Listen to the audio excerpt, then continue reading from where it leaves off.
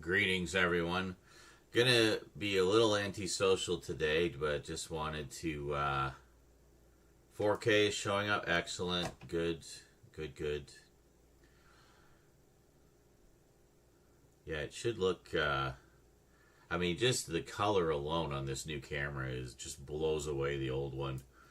But yeah, enjoy.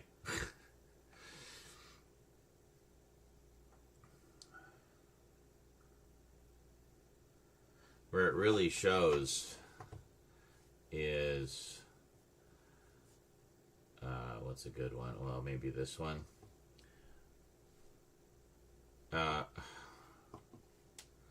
Why is it not? Why can't it load those pictures now? Oh, for fuck's sake. Streamlabs is still being stupid. Anyway, I was going to show you a 4K video.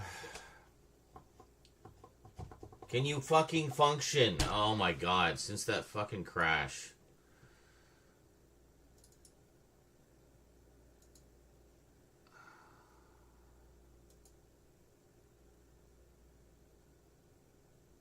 Yeah, there. There we go. Yeah, where you really see the 4K is these. Oh my god, do I have to relocate all of these? Hold on a second. This is so annoying.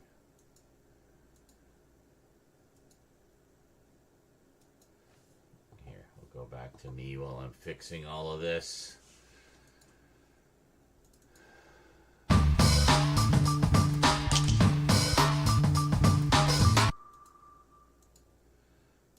Yeah, since the crash, it just like fucked my whole stream deck, and I've had to like remind it where everything is. For a while it wasn't even recognizing Streamlabs, and just such a pain in the ass. I'll show you in a second here.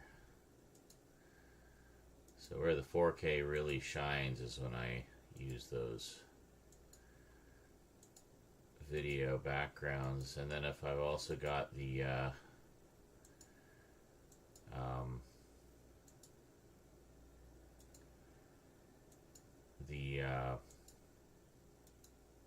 like the peak meter thing, the spectroscope, whatever, going and playing music, then you really see it. Just be a second here. I'm just gonna relocate, remind it where all these are, even though it says it knows.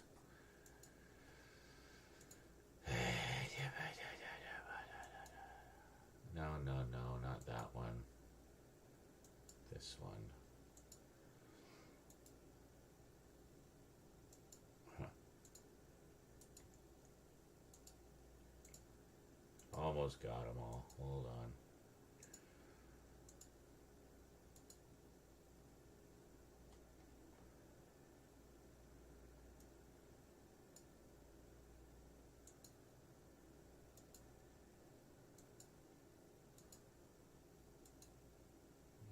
That one and that one. Okay.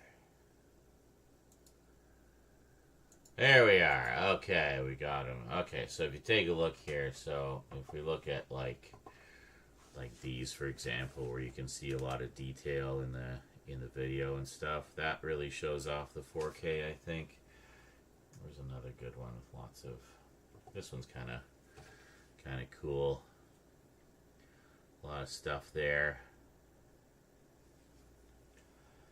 Get into some of these 3D things. It's pretty cool. I like this one with the dancing boxes. These are all 4K. These backgrounds. It's quite cool. Kind of an Illuminati one. Normally I have music going when I show these. Another one's kind of trippy. Yeah. I mean, ideally, we'd probably want to have at least double the bit rate to really show those off. It does get a little pixelated with some of the faster motion ones, but yes, thank you, Devin. Literally nothing I can do about that. I was just explaining that. Yeah. If I was streaming at about 50k kilobits, like 50,000 kilobits per second, then that would look better. As it is, if I do 50k, then Twitch tanks. It can't handle it. It won't. It'll have it in the. It'll do the VOD, but it won't stream it. YouTube doesn't really seem to care. I could probably do it if I just did it on YouTube. I just crank it to 50 and call it a day. But yeah. So it turns out 25k was the happy middle ground, which is fine for most of what I do. But but just think, the bitrate used to be 6k before I upgraded everything. So we're literally using almost 5 times the bitrate that we used to. Well, 4 times. 4 times and a bit rate. But, yeah. Anyway.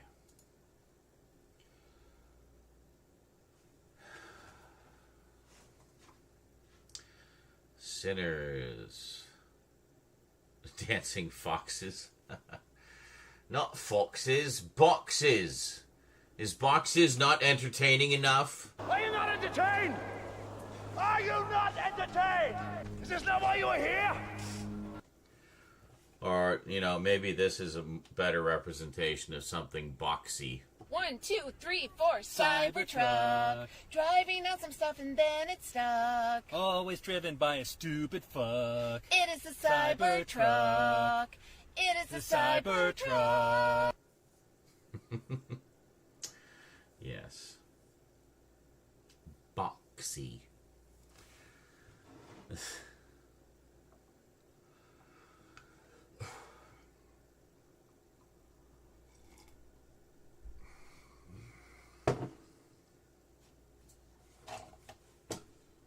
Alright, Streamlabs seems to be back in action. God, that's so annoying. I don't even specifically remember what happened. Like, I think, or not Streamlabs, Stream Deck. I think it was Streamlabs crashed or something, or, yeah, I ended up having to reinstall Streamlabs, reinstall Stream Deck. Thankfully, I was able to save out my profile at least, and then load that back in, and then just remind it where everything is on all of my buttons. What else do I have on there? I don't know, a bunch of stuff. Here, I'll play all of them. 1, 2.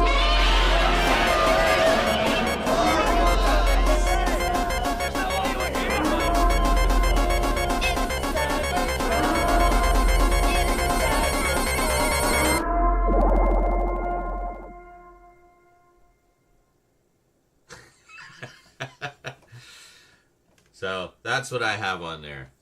Did you get all that? I think I might have some others. I have more sounds that I can put. I need to do a proper soundboard for it, so yeah. Sounds like the ending of old SNI. Why do people keep bringing up SNI? Anyway. Hello, Kralatin.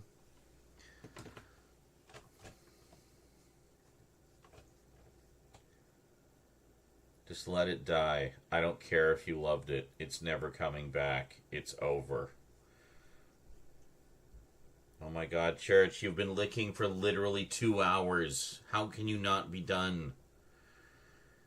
He's over on the couch. At least he's relocated, so he's a little farther away, but he's so fucking loud. It doesn't matter where he is, I swear.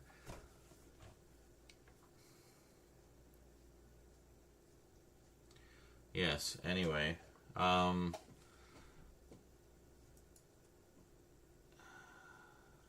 la la.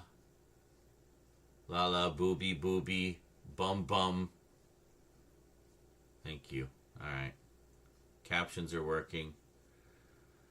The Zach is back. I don't know who that is, but I'm glad they're back. I assume they were absent for a while.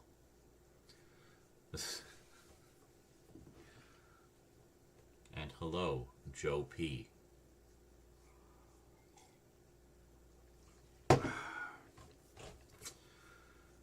Anyway, since we want to start our big editing binge today, meaning the 15th, that means we got a lot of filming to try to get done tonight. Because basically, wherever we finish tonight is where we're stopping for the time being to edit a big batch of videos to send up. I need at least a day to have them kind of in the queue for processing and stuff. So I want to make sure we get them sent up well before they need to go live. I mean, we really only need a couple videos for the 18th, but you know, obviously we want to have more than 1 day's worth done. We want at least a week's worth or so. So that means over the next couple of days we need to edit at least 7 or 8 videos. So that's doable. And that's that. What was this? It played a Butterfinger. I love Butterfinger. Butterfinger's great. I'm glad you got a delicious ad. I hope it didn't make you crave food that you don't presently have available to you. What the hell is the... Where the hell did I put it? I don't know.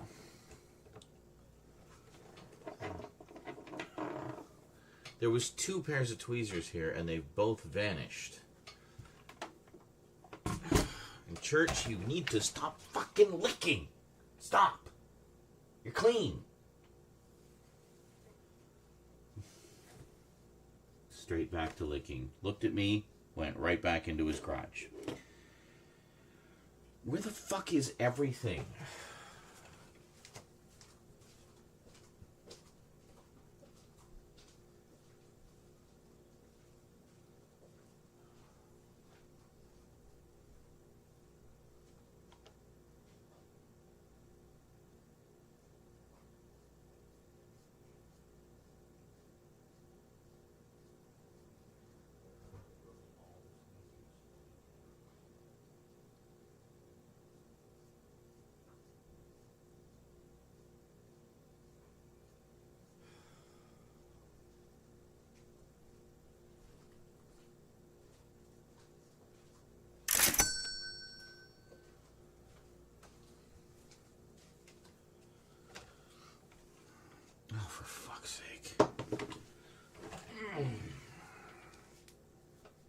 On the floor.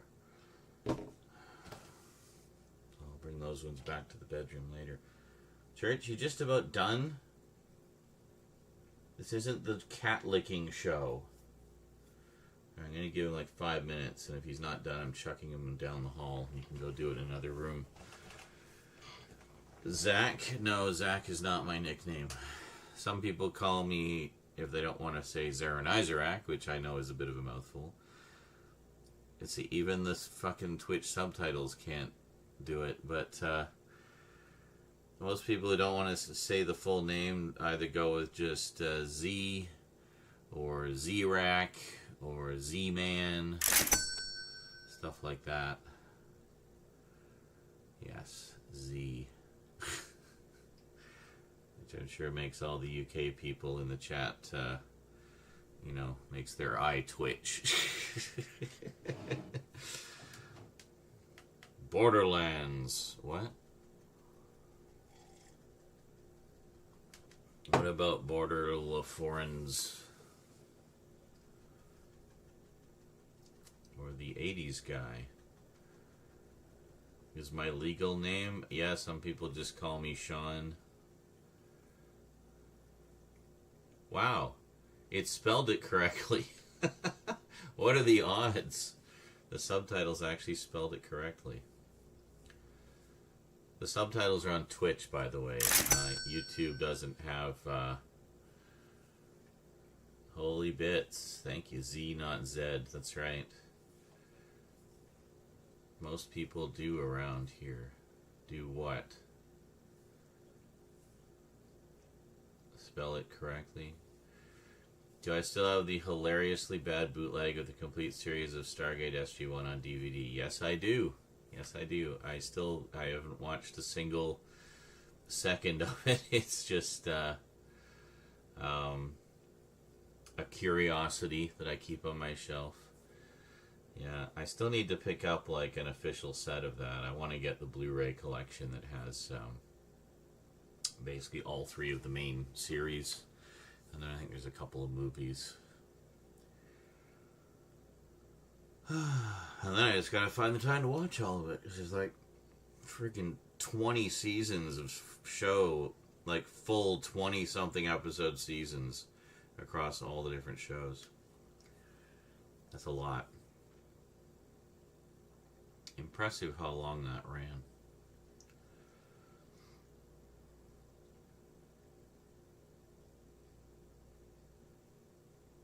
Church, you can't possibly be cleaning still. Arrow has a bunch of Bruce Lee movies. Do you have any of his movies in the collection? I do not, actually. No, I don't have any Bruce Lee. I don't have a lot of like kung fu, type stuff. I have some. I have a few Hong Kong ones that Razor Wire Ryan recommended to me that I picked up. But they're all pretty obscure. You probably wouldn't know any of them. But they were kind of supernatural horror adjacent kung fu stuff. Quite fun. I've only watched one of them so far, but really enjoyed it. It was a lot of fun. And then the ninja movies and all the samurai movies I have, obviously, but stuff like that. The Brûlée collection. The Blu-ray collection. Yeah, that's probably the same one I've been eyeballing. The big set that has all the shows. Yeah, it's huge. It's massive. I'll grab it at some point. I just actually did fill in some pretty conspicuous gaps in the sci-fi collection, which you'll be seeing in some forthcoming updates. Not sure when those are going up because I haven't filmed them yet, but very soon. But yeah, I actually don't have any Bruce Lee stuff. I don't even have like his big notable ones like Enter the Dragon and all that. Like I've seen very little of his work.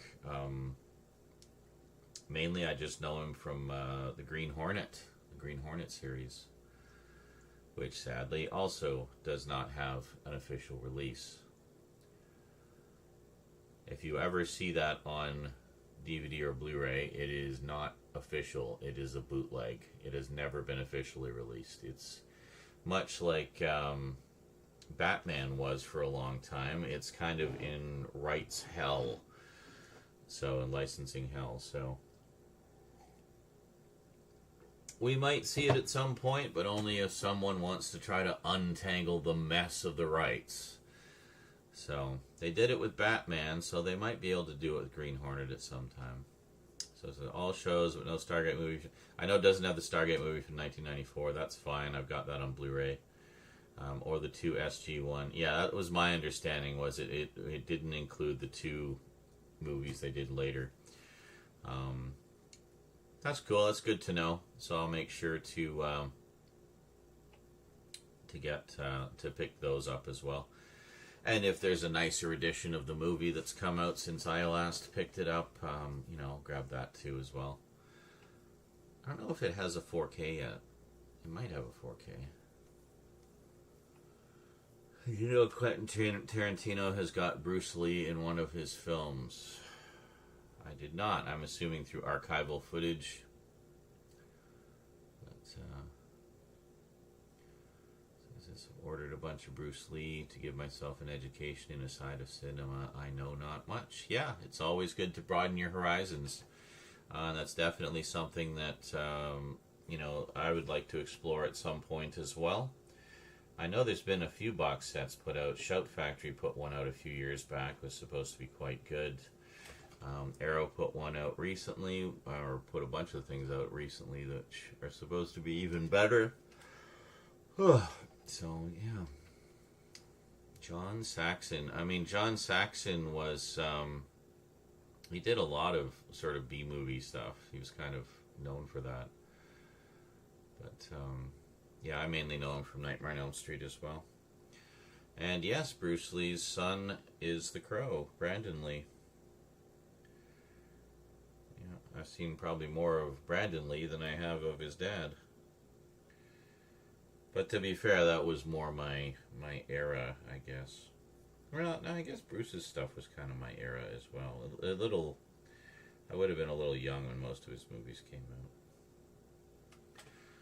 Or just not born yet at all.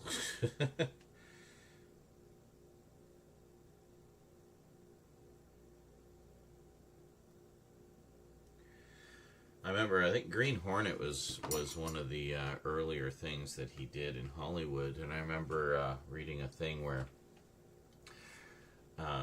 they had to tell him to pull his punches because he kept actually like decking everybody. They said, yeah, no, it's just it's all pretend here in Hollywood. You don't have to actually, you know, beat the shit out of the cast. He did a ton of stuff before The Crow. What are you talking about? Tons of movies. Look him up on IMDb.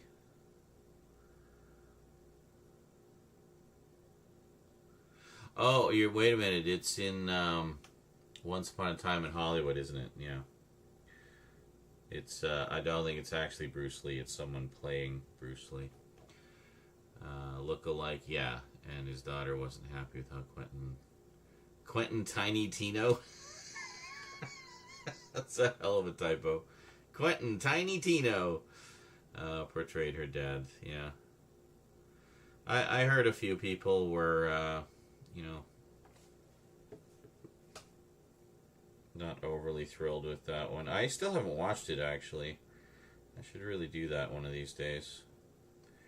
But I mean, it's not meant to be like a historically accurate thing. It's sort of an artistic interpretation, you know, along the lines of American Pop, which was a Ralph Bakshi film. Tarantulino. And, you know, like Almost Famous, I think, is kind of another one. It sort of runs parallel to actual rock history. But, yeah, Showdown in Little Tokyo. He did a lot of, like, you know, cheesy B movies as well, like a lot of direct-to-video stuff, like Laser Mission, which I actually have on VHS. Bunch of stuff. Like, there's some good ones. There's a lot of not-so-good ones. I mean, I'm sure he's good in them, but, you know, The Crow was, like, a big deal. Like, he had, sorted a lot of stuff out in his life and, you know, was kind of getting things on track and I mean, that would have been a big breakout movie for him. Well, it was, really, but unfortunately, posthumously. But, you know, I mean, it's still, I mean, I actually did pick up the 4K of that recently. I still have to watch it. But, matter of fact, it's right here. There you go. So, yeah. Hey, greetings, Michelle. Michelle version 222. Just off the YouTube webs for a while, but yeah, no. Yeah, it is kind of lair-like, isn't it?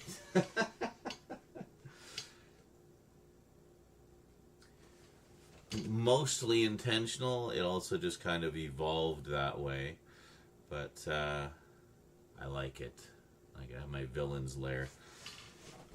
Or as one of my mods says, living in my cyberpunk library of stuff. Got all the equipment here. Well, kind of, excuse me, surrounded by equipment. And then you got the library in the back. And over there. And over there. And in the other room down the hall that you can't see. So, the sound surrounds you. I'm high, high. You're high, high? Okay. Watched The Crow months ago. It was amazing. Oh, yeah. Was that the first time you'd seen it?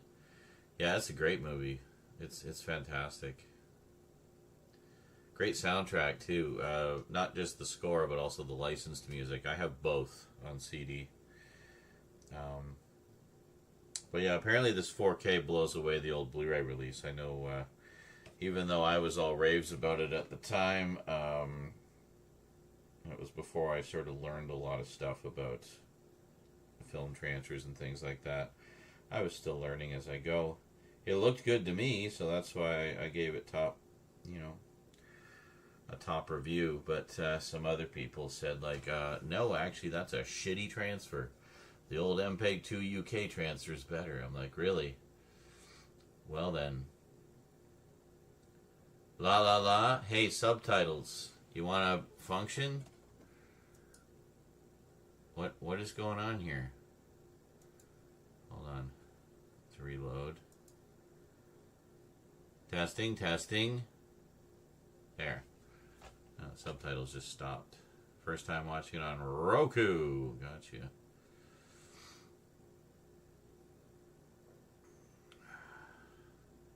Yes, I literally just said all that, Thomas.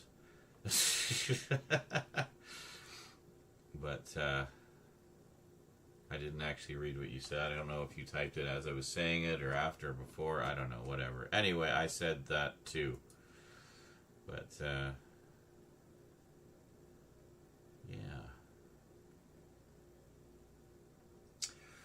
So, those just walked in. Basically, the plan tonight is to be really antisocial.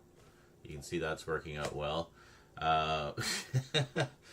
Basically, to be a little antisocial tonight because that's one reason I'm also broadcasting so late. It's currently 1:08 a.m. Because starting tomorrow, or actually later today, we got to get some editing done. So, basically, my plan is we're just going to get nice and high and edit. Right from my morning coffee. We're just going to go like gangbusters. We might film a little bit at the start just to get a couple more in the can. But for the most part, it's going to be just edit. And then edit some more. So, yeah, we're going to get as many in the can as we can. Because I got to start, if we're going to be on track for Friday, we basically have to spend most of the week editing. So, also, for those who just walked in, the plan is to bring the Multimedia Chronicles back this Friday. So, probably going to start with the big package opening from Vermin. That's a big one. Big 90-minute extravaganza. And then we'll get into, the first batch of updates. Yeah. Might see about bringing Skyrim back this weekend as well. If we can get at least a few episodes of that in the can, then that would be good. You know what I should see about doing is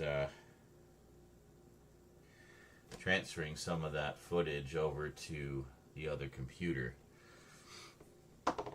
Then we can edit on that and have the one computer rendering video games and the other computer rendering Multimedia Chronicles. Because I do have Vegas on both for that purpose. So, yeah.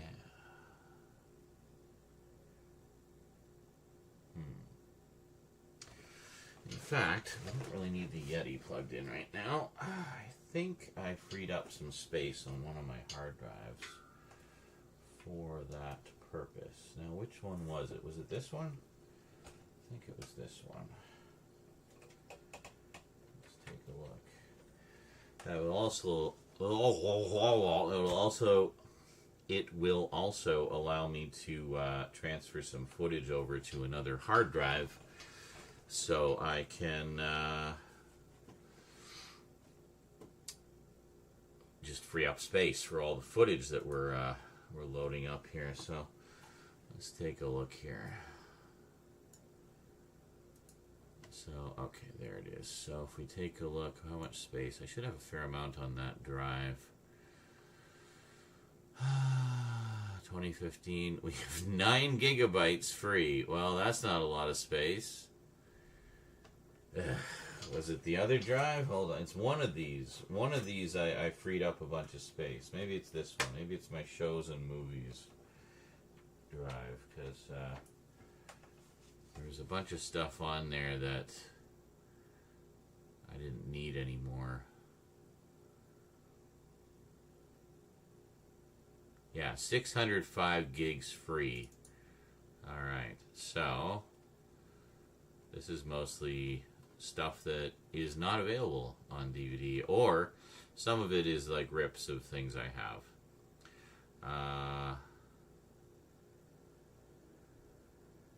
There's really nothing in there. Do we have a temp? Nothing in there? Okay, good. So we'll put things into the temp folder, I think. So, I think that's what we're going to do. That makes a little bit more efficient use of the two computers. And we can actually have double the amount of videos rendering simultaneously.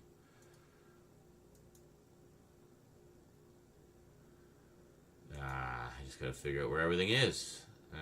Captures. There's nothing in there. What even is this? Oh, this was just a clip. Yeah, I don't even need that anymore. Get rid of that. Where's the other stuff? It was like footage temp, I think, was the folder name. Where the hell did I put it? Is it still on F drive?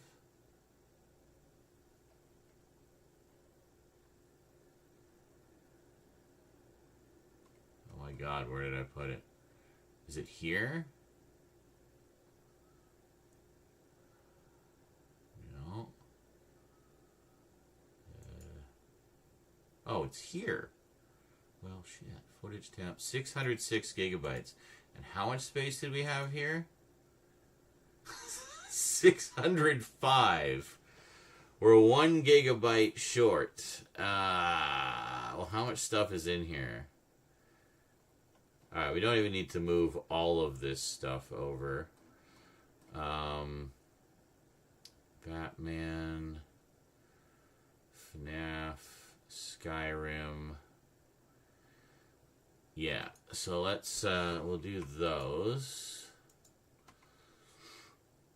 And there's a few other things in here.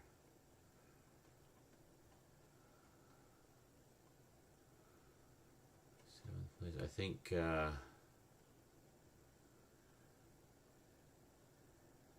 why do I even have, I don't even know why I have these. Oh, it's because I can actually delete a bunch of these. Yeah. Actually, hold on a second. Yeah, we can delete all of these, I think. Yeah, because I've done all of these. So how much does that free up? 25 gigs? Alright. Get rid of that. And then we can probably just move everything over. We got Shadow of the Colossus.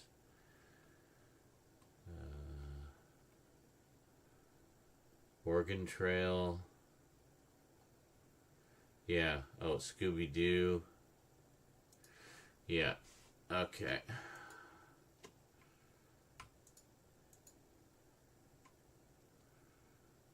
We started Little Nightmares 2. I have not finished it. So, Dark, Corpse Killer.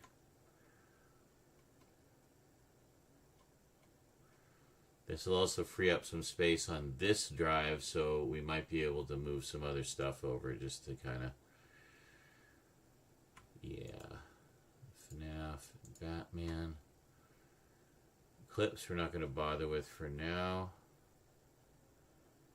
I think that's everything. Yeah, we got all the Sad Satan footage. Oh, Shadow of the Colossus.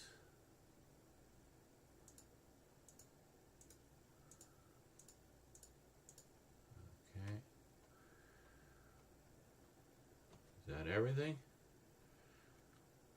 Everything we wanted to, well, we got Fart Simulator and Don't Shit Your Pants. Those could be some fun, just random short ones. Those would be like one-offs. They're very short. And I think that's it. This was just a clip. I can actually delete those. Just wanted the what's in the box clip from 7. Yeah, so that should be it. So, cut.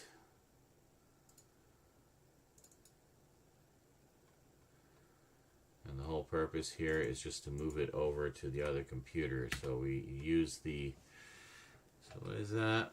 500 gigs. Jesus. Alright, well that's going to take a while. We're just going to, let that go. So that'll free 500 gigs off of E drive, but we'll be moving it over there. I'm probably going to have to put it on my system drive because I don't think I have anywhere else to put it. Might have to delete some games. I've only got a 4 terabyte drive in there. So the idea is this computer was, the top computer here was meant for games and editing and rendering gaming videos. But of course all of that footage is recorded or downloaded to the main computer first, so I have to transfer it all over, but that's fine. I should also see if there's any project files for those. Here.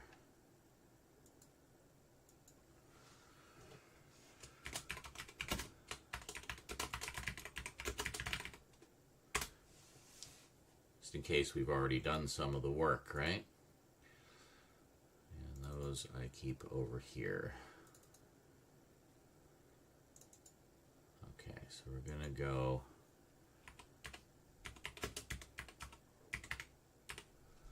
Five Nights. Yeah, we were doing the revisit, I think, but we're just gonna grab everything, just a copy paste, not a cut paste in this case. So we want to keep our originals in there.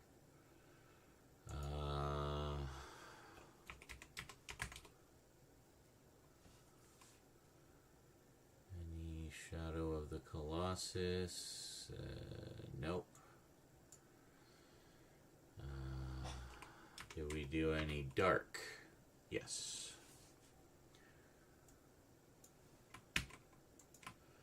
Just going to bring these over. We're going to also look for anything, any elements we have for those that we can bring over as well.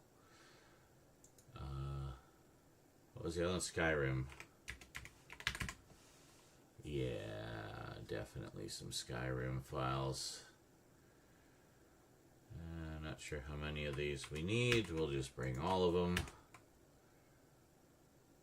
There we go. Okay.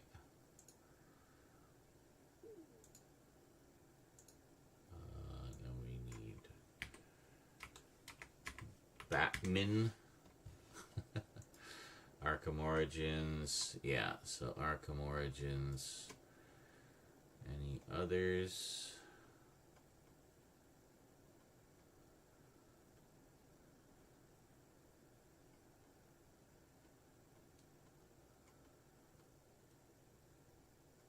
Nope, just those.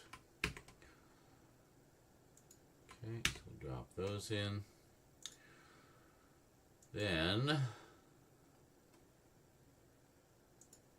I know I have a bunch of Skyrim elements for the videos.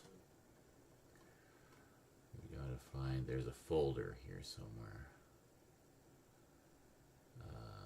Is this the one? No.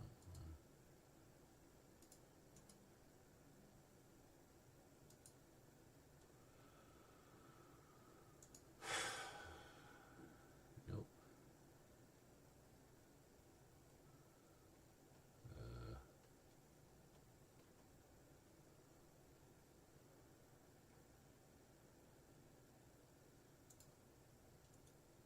I think this is the game. No, this can't be the game. It is the game. Why is it on here? I don't know. Anyway.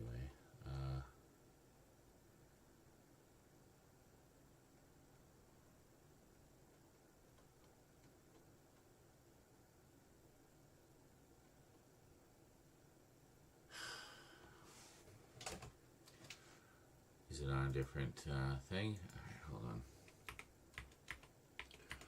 There's a folder that I have that has all of the stuff in it.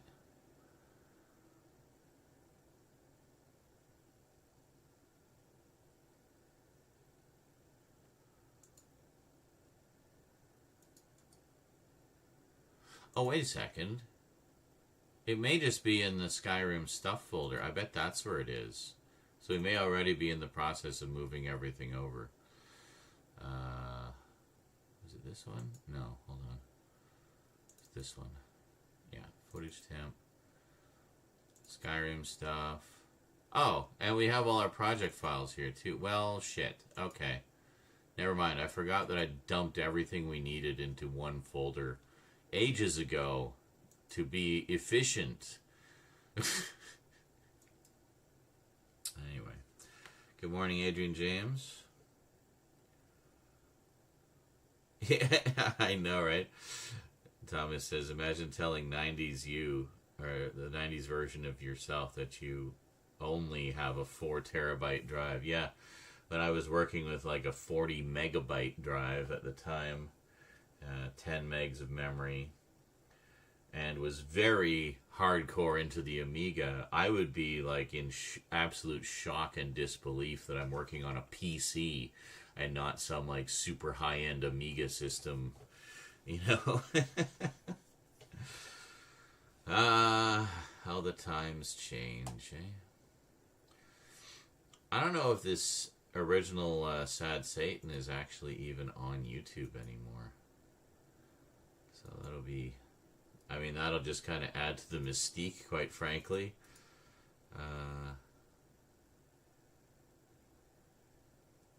Shadow of the Colossus, I've been wanting to do a breakdown of for a while. So I did play the whole game and it's awesome. Yeah, cool. Alright.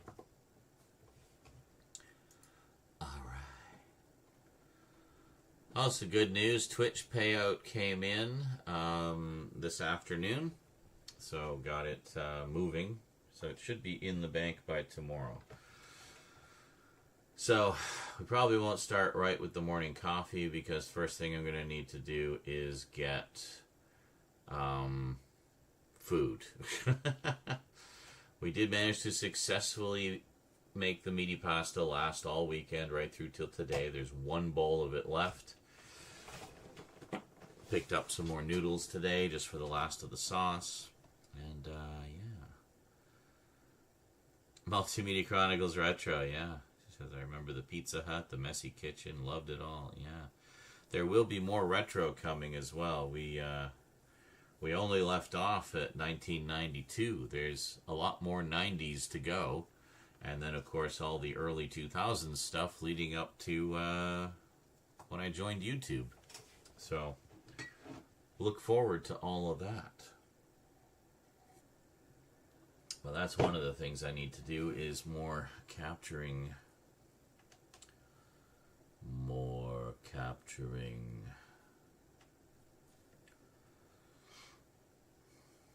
Only a 4 terabyte drive, yeah.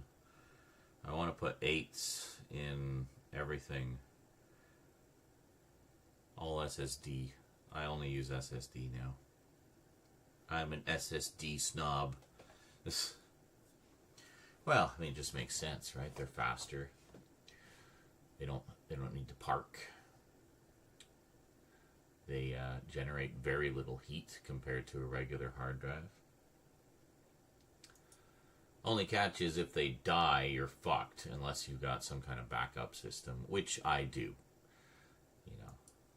Because I knew that about SSD drives. I'm like, well, I want to make sure we don't lose any more data. I've lost a lot of data from mechanical drives, but I keep them in the hopes that I can recover that data someday.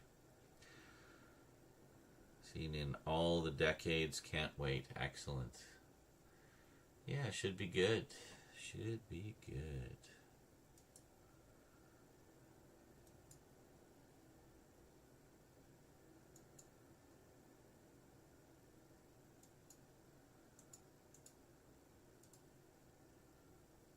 Excelente. Taco grande. I want a taco. I just want like a platter of tacos in front of me. And then I will eat them all. Oh yeah, baby.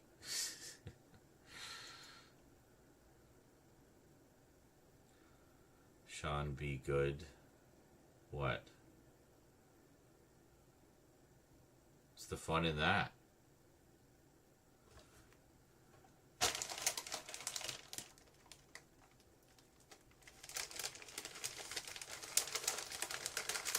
I did get some chips. Some masala, I guess as in tikka, Ridgies. Quite tasty. Like, should be good. Should be good? Why should I be good? I don't mean to be bad.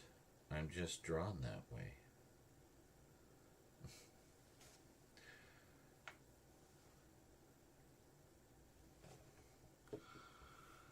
But, like, should be good, but Sean. Is that meant to be a play on words? So, should be good, but instead, Sean be good.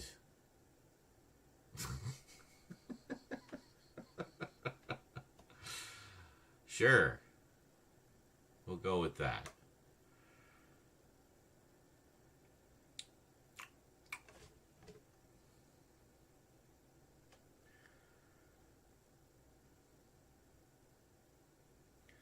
Yeah, so one more thing I inherited from my mother, eczema. It's fucking annoying. I wasn't saying you're bad. I just did a silly... Yes, I get it now. I understand. Very good. You're so obscure sometimes. But hey, that's part of the uniqueness that makes you you. You. See, that would normally be yoo-hoo, but I said you.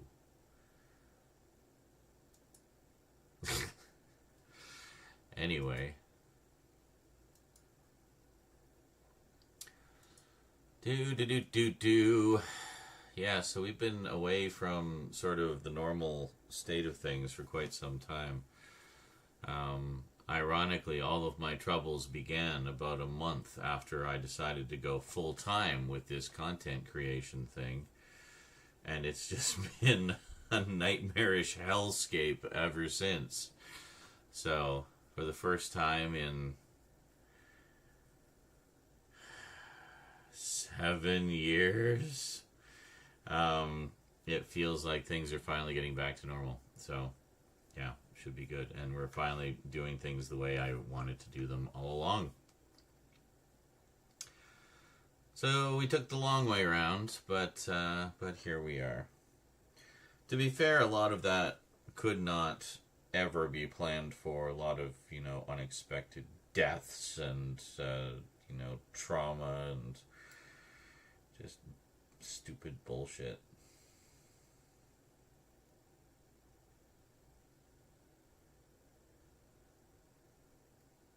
Oh, I think Church finally finished cleaning himself. Sean in all the decades, not seen in all the decades.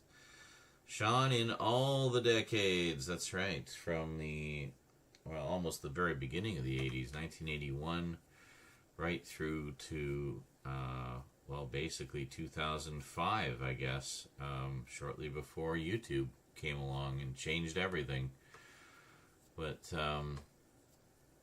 it's funny, like a while back, you'll find on the retro playlist a few videos from like 2003, and when I originally posted them, some people complained that they weren't retro enough. And it's like, okay, I will wait a decade or so before I post any of them. So it's literally been over 20 years since those videos were done. So I think they're retro enough now. I think they qualify as retro. 2001 to 2005. I'm pretty sure that qualifies as retro now because we hit the 20-year threshold. Oh yes, don't underestimate me. I will play the motherfucking long games. So yeah. But now, there's been so many delays that we're only in 1993. So by the time we actually get up to 2001 to 2005, it will be even more retro. So, yeah, there you go.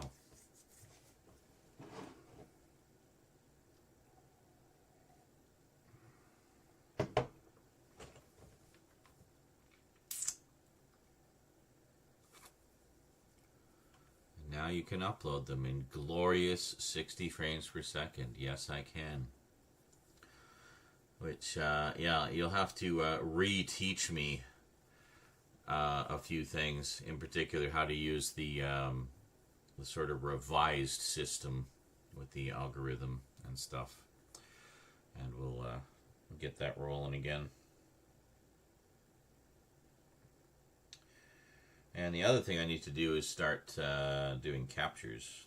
But I need to swap some hard drives around because I need the 8 terabyte that's in the capture computer because I'm going to need that space.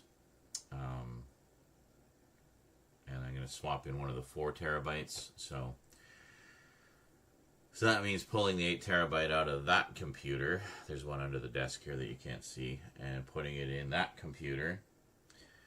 And copying over the full contents of one of the 4 terabyte drives, and then figuring out which 4 terabyte drive it was, because none of them are labeled, because that would have been smart. Oh, Jesus! Holy fucking shit, I forgot I had the speakers on. Thomas Wright underscored an $85. Sean ZZ Whipple. That sounded like a fucking explosion. It's 1:30 in the morning. Jesus. Thank God I have a volume control on these new keyboards. Good Lord.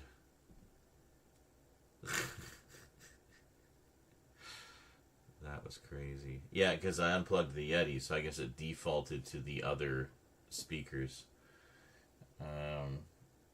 I only have 2 USB ports up front. All the rest in the back are occupied by other devices, so I always feel bad for laughing when that happens. Hey, no, that's okay.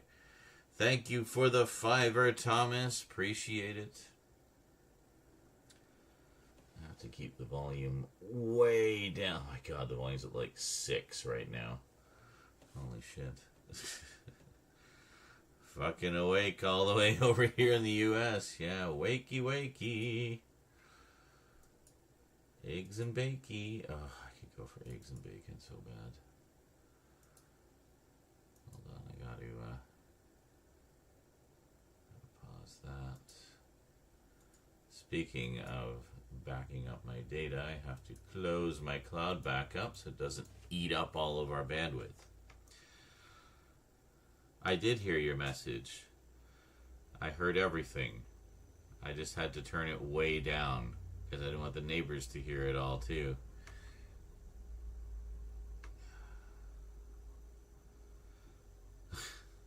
Headphones made that as well. Yeah, normally I would have headphones on, but not right now. Well, I should make sure the speakers are switched over for you guys as well, so you can actually hear everything. Yeah, we gotta switch that. There. Okay. Good. So if I do a sound, just a nice relaxing sound.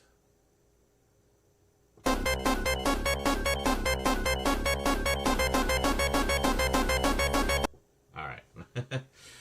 We got a bubble, we're good. Okay, so I can still hear it. And you can too.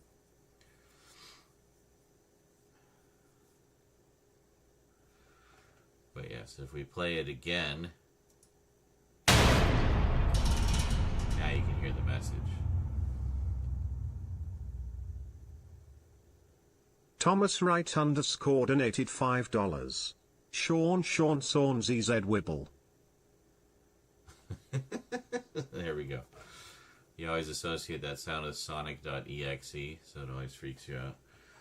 Good old Sonic.exe. You know that's just a stupid creepypasta, right? But, yes, and greetings, Andy Kishore.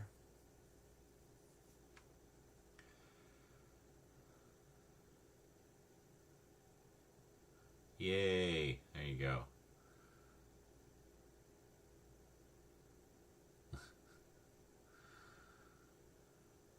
I'm well aware, yes. Stupid creepypasta. There are some good stuff. I actually really like the whole idea of the SCP Foundation, and some of the creatures that people have created for those are pretty creative, I have to say. Pretty creative, I must say. I must say. Yes. Still freaky, especially to a young mind. Well, yes, young, impressionable minds are easy to freak out. Because they're not jaded yet, like us boring adults.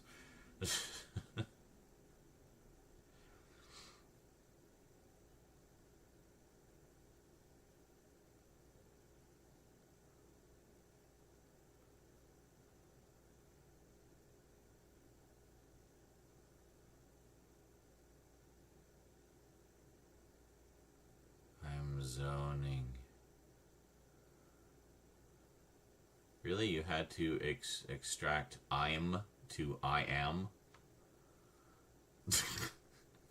The subtitles said I am to I am.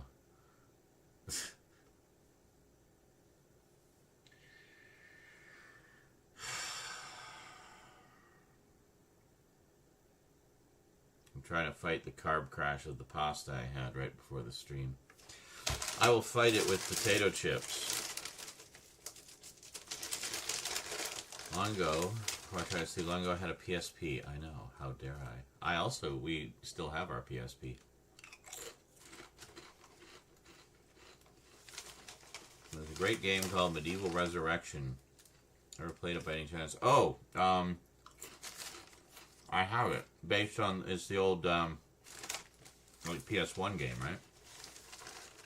Narrated by Tom Baker. Yeah, I have the original and the remake of it. I believe on the PS5 now. They've been re-releasing a lot of PSP games to be playable on the PS5. So you get an upgrade in graphics just by having it up rendered to 1080p, 60 frames per second. And some of them get like little remasters as well. Quite cool. It basically brought a lot of those games out of limbo. But that, I'm pretty sure it was one of them. Actually, no, I know it was one of them because I played it. I didn't get very far, but I enjoyed it.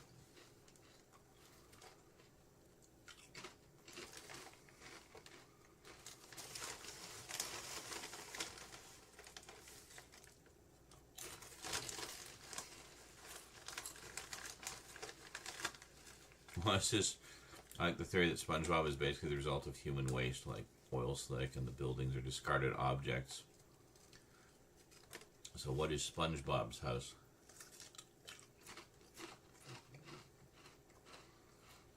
That kind of makes sense.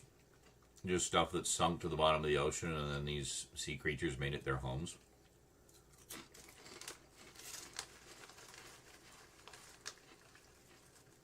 I believe that.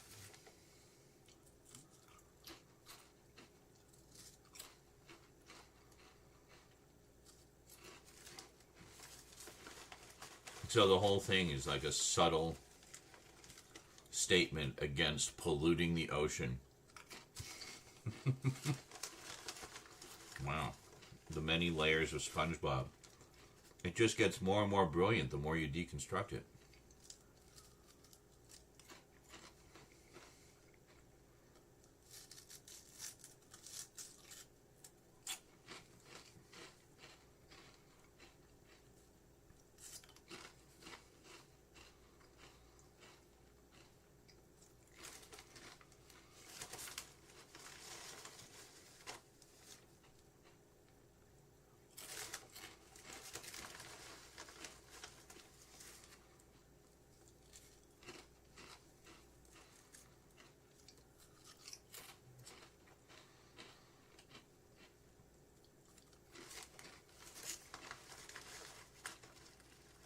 And the fact the place is called Bikini Bottom, and they're all about Krabby Patties down there. In Bikini Bottom. Crabs. In your bikini bottoms.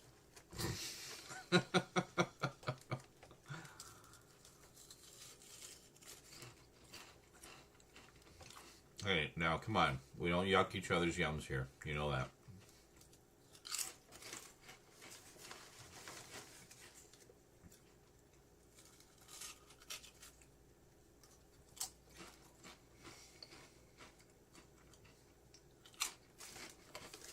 Calling it shitty is going one step too far.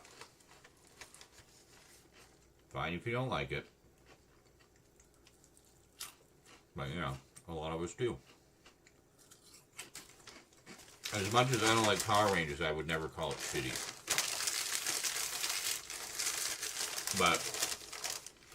But yes, it does have a lot of lore. I mean, that happens when you're going for over 300 episodes.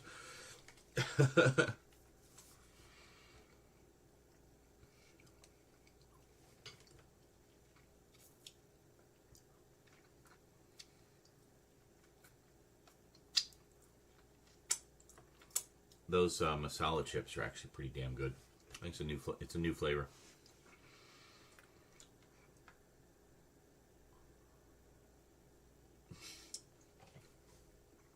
And Krabby Patty is whale meat. That's why Mr. Krabs' daughter is a whale. I think there's other theories about why his daughter is a whale. I forget if she even eats Krabby Patties, which would be cannibalism, I guess, if that was the case.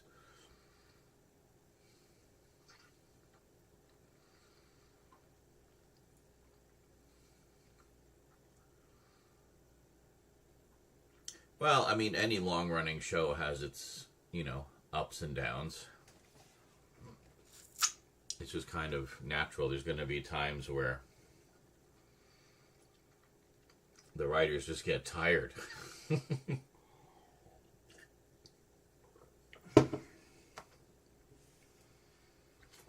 Yet, you bring it up a lot. You almost bring it up more than those who do like it. Very strange. I wonder why that is. Anyway, I'm going to go smoke. Why don't you all enjoy some clips? And I will be back shortly. Alright, here we go. And remember, this new clip thing takes a few seconds to get going. But it does play the 4K clips, at least. Except for that one that just got borked for some reason. But I put it up as a short on YouTube the other day. That was the only way I could salvage it. A clip from the thing. A lot of Mad Max clips. Enjoy, everybody. Tastes like maggots, baby. Of course we did. Really? Are we doing the thing? Yep. We are doing the thing.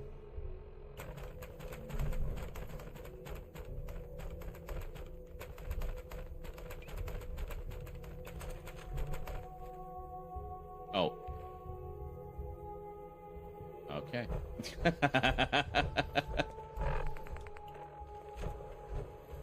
I like how it stopped as soon as I zoomed in on it. Church, stop. Stop. It's enough. It's enough. You've been doing that all day. Just stop, okay? Please. I'm begging you.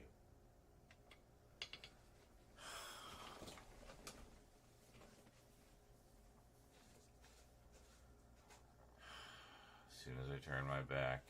I can still hear you.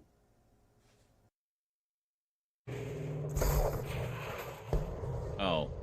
Shit, shit, shit. Come on. Oh. Crap.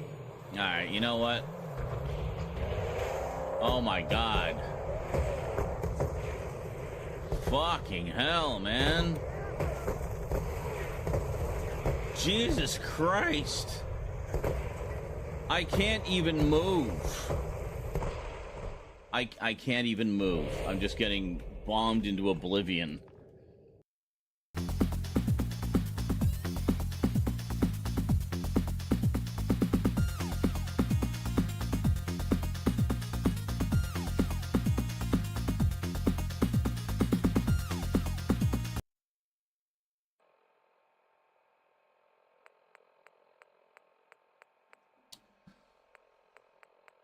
Well, I don't remember. Anyway, it was in one. Why is there a Brahmin in my house?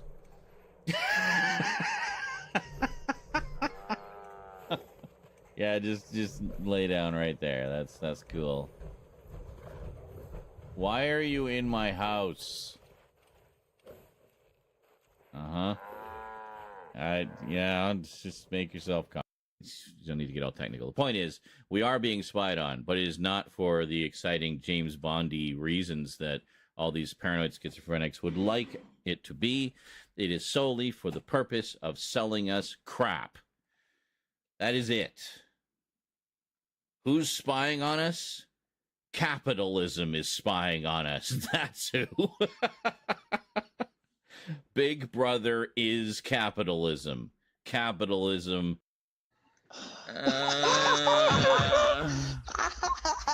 What even happened?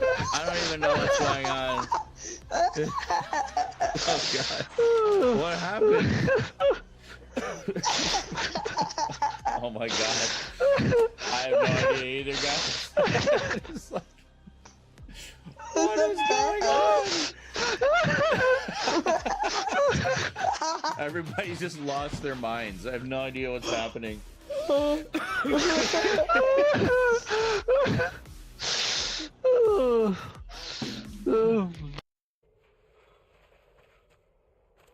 la la la la la, do do do do, la ha ha. I skip for joy. I killed everyone. La la la. Okay. Oh, fuck's sake.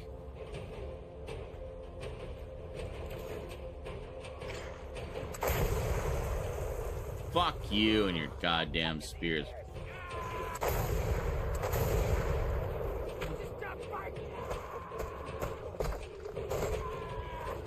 Oh my God.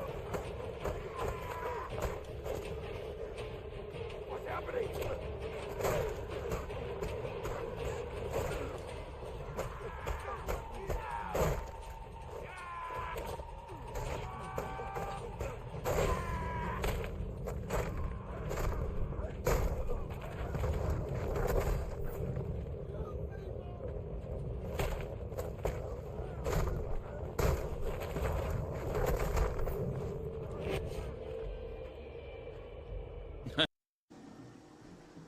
I honestly don't know what's causing it, because that, I guess. Yeah, there's... Oh, actually, hold on. Well, fuck me. How did cat puke get on the camera? God, just cats puking everywhere. I thought it was lens flare because it disappeared when I would move. No, it was definitely some spooge on the camera. Alright, well, thank you for the dono to inform my stupid idiot ass that there's been a piece of cat vomit impeding your view for the past 2 hours. I don't either left. He'll be so glad when I can talk like a normal person again. I know, eh? I don't remember the last time I had a cold. I do. Last week. This is not cold. This is laryngitis. Convoy. Okay. I had COVID during the Christmas holiday. I don't know if we want to Yes, take we it. know. Then. Do we really want the battle bus? Oh shit. Well, they're fighting us anyway, so. Oh, hold on. Oh hey, Clockwork's on at 11 o'clock in the evening. Yes. Oh. See if we can fudge it.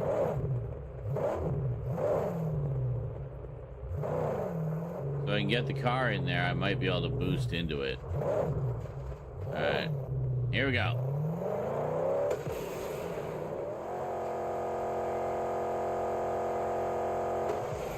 Yes!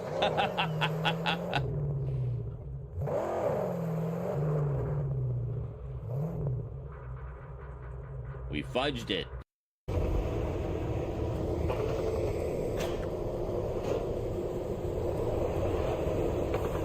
Alright.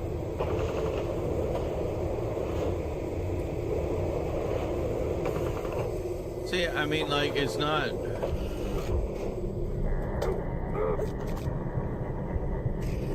Again! I was gonna say right before, I forgot it was right there.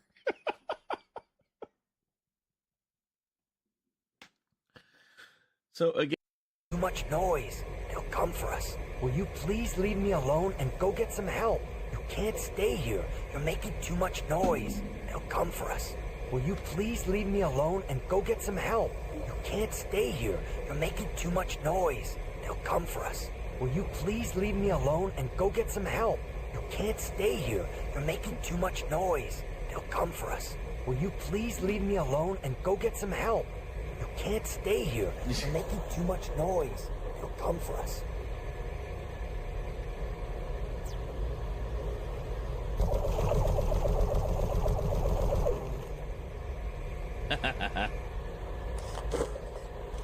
Oh, I was gonna save my game before I did that. Oh well. Nope. Too guilty. Trying to do a not evil run.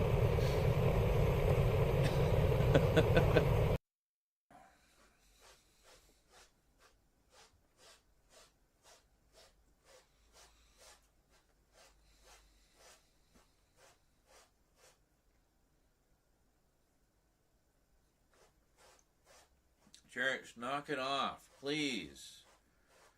You're just like in a loop. Stop. Just stop. Lick your chops, that's fine. That's legit. Licking the cone is stupid. It doesn't do anything! It's not, well, it's not even that I need to be quicker. It's like I'm getting to the corner and he won't turn. Like, he just won't.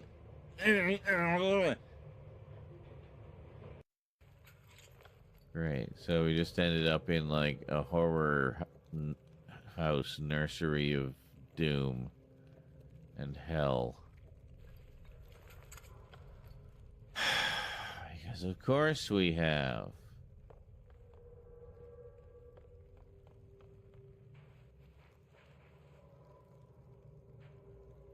Great. Rubber ducky, you're my friend. Oh, hey, Scrap.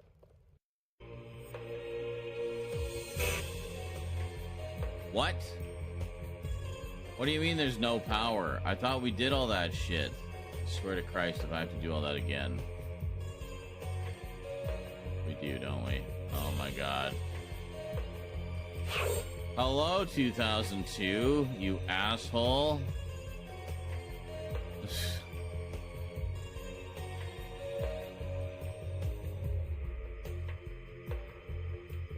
How far back do we have to go? My god, like...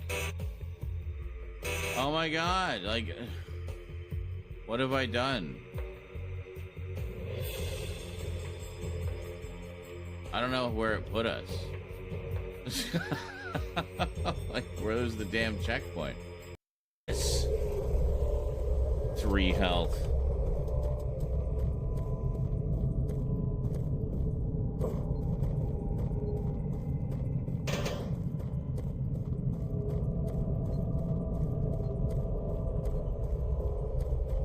Wasn't there a health, like, right around here somewhere?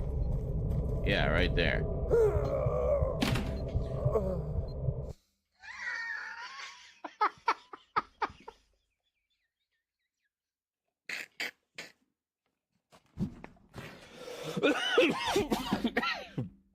Oh.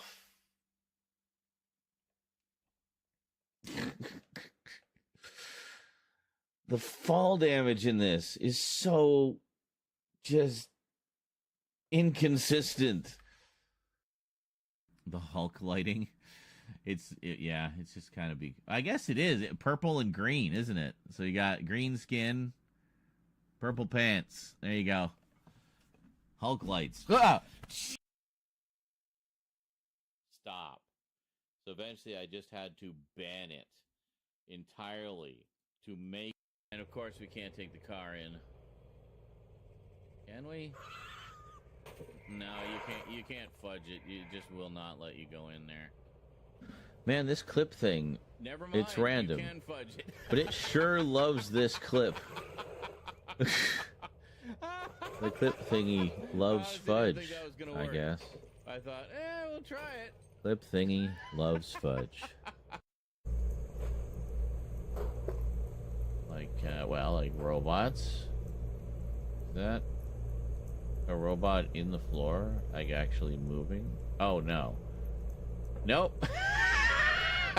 I'm hallucinating, apparently. That was not a Codsworth clipping through the floor. That was 2 pieces of flotsam that I kicked off the table over there. Quite a few impressive devices around here. Yeah, I know. Not the least of which being my, an easy chair. That's great. Did we get everything here? No, there's still scrap here. Well, what are we missing?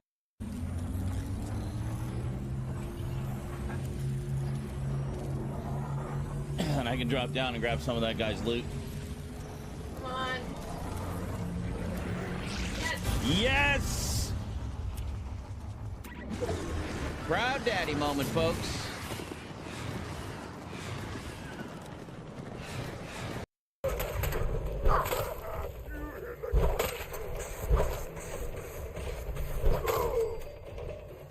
Yeah.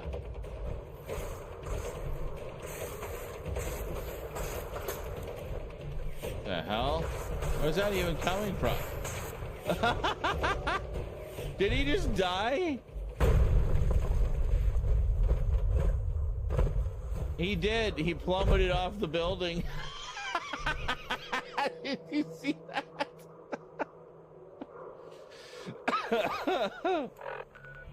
That's awesome. Took care of himself for me. UK gets it in 2 weeks. Wow, really? That fast? Oh, you meant Transformers 1. Right, okay. Strange. Get me a weapon. Oh!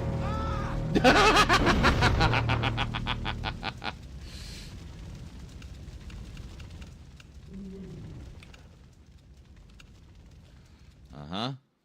That went well. Maybe we'll blow up the room when we're not in it. Maybe that would work better.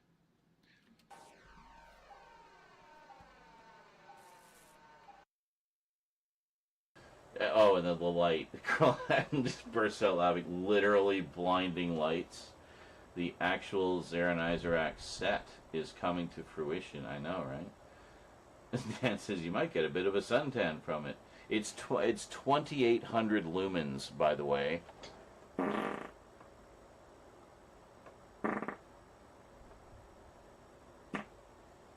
That's a lot of lumens.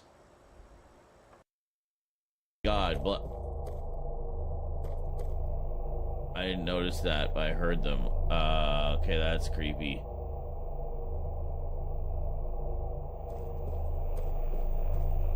They took my baby.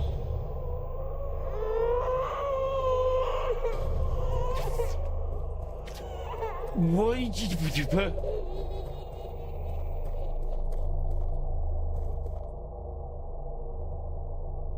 Okay. I'll help you. Jesus. 3 health.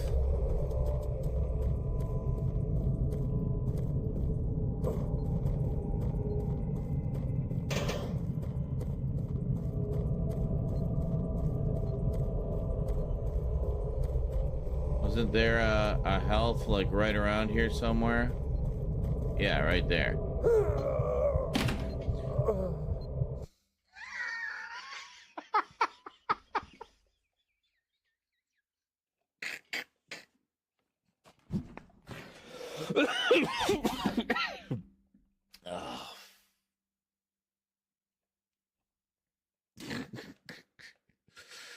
Authorities. Then we'll go help defend Starlight Drive-In. Let me know if there's anything I can do to... Holy shit. I think the bar is a hit. What do you guys think? So, went out, and Church, who I thought was zonked out on the couch, just suddenly bolted out of the patio door and into the darkness. Fortunately, he didn't go too far. I was able to catch him before he took off, but... So then he comes back in, he was all chill, but now he's all hyper, because he made it outside for a few seconds. When I came back in, he ran over and like just wolfed down some food. And now he's over there licking himself again. He had been licking himself for like 2 fucking hours before the stream. Waited until he was done. And it's like every time he goes and eats, he has to clean every square inch of himself again. Even though all he did was stick his face in there, like there's nothing to clean. You weren't eating with your hands. Anyway. The Dexter's Lab set that I ordered arrived. So much for the seller canceling the order because they couldn't see my address. Literally did nothing different to any other time I buy stuff. So, wait a minute. So what, you have 2 now?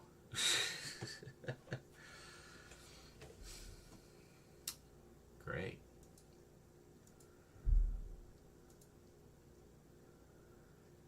Church, you have to stop.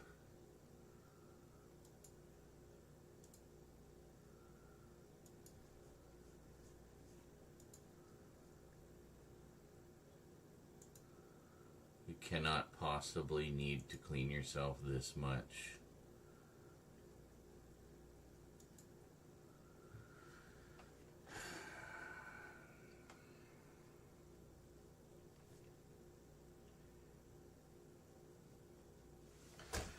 Church, stop. You're clean. Oh my god, dude. It's enough. What are you doing? You've been cleaning your butthole for 2 hours. I cannot believe that it is still dirty by this point. Knock it off. Just chill. Go to sleep. There you go. Just relax. Thank you.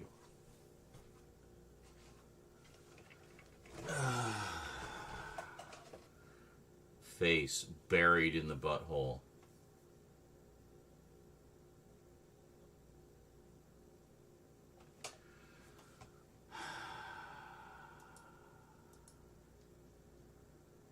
Oh my God, he's still going.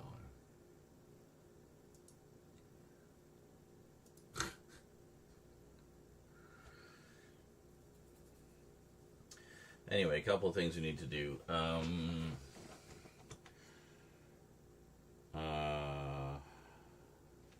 What is it? We got, yeah. That shirt is for the anime stuff. This shirt is just a black shirt. I think I used it for the ninja mask for that one thumbnail.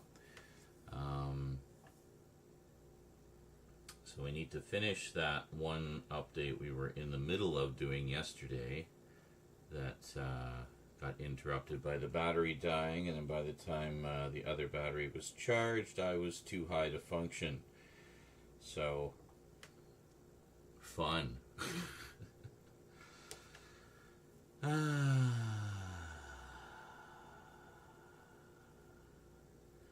That's okay.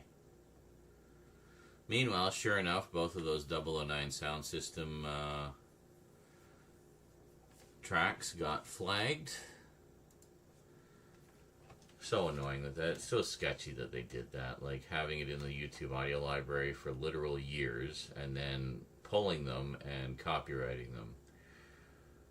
So all those videos that use those songs get dinged and can't earn any ad revenue. So yeah, if you're gonna put your music in the YouTube audio library, don't fucking do that. It's really sketchy shit. Like, yeah, or maybe don't flag videos that use those particular songs, because, come on.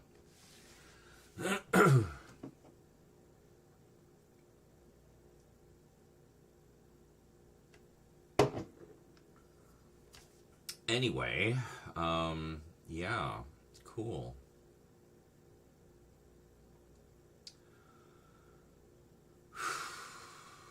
Three days to go. What do we got left over there? We're just finishing up the comedy update.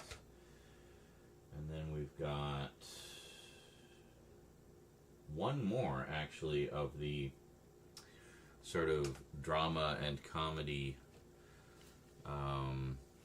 thing. And I got this one, which is like just sort of miscellaneous stuff that wouldn't fit anywhere else. I can't think of anything else to put into this one. Maybe, actually, hold on, let's move this. What do we got? We got a few things here. Some sci-fi. Yeah, maybe I could throw Cloak and Dagger in there. That's good. A couple we need to unwrap here. What do we need to unwrap? Got upgraded Starship Troopers to 4K. That was a must upgrade. I love that movie. So just a couple to open up here.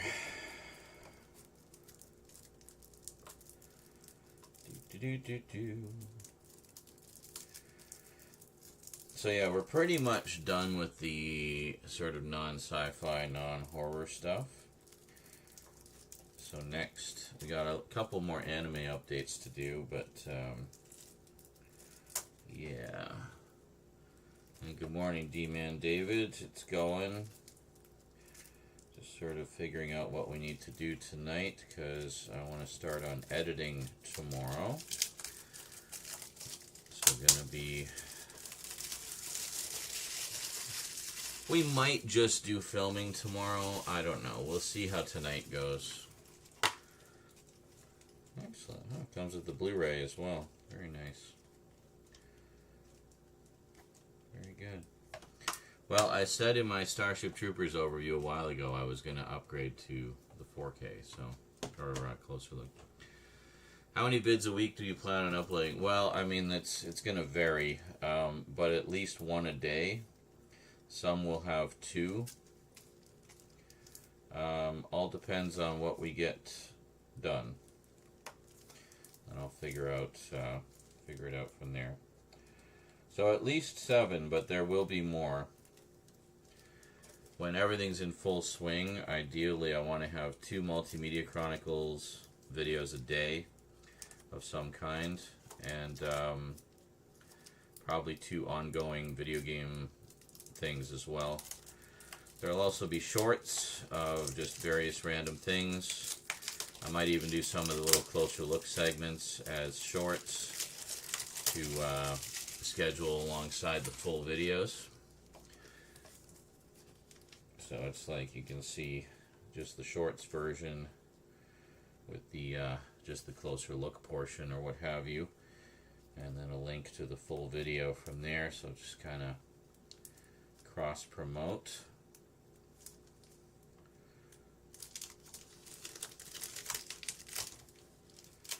Oh my God, just let me in already. Ugh, there.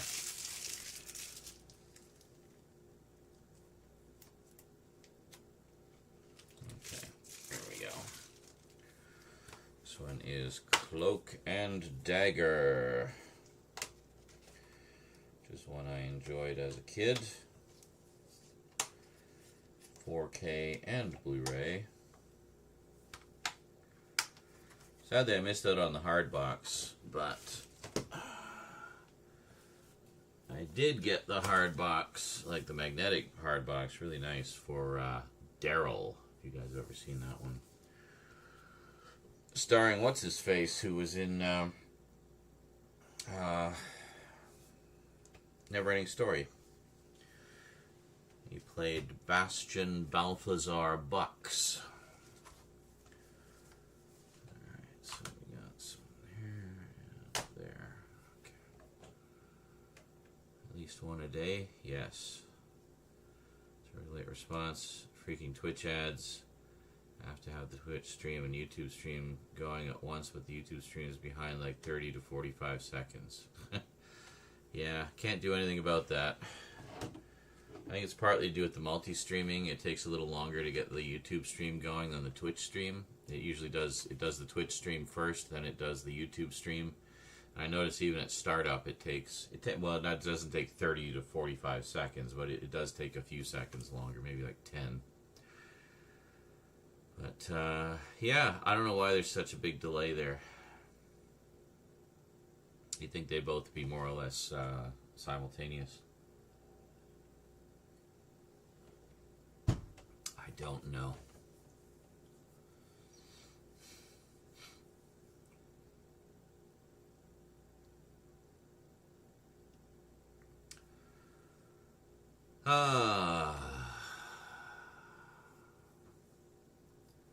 How many weeks of videos? Oh fuck, I don't know, dude.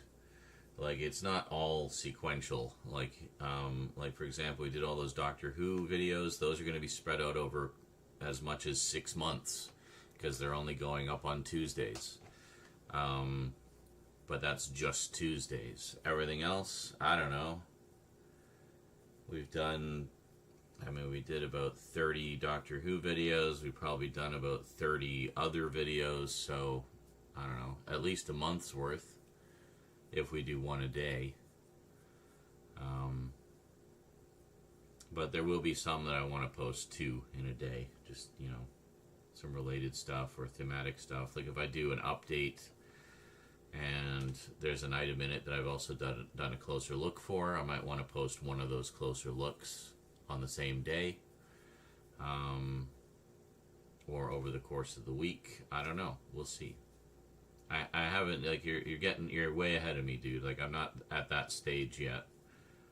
I need to edit everything, and then I can see how much we've done. And then I got to look at the calendar and figure out what the best way to schedule them all is. So, it's all part of the process. Right now, we're just at the filming stage. So, I'm just filming as much as I can, and then we'll go from there.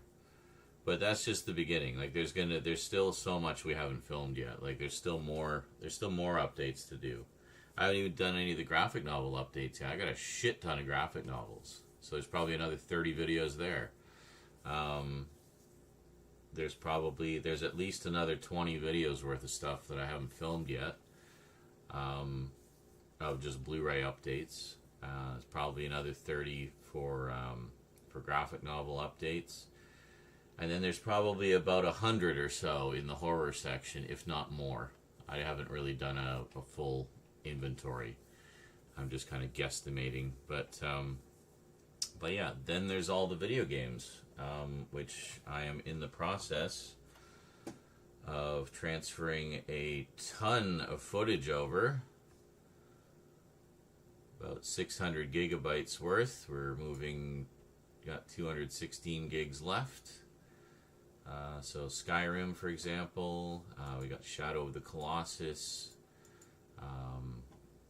Yeah, I got a ton of stuff. And then there's a whole bunch of horror games, which I don't think I've downloaded the footage for yet. But we will. Yeah, like just a ridiculous number of horror videos. Halloween's going to be pretty loaded this year. A lot of updates, a lot of closer looks, and if we get those done far enough in advance, like I kind of want to get those done over the course of the summer, starting next month ideally. So like May, June, just film like mad. July, edit everything, and then that leaves August. You know, we can start watching, well, July and August, we can probably start watching movies, maybe start filming some reviews, like just standalone reviews, not just reviews as a part of an update or something, but, yeah, we'll see, because I want to get all that stuff done, because it's fairly easy to do them, and, you know, it'll give us a nice steady flow of content, kind of rebuild the audience a bit, and then by the time we get to Halloween, we should have pretty good viewership again by that time, and we'll have lots to entertain everyone and whatnot over the course of Halloween. And I've even got stuff planned for Christmas this year, and I have a review series that I've been wanting to do for a long time that I feel would be best suited for November. But I don't know if we're going to have time to do that. We'll see how it goes. Even if I don't do it for November, I might just pick another random month. But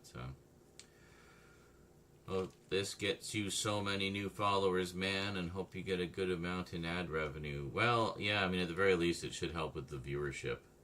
You know, get some of the old viewers back. And we've already seen a bunch of people coming back just from the live streams, which is great.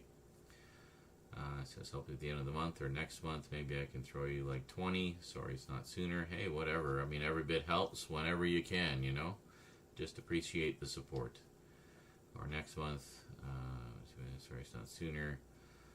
Man, had a car accident, Jesus, in mid-March on disability for a couple months. Yeah, no worries. Take care of yourself, dude. So these streams have been keeping me sane. So thanks for that. I appreciate it. I appreciate it. I'm glad I can help in some way, you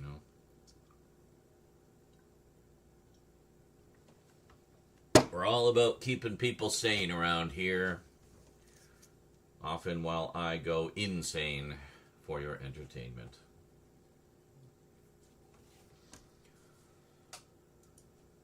No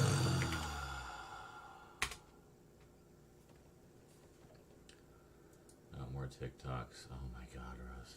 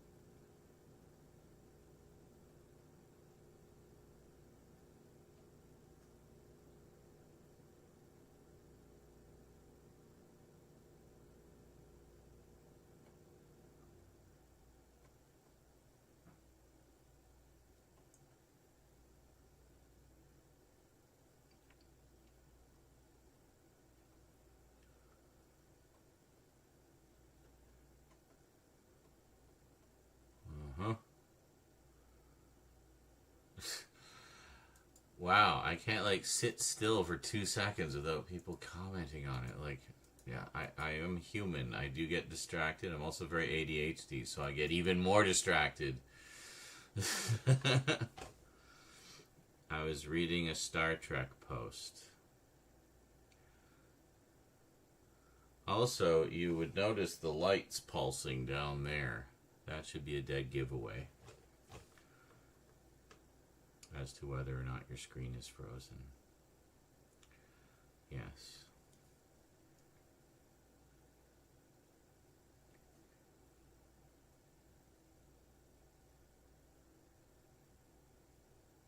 Notice the lights are still going?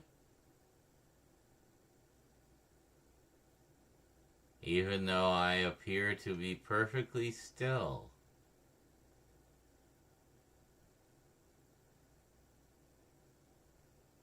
Movie magic.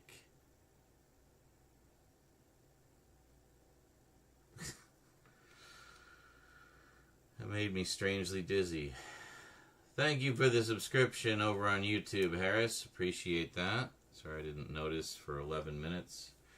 I will notice even less once I go over there and start filming because I won't be able to see the screen.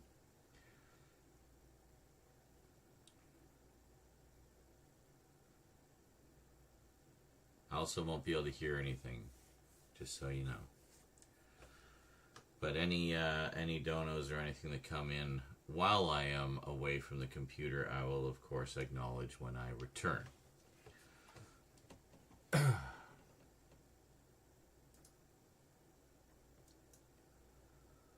Boop-a-doo-boo-ba-doo-ba-doo-ba-doo boop. Boop-a-doo-boo-ba-doo-ba-doo-ba-doo boop. Poop, period. What? I didn't say any of those words. I said boop-a-doo-boo-ba-doo-ba-doo-ba-doo boop. Boop-a-doo-boo-ba-doo-ba-doo-ba-doo boop. I said boop-a-doo? Question mark? So stupid. It's quite alright. Quite alright. In it. In it. I like how we go on about how British is so prim and proper and all that, yet you also have a word like in it, which is a truncation of isn't it, or is it not. In it. In it. It's like, isn't it? In it. In it. Gordon Bennett. Whoever he was, I wonder how he feels about his name being turned into a cuss word. Gordon Bennett. All the Gordon Bennetts of the world, wondering why people keep saying their names in anger.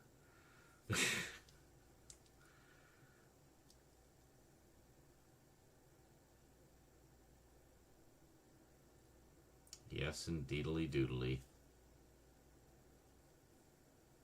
Oh, I see. You speak Flanders. Do you use subtitles? Subtitles?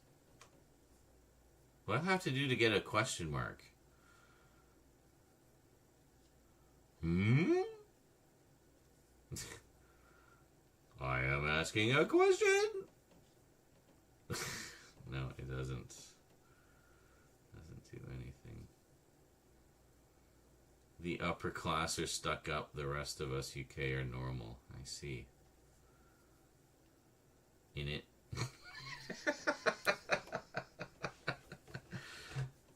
In it.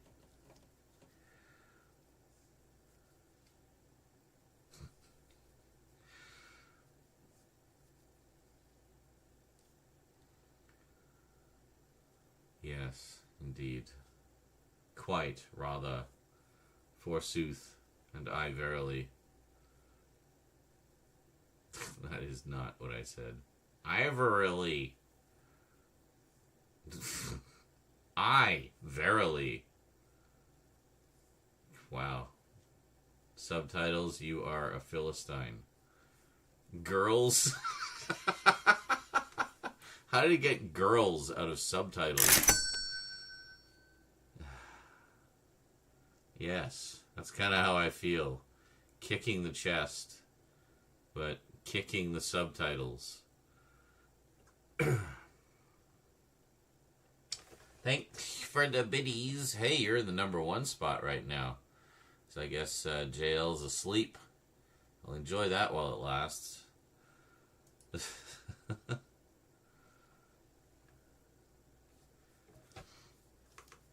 I'll just come in and drop like 10 evils back to back. How am I? What? Well, it resets every week. It resets on Mondays. So, yeah. It's only a weekly thing. I think there's a leaderboard on my main channel where you can actually see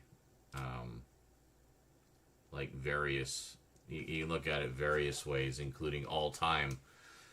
So if you look at all time, I think you can look at it monthly. I think I can set it to monthly, but I feel it gives people more incentive if it's just weekly. There's more of a time pressure then, right? So I just set it to monthly. Or I mean weekly.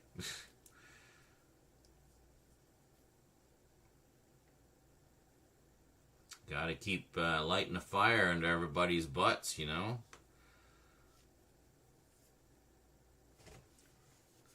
Support the content you love. Because we don't get paid a lot in ad revenue. How are we doing here? 68% on that file moving thing. How much space is that going to give us? It's going to give us a good chunk, I think. Oh, yeah. It'll give us about 600 gigs on that drive, which... Can I move some other stuff over?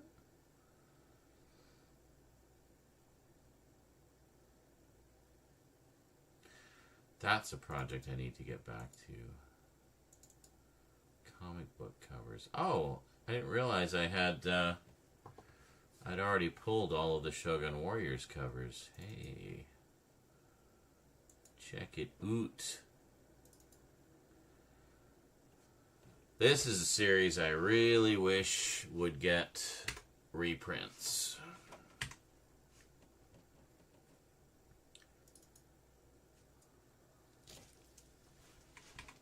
Oh, come on. There's Combatra, aka Combatler V. There's the original art for #4.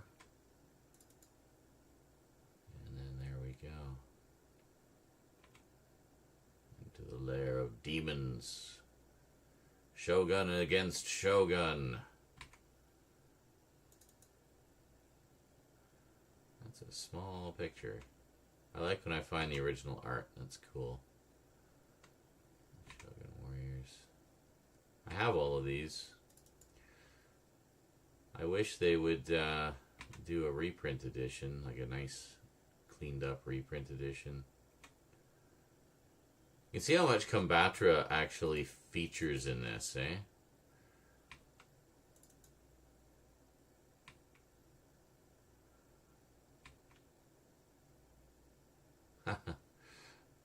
Vanguard Ace.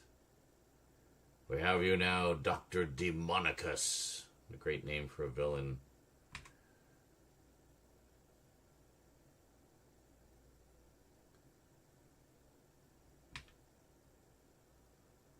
Oh. Damn.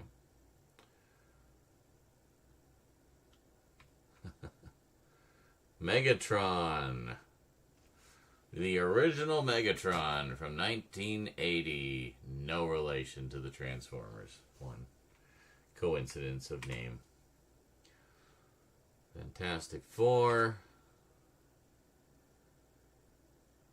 I think that was the first time we saw... Is this... Yeah, again, Combatra. Combatra. Like, just, you know, there's two other Shoguns. But it's just all about freaking Combatra, I swear. So is it any wonder that that was one of my favorite Shoguns? Color Forms Adventure Set. I think this is the cover of a coloring book. Yeah, coloring book. Great Mazinga. That was the one I had. It's pretty toy accurate, actually. Yeah. Radine would actually launch his fist. Big house ad for the comic. And that's it. Pretty neat. Pretty neat indeed. Strike Force Morituri.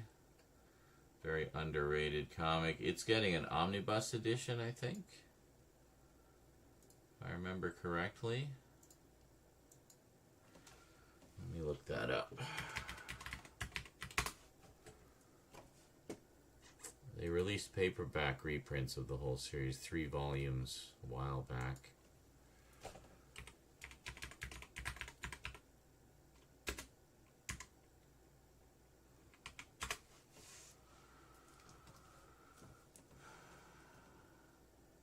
Yeah, see, I have the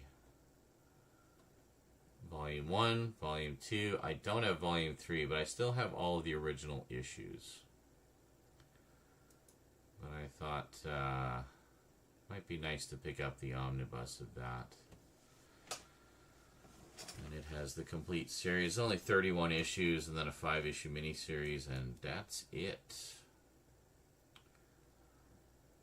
good shit, though. The most brutal Marvel comic you've never read. That's a good way to describe it. Yeah, very good.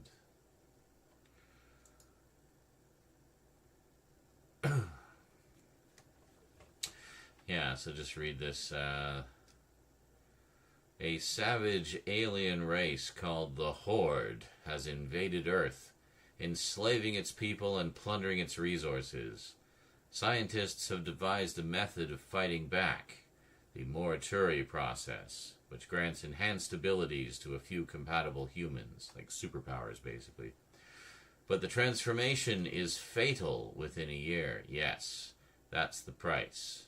They die within a year because the process is fatal, because it accelerates their metabolism to such a degree to give them those powers that they literally just burn up after a while.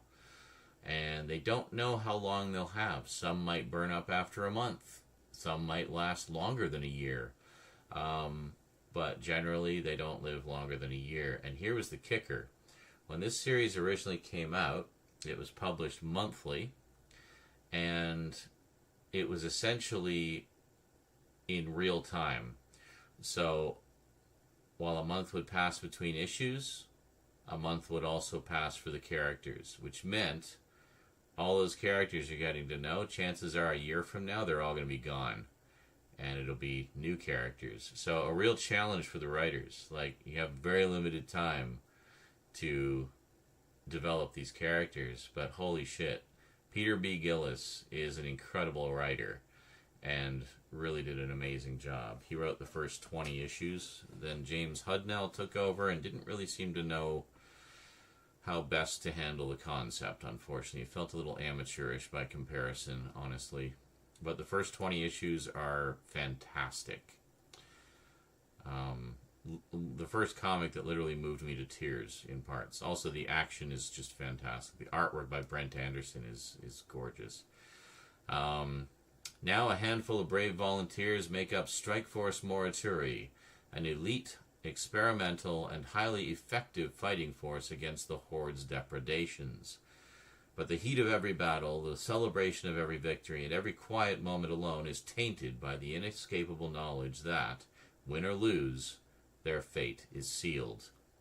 The war against the Horde will be filled with monstrous twists and turns, but when it's finally over, will mankind prove victorious? And where will that leave the surviving members of Strike Force Morituri? Yeah, it's a great series. And even like after James Hudnell took over as writer, after a few stumbling blocks, it kind of got back on track and was pretty cool. But yeah, I feel they did lose something after. Oh, they're doing a Marvel Fanfare omnibus? What? Oh my god.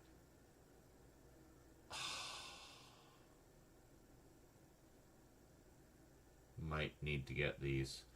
Yeah, Marvel Fanfare was incredible. It was like a deluxe series, glossy paper, which was rare back then. Most comics were just printed on newsprint or some were, Baxter paper or whatever. But it was like a really high quality one featuring like special one-shot stories by the best talents in the biz at the time. So, yeah.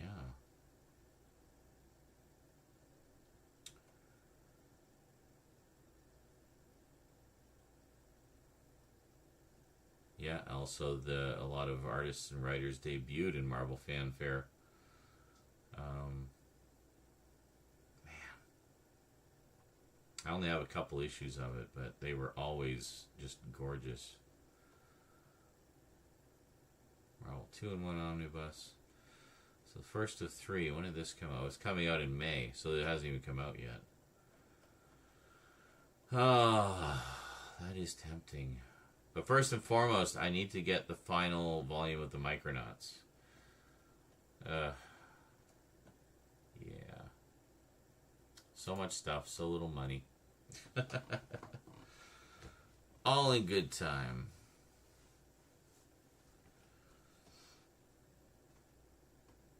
Was it month-long back in the Bat Jar days? Nope. It was weekly then, too. People just contributed a lot more back then, so the jar would quite frequently overflow and explode. We don't have a jar here. Where the fuck is the jar? I should add the jar. Hold on, I think we have it. Do we have it on this screen?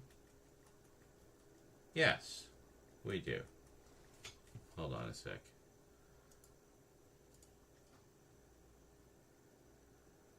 Copy.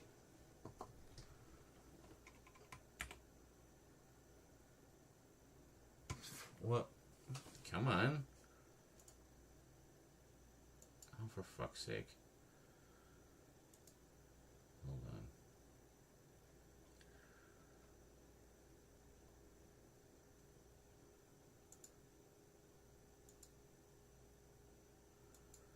Yes.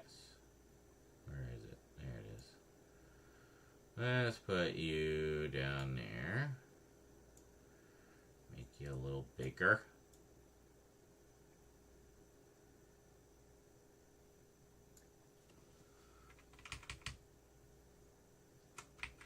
Church, come on. Seriously.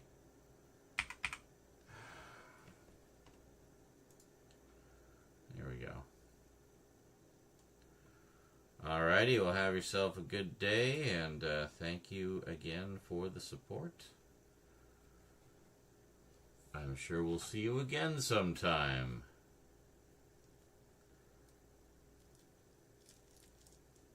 Well, it looks like you were the only active chatter, so I guess that's my cue to get to work. So let's do that.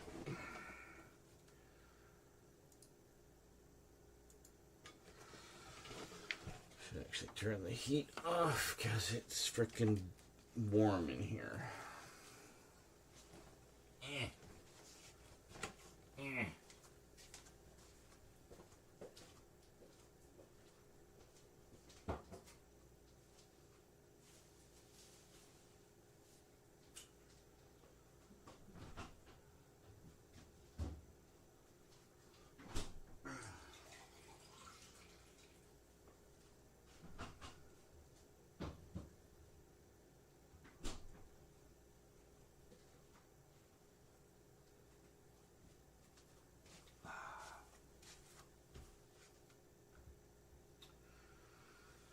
Now, I have taken great care not to move the camera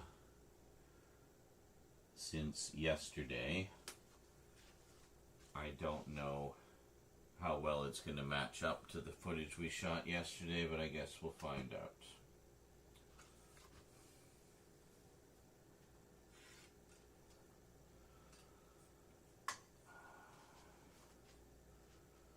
Watch, as I'm setting it up, I'll bump it and just ruin the whole thing, you know. There.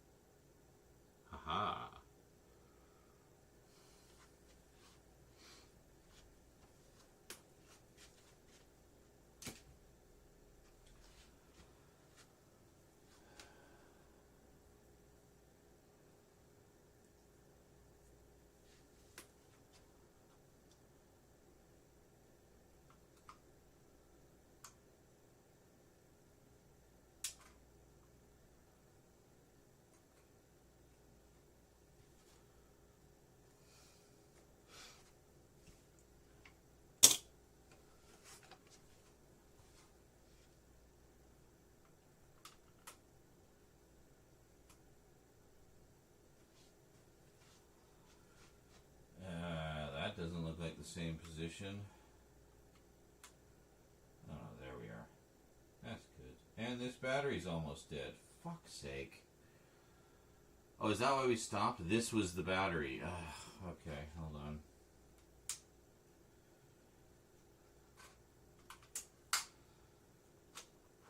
I'm going to see if I can cover it up with one of the insert shots, but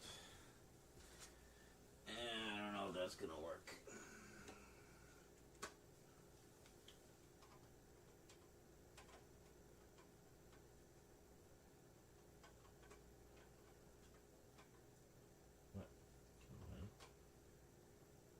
What the hell?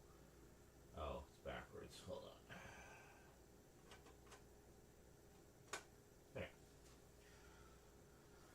Okay.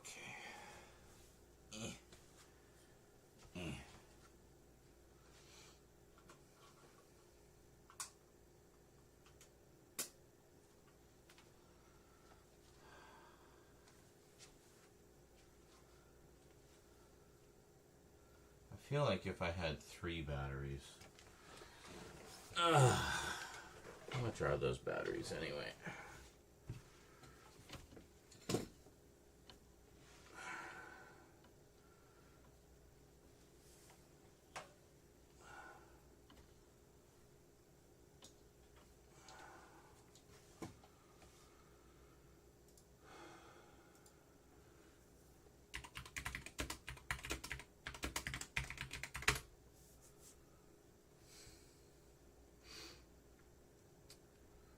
Ooh.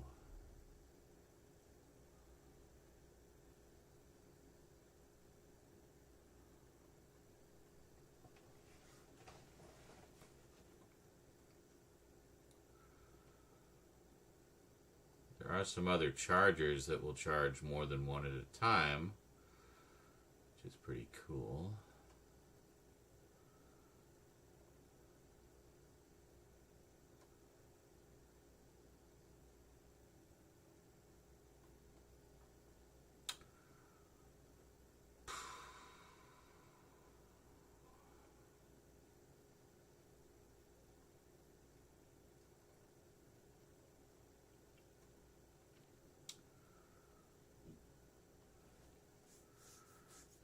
LPE6H, what?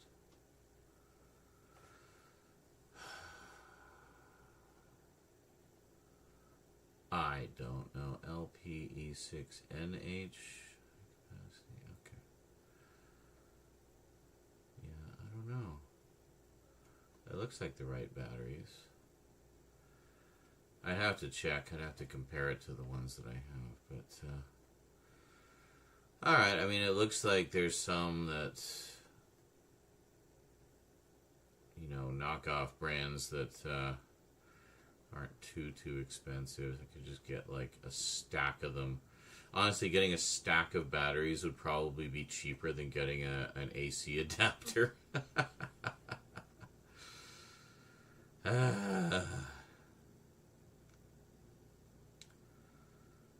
Yeah, because I did get an AC adapter, like a third-party one, and it was not compatible. I'm gonna look at just selling that. I have to find out what it is compatible with, though, first.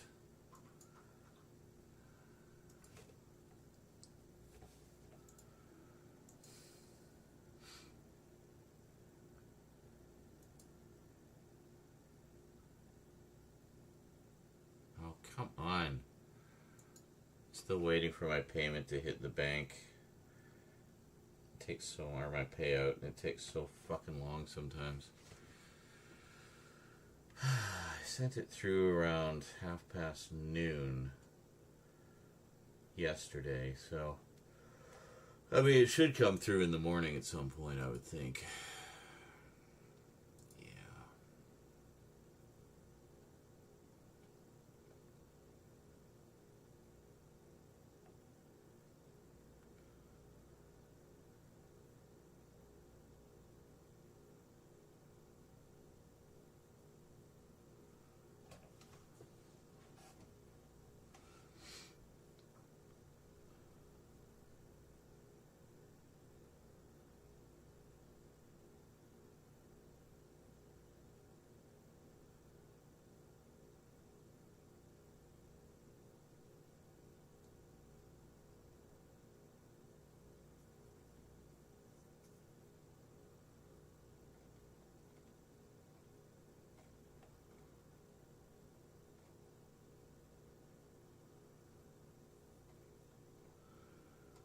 Oh yeah, federal election here in Canada at the end of the month. I already know who I'm voting for. Not the wannabe Trump. Fuck that noise.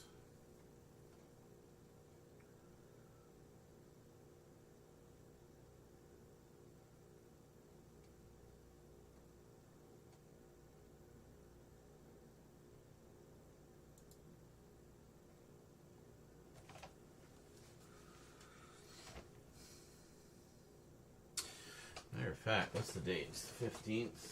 It's early bird voting. Ugh.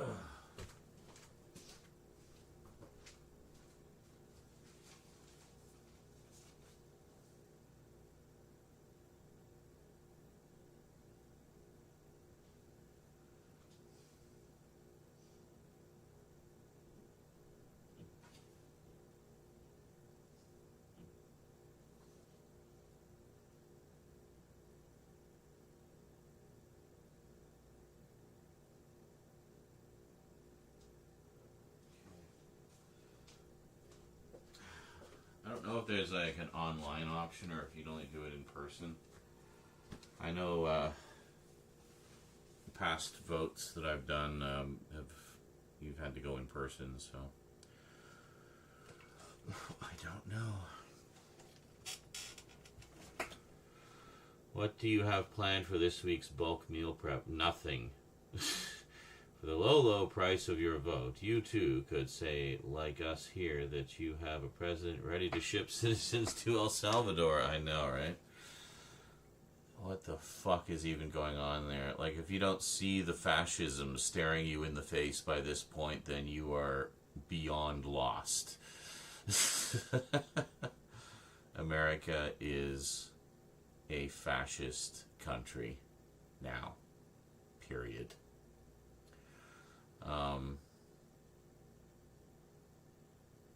Yeah, so it may be too late to stop it already. But here's hoping. Here's hoping.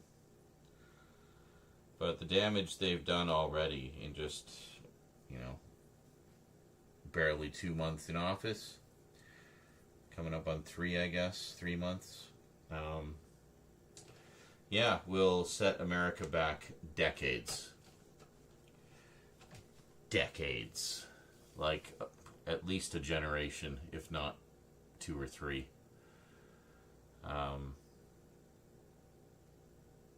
Yeah.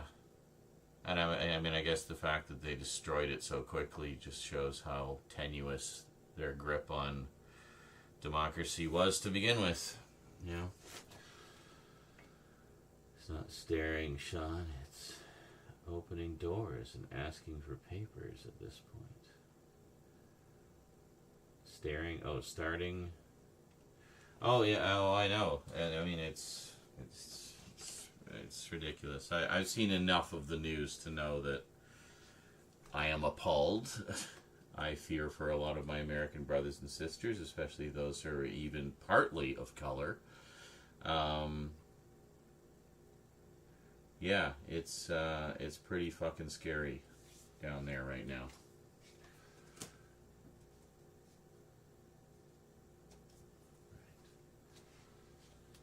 Alright, anyway, I don't want to talk politics right now. Let's get back to filming. I'm supposed to be ignoring the chat. As much as I love you guys. You want videos, I gotta film them. This is meant to be, you can watch as I film, get a little sneak peek at what's coming. No idea when you're gonna see these, but sometime in the next couple months.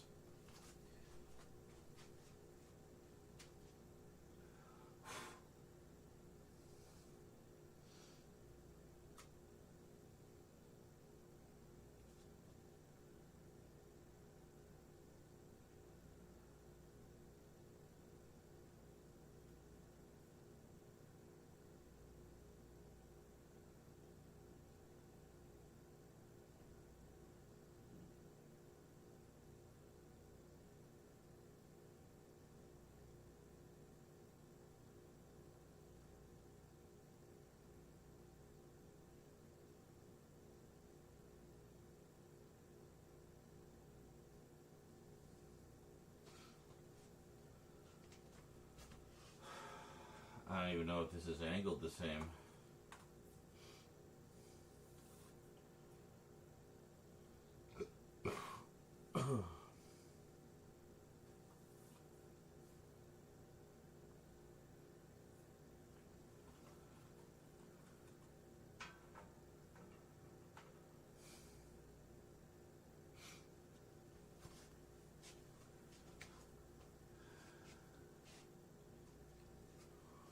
I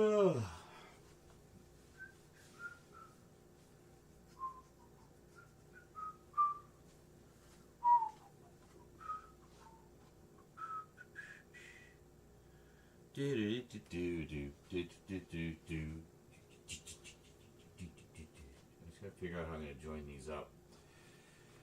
Let me think.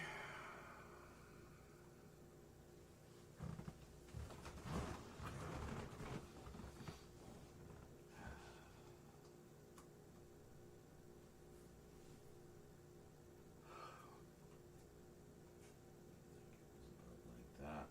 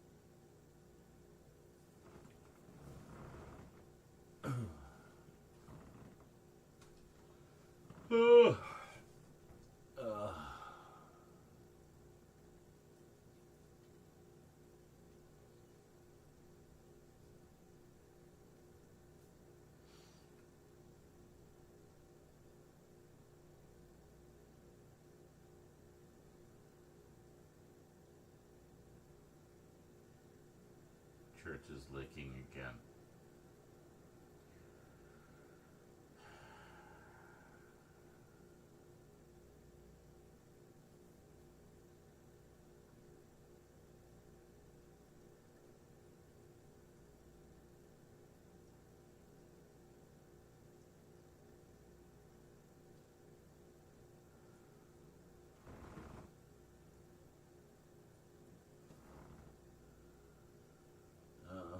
Church, can you please just go to sleep or something, or do that in the other room?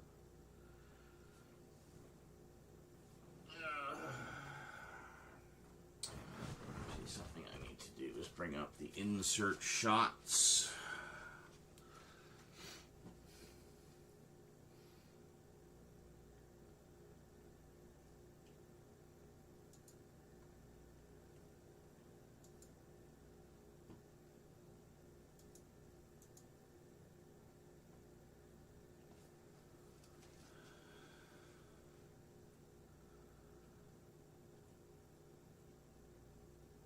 Church, can you please knock it off?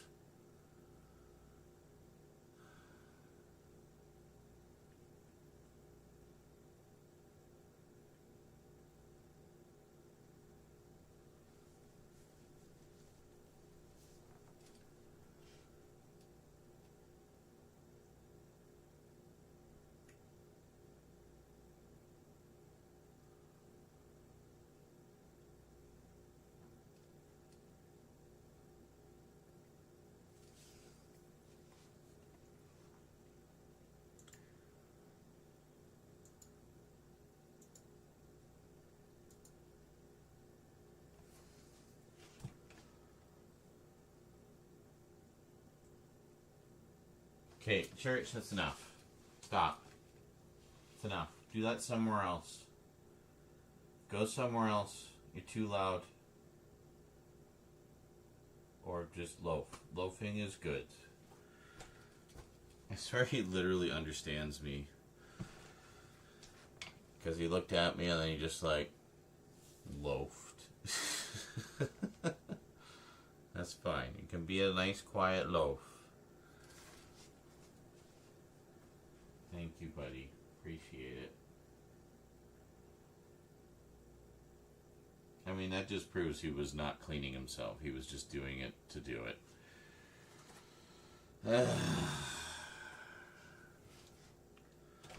What's going on?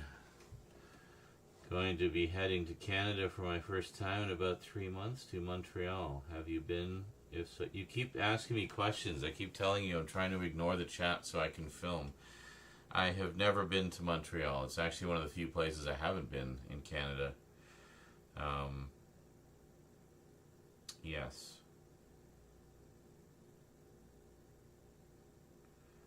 But it's quite nice. That's like hardcore French Canada country there. So you might want to bring a French English handbook unless you already know some French.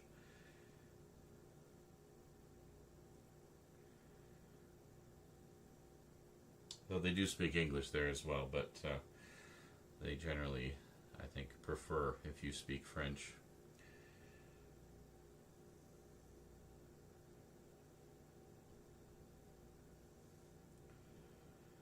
Sorry, the eczema is at the annoying stage of being almost healed, but not quite. So it's just like hurty. So I need to figure out here. Let's actually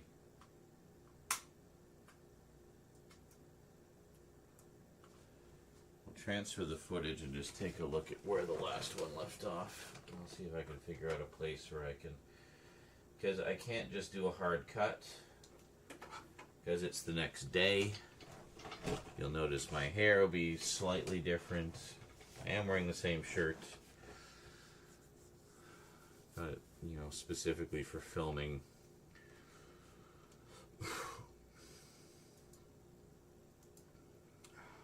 Oh, and the other transfer just finished, which is good. So let's see.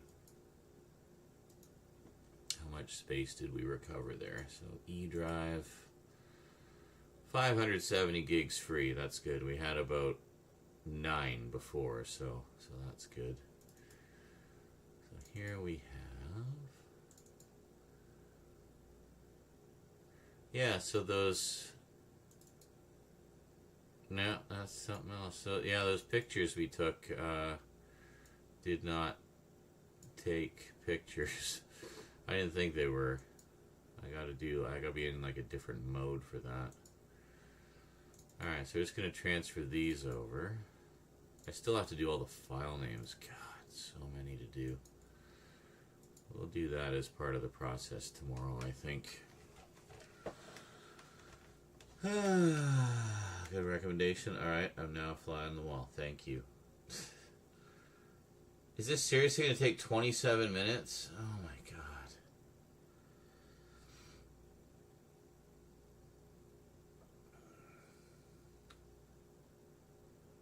Finally got peace and quiet.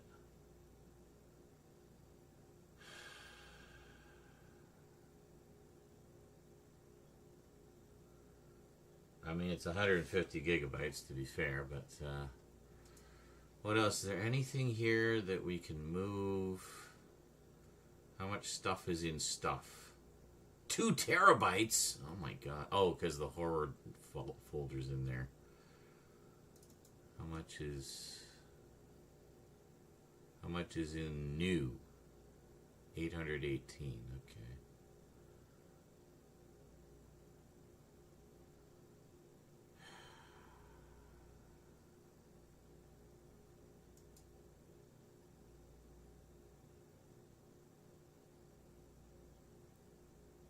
Put it here.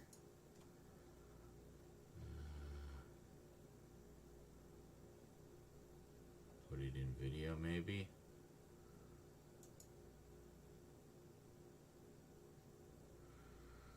I don't know. We're fine for now. We got some space for now, but I'm gonna have to start seriously shuffling things around.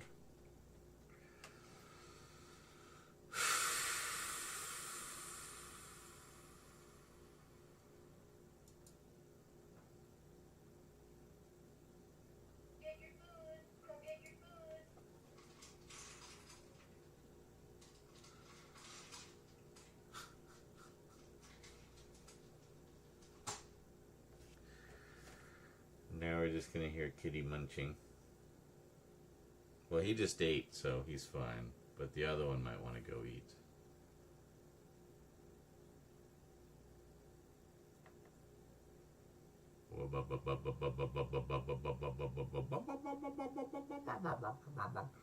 It's funny when I got the 1 terabyte SD card. One of my friends was like, "Wow, that's overkill." Not really. Like we're routinely doing like 200 to 300 gigabytes every time we do a filming session. Well,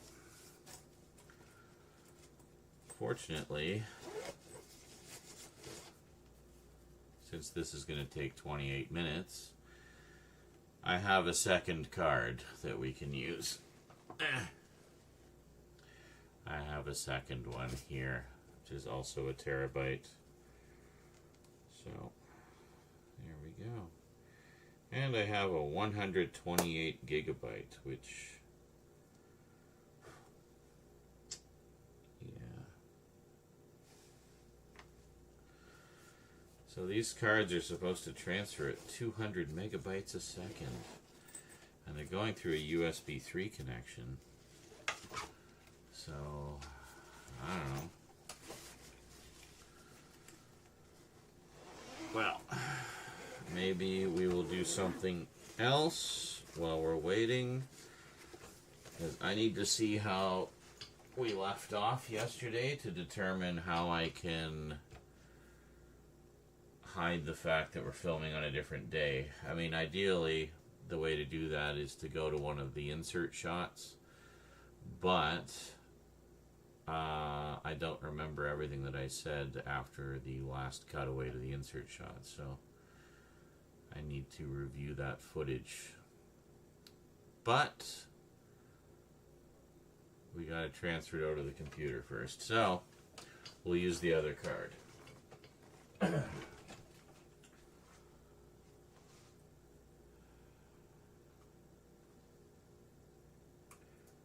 I don't think I haven't even used this card before, so let's yeah.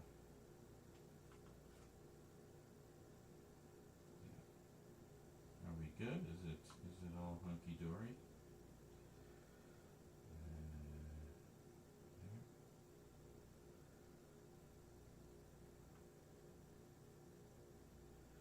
Where's the wheel? Yeah, there it is.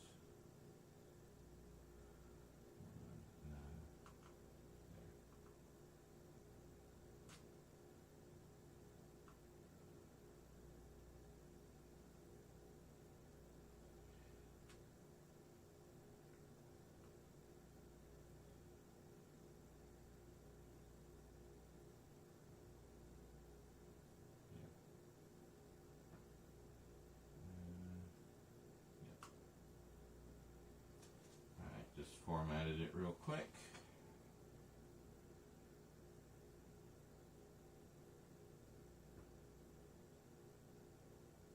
Alright, yeah, that's fine.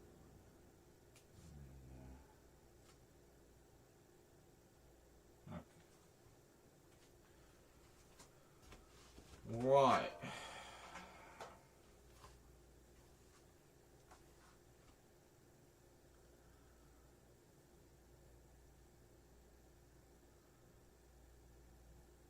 Okay. We're all good now.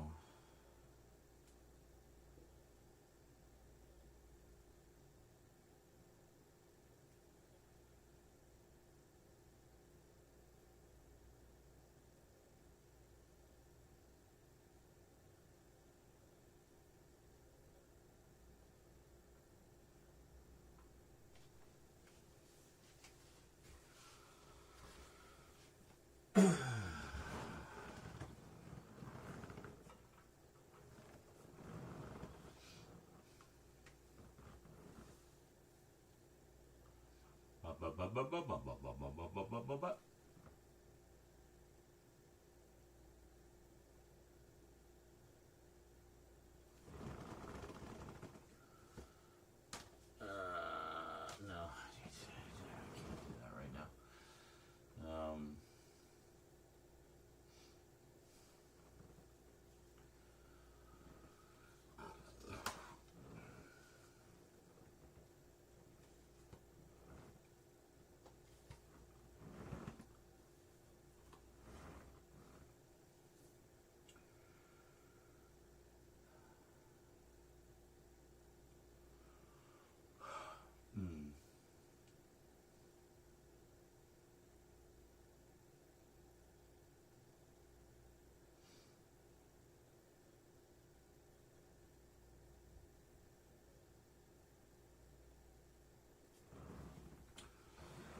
What I could do...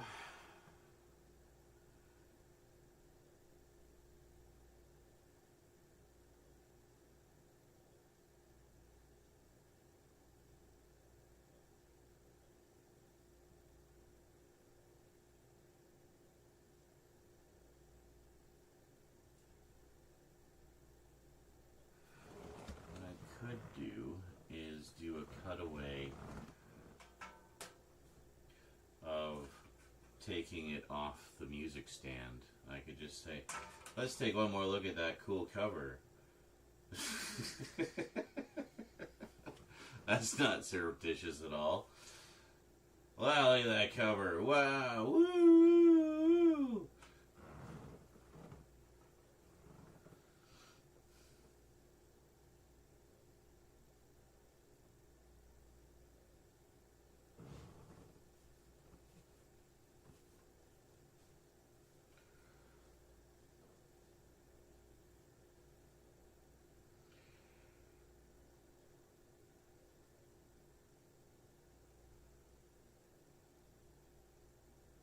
Oh yeah, music by Henry Mancini too.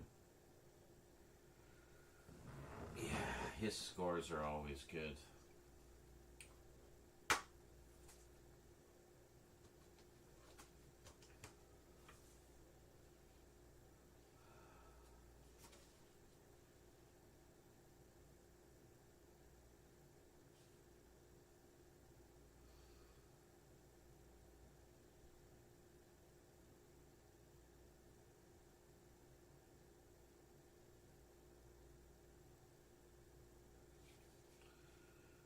Have a ton of these.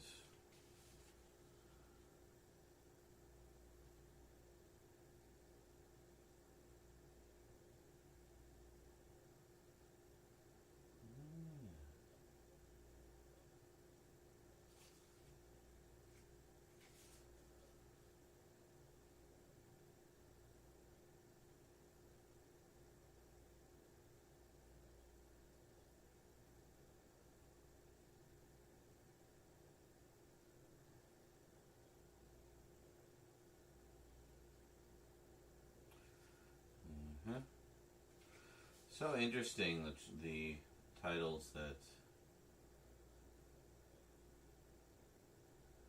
that Kino chooses. A lot of a lot of obscure titles that studio titles, but ones that have kind of dropped off the radar over the years. But a lot of genre stuff too.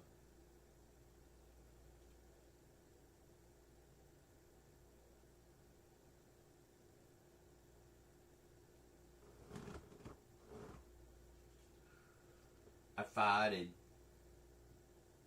Yep.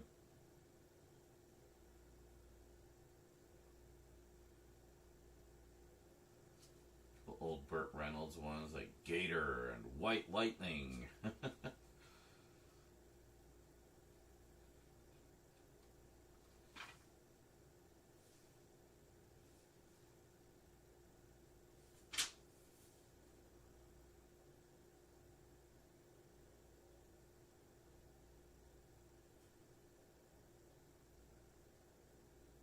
Sherlock Holmes, Smarter Brother. That's what I need to get.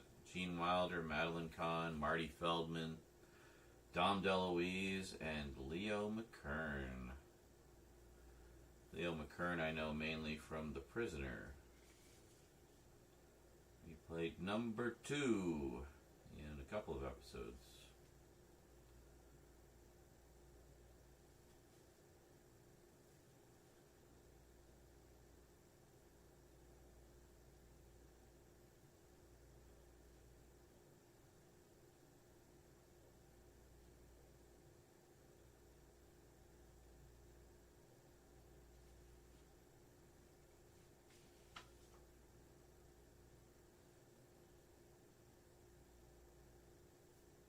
GOG. That's what I need to get. Not Good Old Games, just GOG. Basically about a killer robot. And in 3D.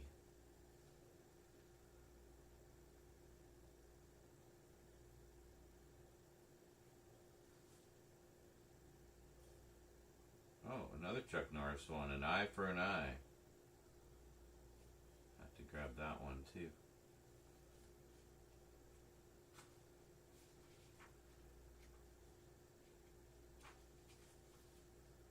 Gotta get all the early Chuck. The ones that made him a legend.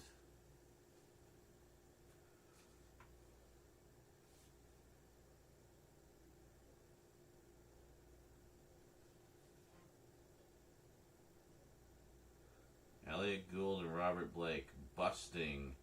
That was a good one about undercover cops. Was it Undercover Cops? No, just Cops. Yeah, it was a good cop drama. Good stuff.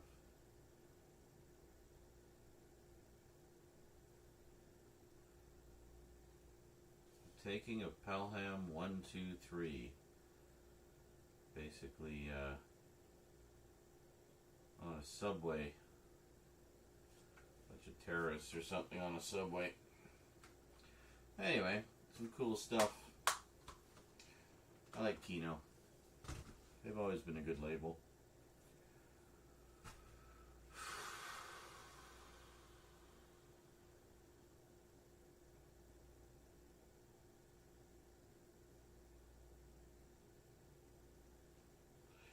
Feeling very blah today. Just kind of had like just been feeling down today for some reason.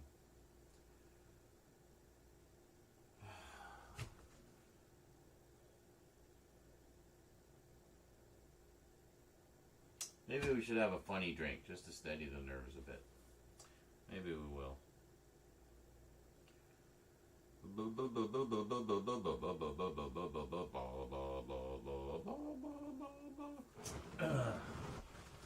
Mayhaps. How's this transfer coming along? Halfway, about 15 minutes left. I mean, that's enough time to bang out another one real quick. Yeah, maybe I'll do that.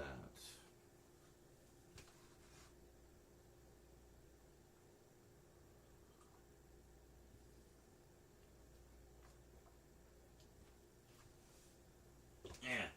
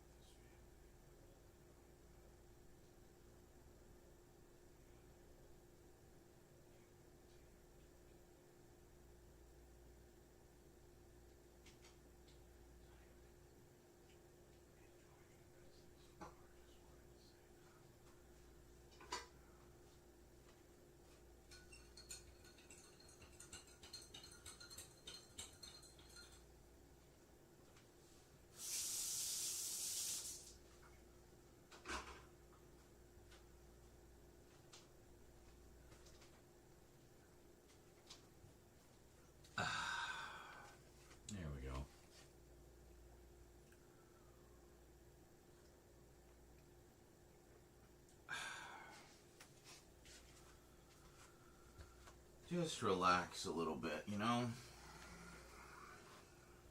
Ugh.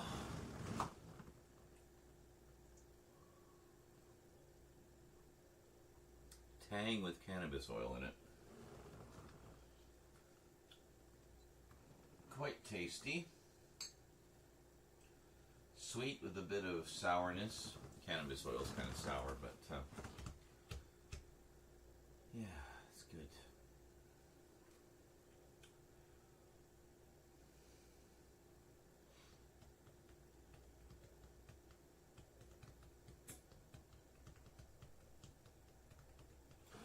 Alright, well, while we're waiting for that to finish to do the last of those, we can do a different update.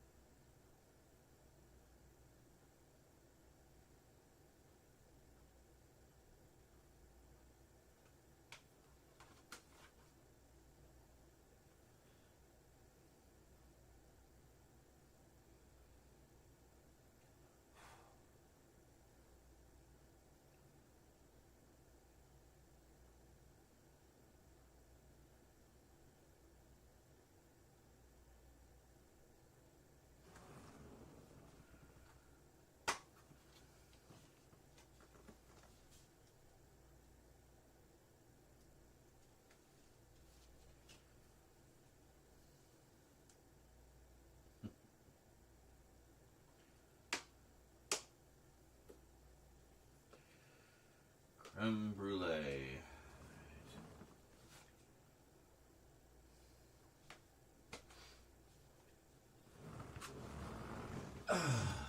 Shit. Just kicked the camera.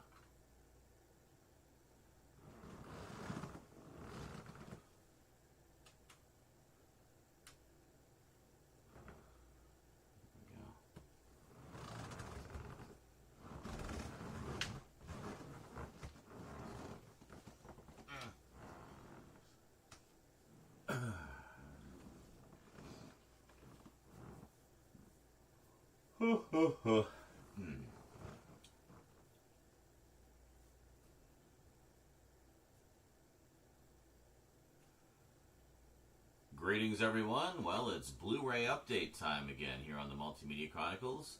Today we're going to be looking at a quartet of films that follow the sort of common theme of the dark side of television and the dark side of Hollywood. Yes, we're going to take a little walk on the dark side of the entertainment world today. Yeah, I got some pretty good ones. So let's check them out. The dark side of movies and TV today on the Multimedia Chronicles. The dark. Can I say the dark side anymore?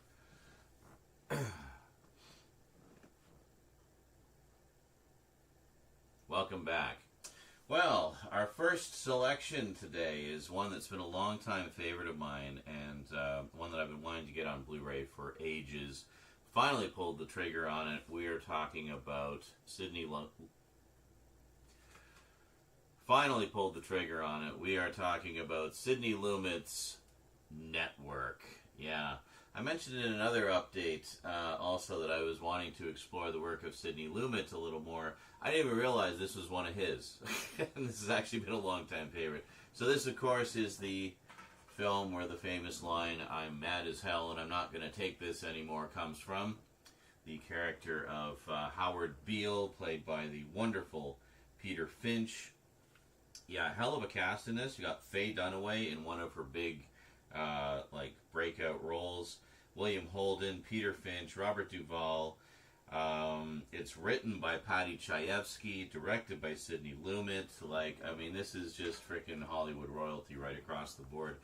And we have an absolutely unforgettable appearance by Ned Beatty as I can't remember if he's the network head or he's pretty high up the chain anyway. He's only in a couple of scenes, but he has a monologue in this that is absolutely just a powerhouse speech. And he's talking to the main character, Howard Beale, about how basically everything is controlled by the media these days. I remember Max Headroom, the short-lived cyberpunk TV series of the 80s, dealt with some very similar themes. In fact, did take some inspiration from Network. In fact, I'd say a lot of things have taken an inspiration from Network over the years. But this is sort of the first big exploration of that, the whole idea that, politics and everything had kind of taken a back seat to the media. And it's like what Marshall McLuhan said many years ago.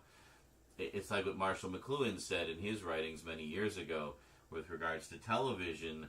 The medium is the message, so you can use that medium to push any message you want. The zombies out there in TV land will just eat it all up. And this was one of the first movies, or anything really, to sort of really deeply explore that and very unflinchingly explore that. Yes, in a somewhat satirical fashion, but there is a biting edge to the harsh realities of what they're talking about in this film that simply cannot be ignored.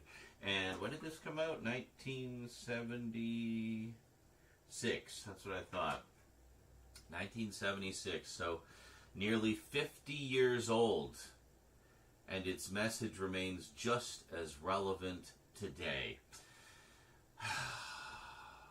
Have we really evolved so little? Have we just succumbed even more to the allure of media? Well, drifting away from television, now it's all social media and the internet, but essentially having the same effect on the mass consciousness and the zeitgeist of popular culture. So, let's just take a little look at the back here. For a studio release, this actually isn't too bad. It's got quite a nice selection of special features, and I watched this as soon as I got it, and I gotta say the transfer looked pretty decent to me too. It's an MGM title. MGM's usually pretty good with their studio releases. So for those who don't know what this is about, let me just quickly read the back here to you.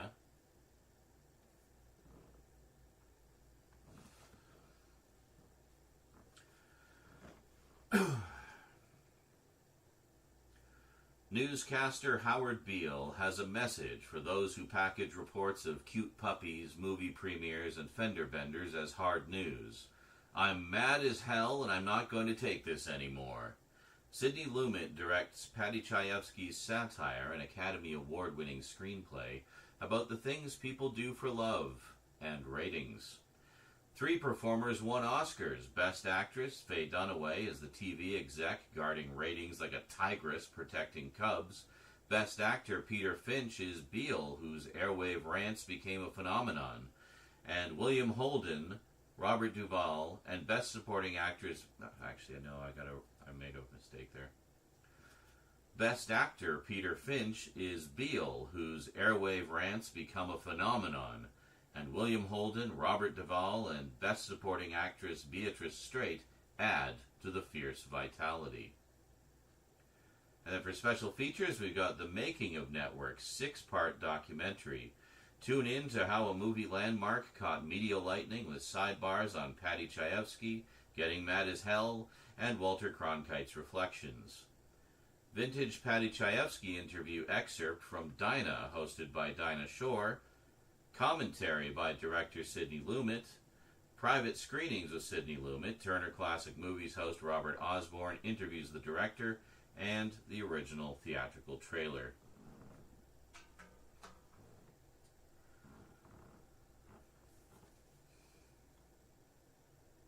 So, yeah, I mean, if you like satirical type of stories, and you like the kind of stories that, deconstruct aspects of our society and our day-to-day lives, this is one of the, this is one of the all-time greats. You cannot go wrong with Network, and as I said, nearly 50 years later, just as relevant today as it was when it came out. The message remains the same, only the delivery method has changed. So, to accompany Network, I thought a good second feature choice would be broadcast news. Yes.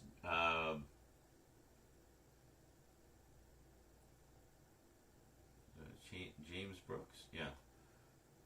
Directed by James L. Brooks, who, sitcom fans might recognize that name. Well, he was quite into the satire and social commentary as well, and broadcast news is one of his best. At least I've heard it is. I haven't actually watched it yet.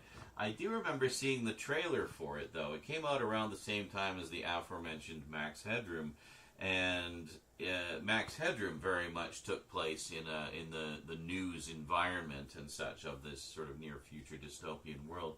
So when my friends and I think it was when we went to see The Princess Bride. Yeah, it was when we went to see The Princess Bride. I can't believe I remember this. 1987.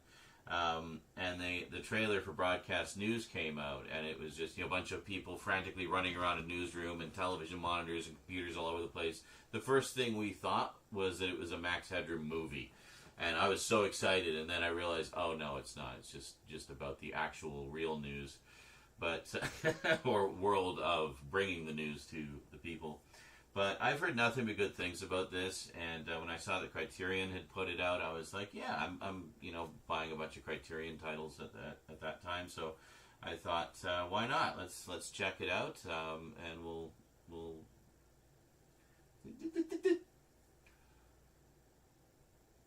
see what all the hubbub is about, and what better, seemed like a good companion piece to.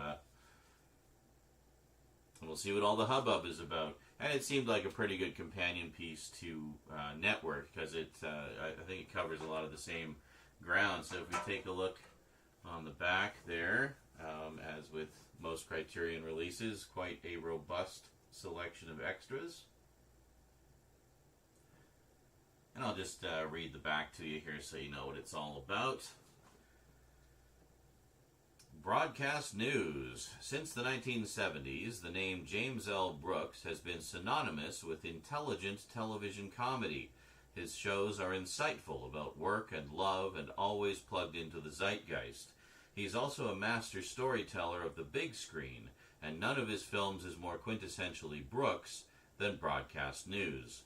This caustic look inside the Washington news media stars Holly Hunter in her breakout role as a feisty television producer torn between an ambitious yet dim anchorman, played by William Hurt, and her closest confidant, a cynical veteran reporter, played by Albert Brooks. Brooks' witty, gently prophetic film is a captivating transmission from an era in which ideas on relationships and the media were rapidly changing.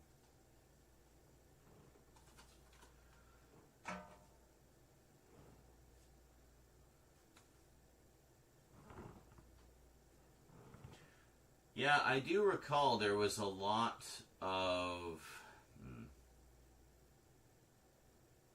Yeah, I do recall around that time there was a lot of talk and criticism about television and media, and just how much we were giving over to it in terms of the control of our daily lives.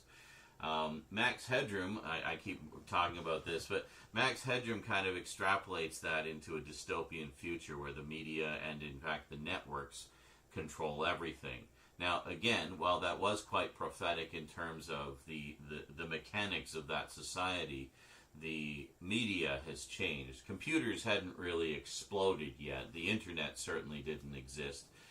So there's no way they could have predicted that. I mean, essentially, most cautionary science fiction like that just kind of takes our current society and extrapolates it into the future a little bit. And that's basically what Max Headroom did. But, I mean, this came out the same year that Max Headroom was on television, so there was a lot of rhetoric and a lot of entertainment about, and cautionary tales about the potential evils and dark side of the entertainment that we were consuming every day. So, well, this is almost 40 years old, and has anything changed? Not really. It's still the same. In fact, I'd say it's just gotten worse. It'd be really nice if the world would stop looking at dystopian sci-fi and social satire and commentary about the evils of the corporate world and the media, and using those things as guidebooks rather than as the cautionary tales they are intended to be. Anyway, I'm going off on a tangent here. Let's take a look at the extras on the broadcast news set, shall we?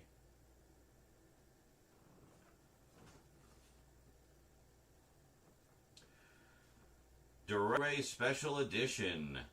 New restored high-definition digital transfer supervised. New restored high-definition digital transfer supervised and approved by director James L. Brooks and editor. Actually, hold on a second. Director approved Blu-ray Special Edition features. New restored high-definition digital transfer supervised and approved by director James L. Brooks and editor Richard Marks with DTS HD master audio soundtrack. New audio commentary featuring Brooks and Marks. James L. Brooks, A Singular Voice, a new documentary on Brooks' career in television and film featuring actresses Mary Lou Henner and Julie Kavner, among other collaborators. Alternate ending and deleted scenes with commentary by Brooks. New video interview with veteran CBS News producer Susan Zirinsky, one of the models for actress Holly Hunter's character and an associate producer on the film, and a featurette including on-set footage and interviews with Brooks, Hunter, and actor Albert Brooks, and the original theatrical trailer. And finally, we have a booklet featuring an essay by film critic Carrie Rickey.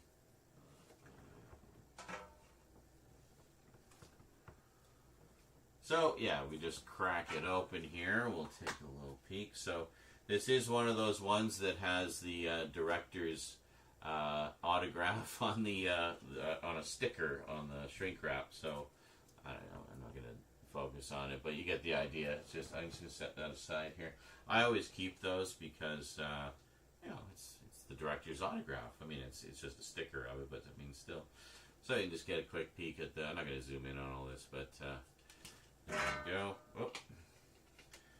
And oh look, it's Max Headroom. No, it's so it's basically a look inside the control room, and there we go. Very cool. And then the booklet. Yeah, we've got a very nice booklet here. Color bars on the back, which I guess would go like that. They go like that. Or is it black on the bottom? It's been a while since I've looked at color bars. Yeah, I think it's the black and white on the bottom. So you'd have all the different colors, and then the black and gray for like luminance values, basically. So there we go. It's very nice. So you got the full chapter listing there, and hey, there's Albert Brooks. I just picked up his debut film. Albert Brooks is also a director. You guys probably might remember him from Finding Nemo, where he played the voice of Marlin, Nemo's dad. But he's done a lot more than Disney cartoons. And William Hurt, always wonderful. Love William Hurt. Loved him in Altered States and the Dune miniseries from the early 2000s. He played Duke Leto. Duke Leto Atreides. So here we go. And Holly Hunter is always fantastic. I've always really liked her a lot. So anyway, great cast, great addition. Looking forward to finally seeing the movie after nearly 40 years. And confirming that it is not, in fact, Max Headroom, the movie. So, I guess if you want to see the inside of Network, yeah, not much to look at.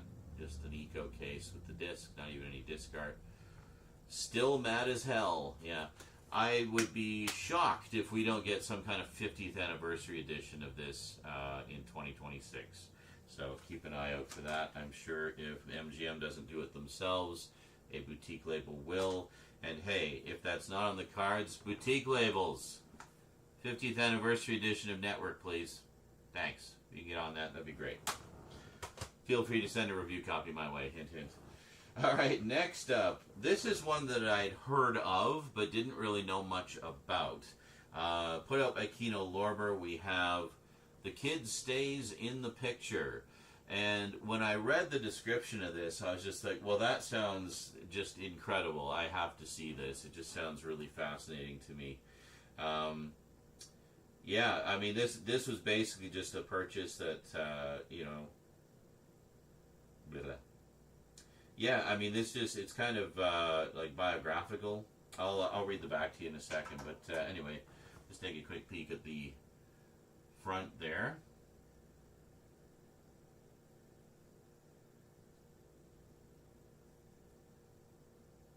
Front cover there.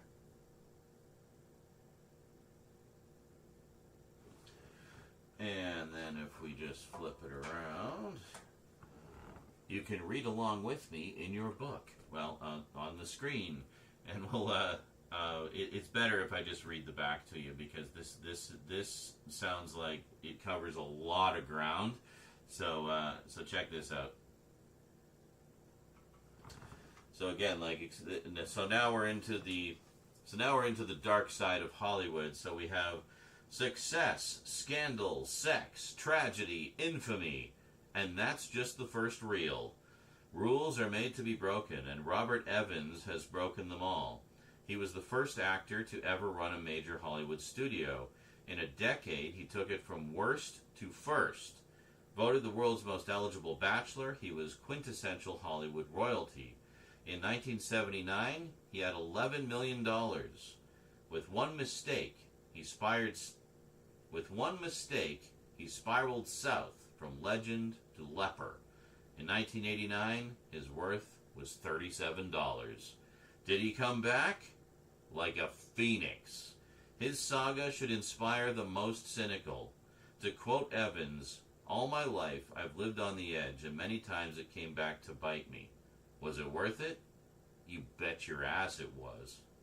His outrageous story proves that at times fact is far stranger than fiction. Directed by Nanette Burstein and Brett Morgan, screen adaptation by Morgan, based on the book by Robert Evans himself.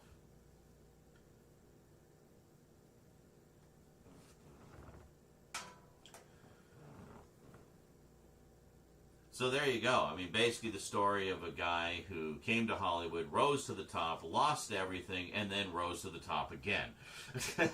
So it's kind of like, almost sounds like a Rocky story, but about a movie producer. So yeah, that sounded like just an absolute blast to me. So I don't really know much about this guy, but it sounded really interesting. So and I love movies about, you know, Hollywood stories, essentially. Movies about the making of movies. Movies about movies, basically. So this certainly fits in with that and is right up my alley. So let's just check out the extras here.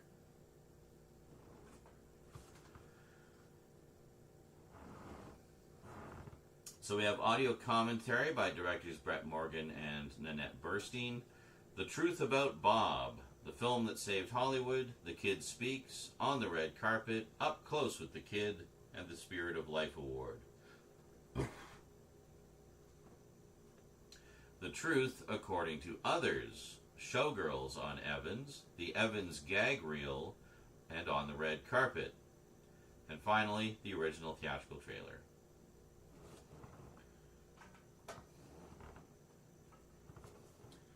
So yeah, I mean, it looks like there's quite a selection of featurettes there. And I mean, you know me, I'm all about like 70s and 80s cinema. So the fact that he was like such a big player in that era is also fascinating to me. So there you go. That is The Kid Stays in the Picture. And inside, not really much to look at, just your standard Kino Lorber labeling, no inserts, no reversible cover, nothing. So there we go. Next up, if Network was the movie that made Faye Dunaway's career, this next one is the one that, as beloved as it is as a cult classic, basically tanked her career. And it's such a shame, because it feels like the peak of her career was so short-lived, and she is such an amazing actress. You see her in Network, and you'll be like, wow, how is she not like queen of the world now? Well, I'll show you, because she starred in a movie that told a rather scathing tale about another Hollywood queen, Joan Crawford. I'm, of course, talking about Mommy Dearest, which was originally a book written by Joan Crawford's daughter, and it was essentially a tell-all expose of what a horrible person Joan Crawford actually was behind closed doors. So it's a story of, essentially child abuse and just other heinous, and not just when she was a kid, but like right up to when she was, a young adult.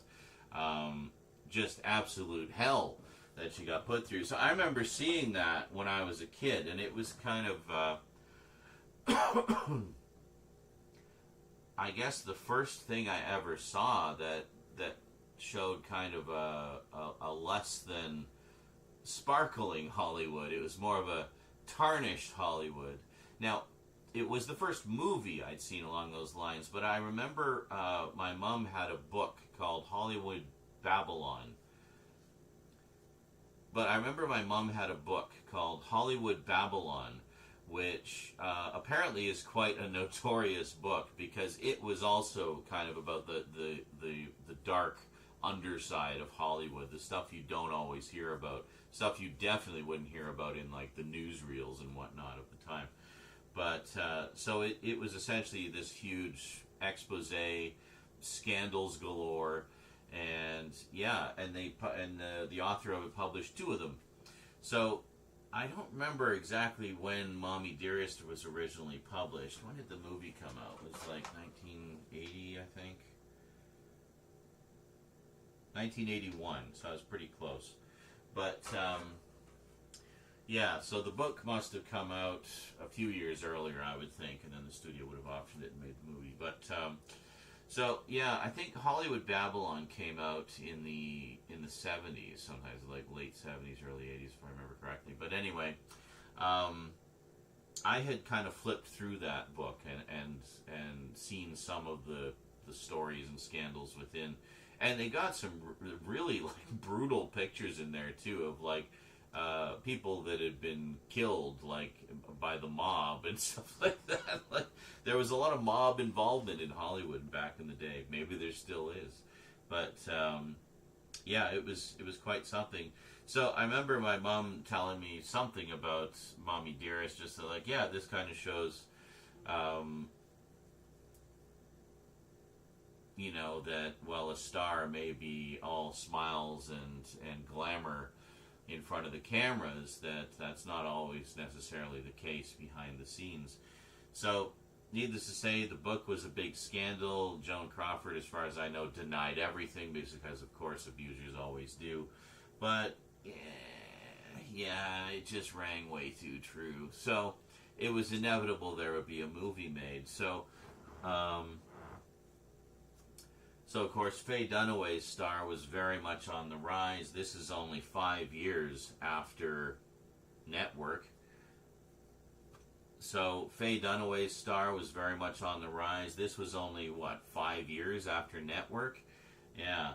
So that's why I say, like, it's a real shame. Like, her career peak really seemed to... Her career peak was just so short by Hollywood standards. But because after this came out, I'll get to that in a moment.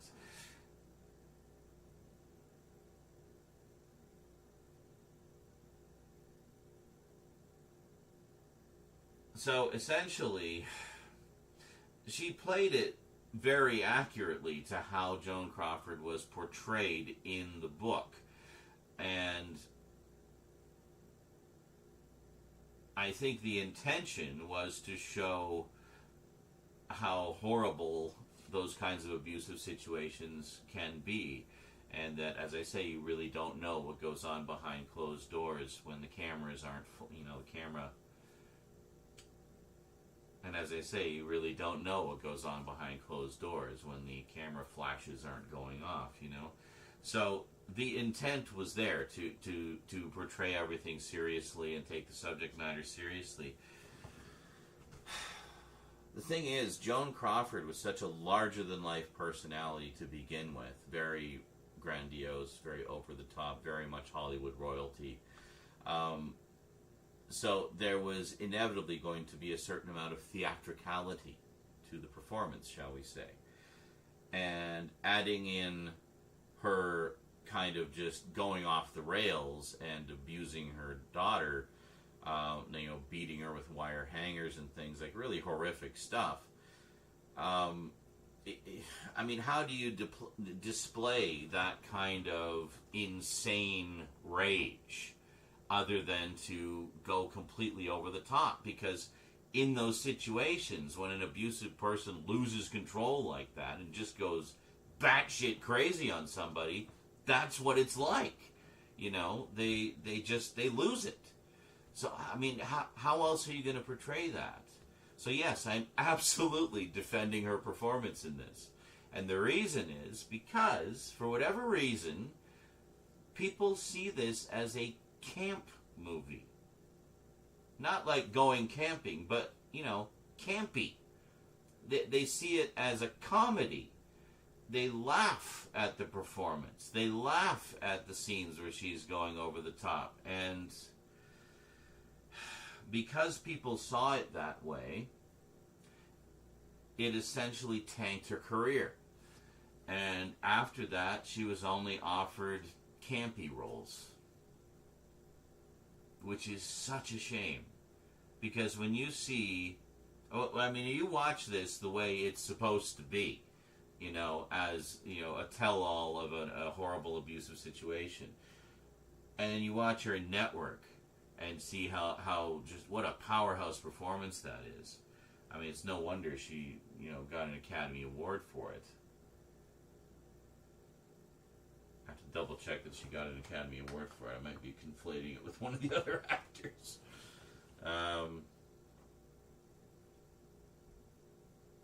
Yeah, she did.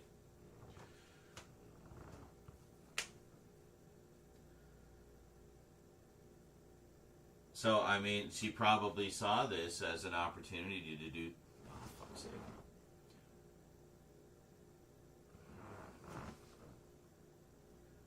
So, yeah, I'm sure she saw this as an opportunity to do something really hard-hitting and powerful. And you never know how the public's going to react to things, I guess, And it just all kind of blew up in her face. So, it's a shame. Well, let's take a look at the packaging here. This is actually a really gorgeous edition, I have to say. So you've seen the front. Here's the back. And yes, there is a slipcover. I'll show you in a moment here.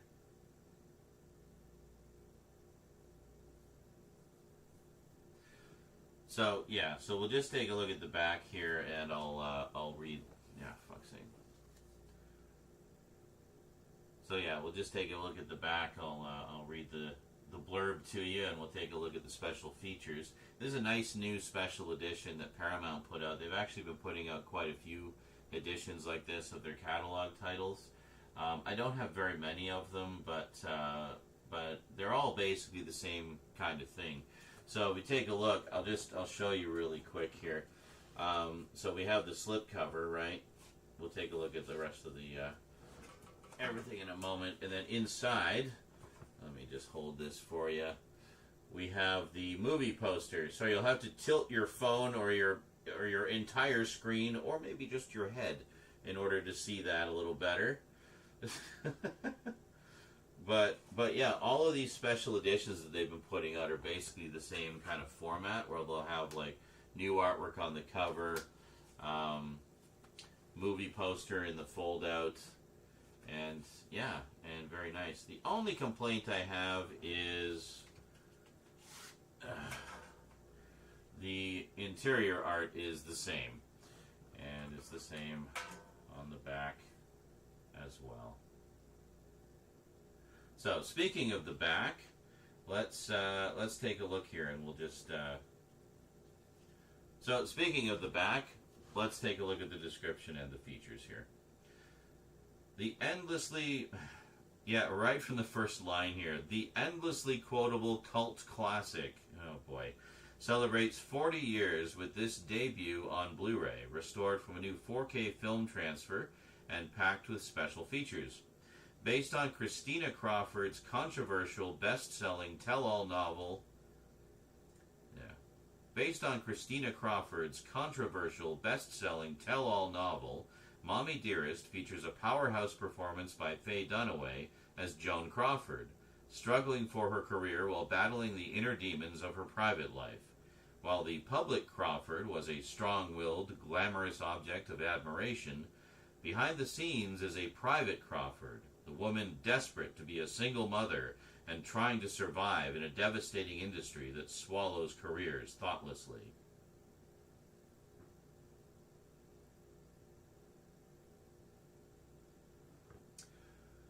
And then, actually, the slipcover here has a little blurb about what this series of titles is, these catalog releases. Paramount Pictures Home Entertainment is proud to spotlight a new line of Blu-ray releases for collectors and fans. Paramount Presents. From celebrated classics to film lover favorites, each title comes directly from the studio's renowned library, spanning over 100 years of storytelling. These movies have never looked better on Blu-ray, each lovingly remastered from new film transfers, featuring never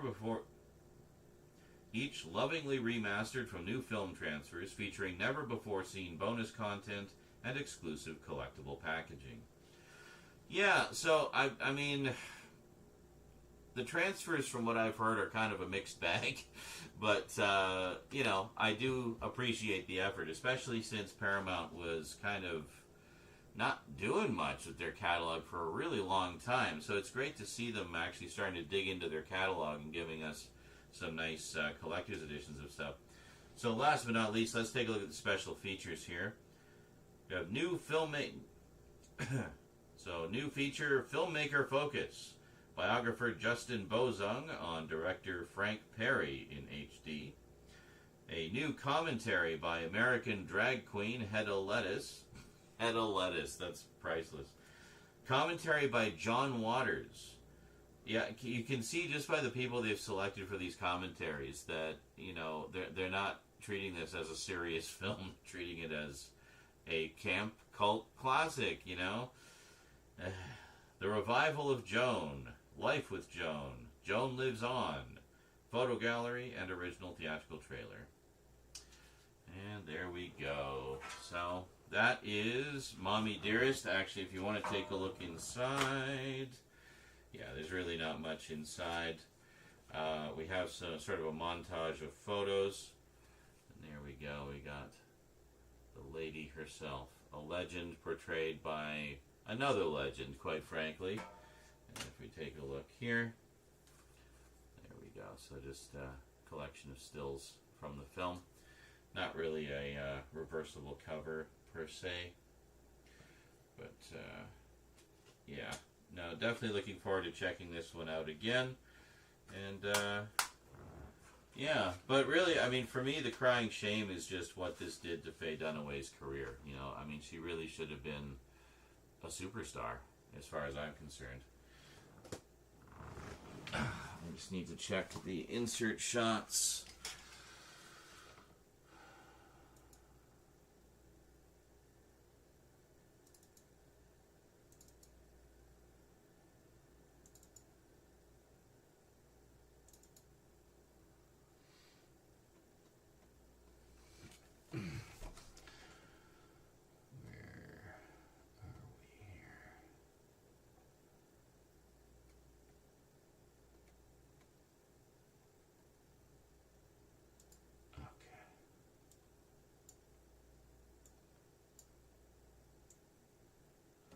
Alright, that's what I thought. Yeah, I just have to match the layout of the insert shots, right, so that it's the same.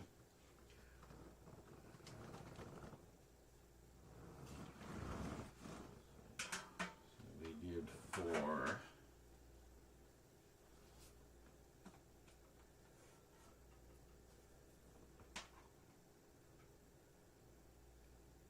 Right, okay.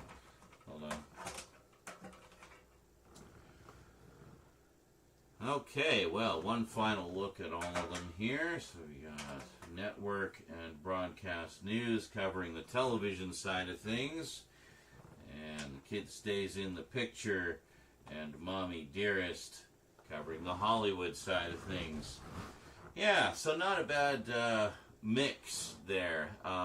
Definitely going to enjoy checking out these two, which I've never seen before. Revisiting this one, which I haven't seen in probably 40 years. And was great to see this one again. Holy Moses, what a powerhouse film. Alrighty, that is it from me to you for now. Hope you enjoyed. I will see you next time. Until then, thanks for watching, and sayonara.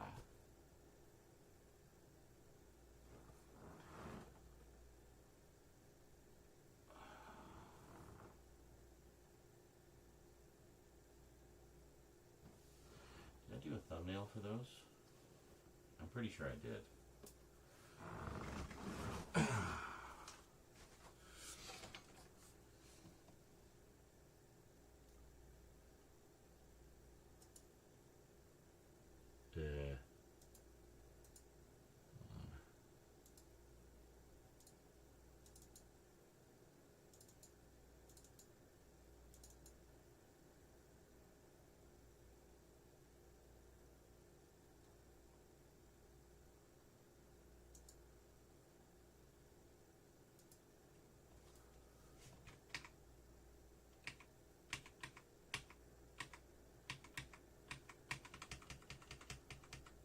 Did I not do those? Oh, no, I did. Yeah, I did those ones. Okay. Good, good, good. Okay, so now that we've finished that, so we got our thumbnails, we got our insert shots, we got everything. We can just put them on the shelf. Perfect. Where are we going to go? Here, maybe? No.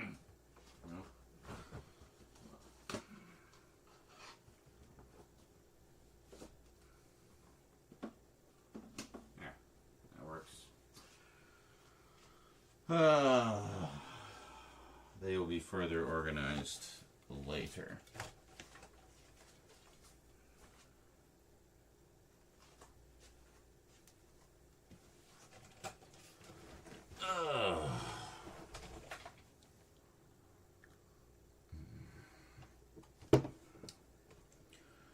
Quickly touch base with the chat. Hello, chat. Well, YouTube's dead. D-Man is the only person talking.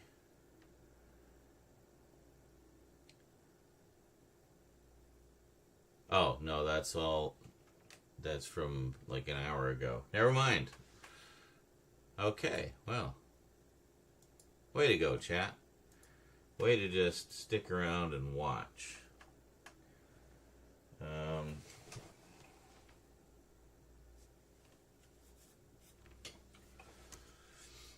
Let me see. Meanwhile, this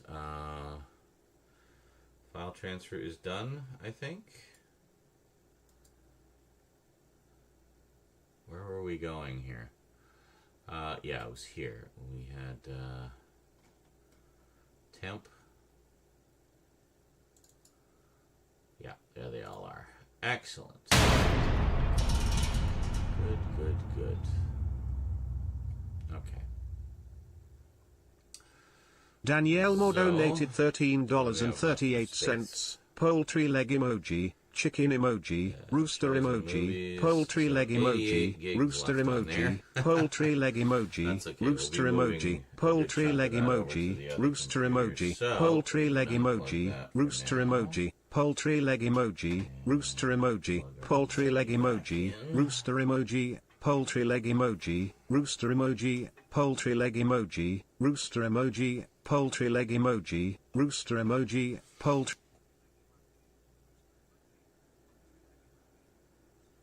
The hell? Oh. Oh my god.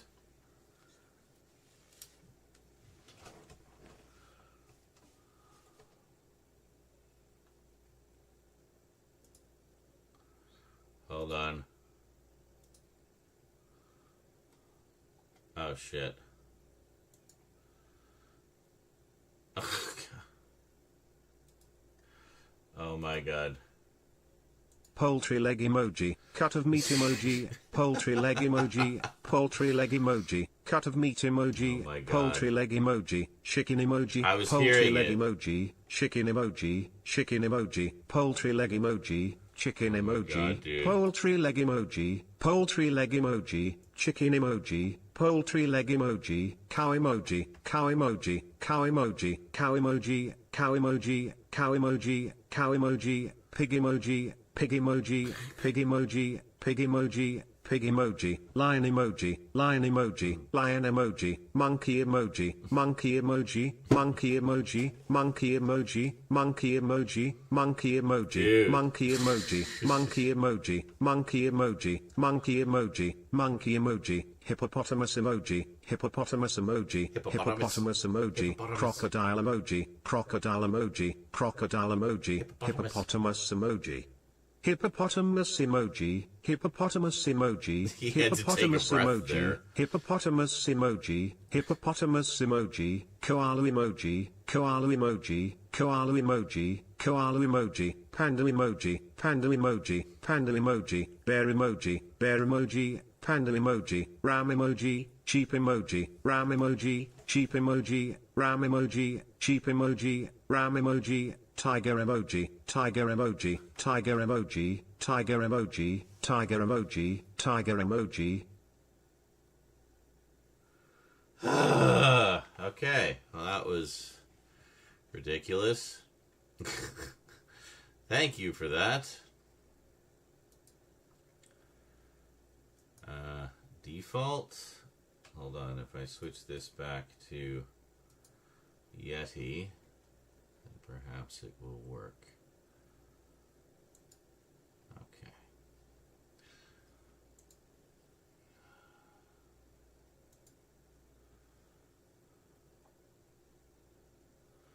What are we doing? Yeah, going in here, in here, in here, in here. Okay, this is the last one we did. No.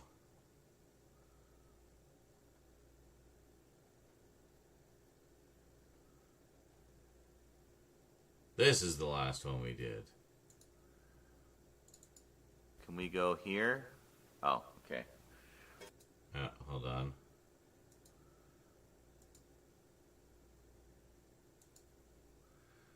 We're recording. Okay, there we go. All right.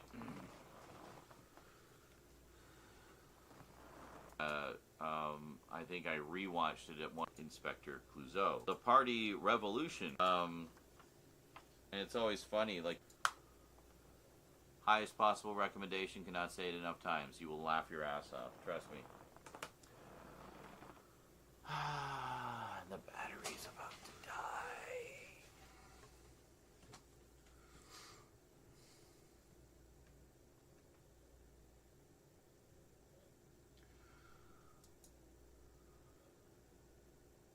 I'm showing that. Yeah, there's really no way. I mean, the only thing I can think of is Lorber packaging. Oh wow, I just bought a bunch of these. Not all of them, but quite a few. The Party. The battery's about. Highest possible recommendation, cannot say it enough times. You will laugh your ass off. Trust me. The battery's about to die.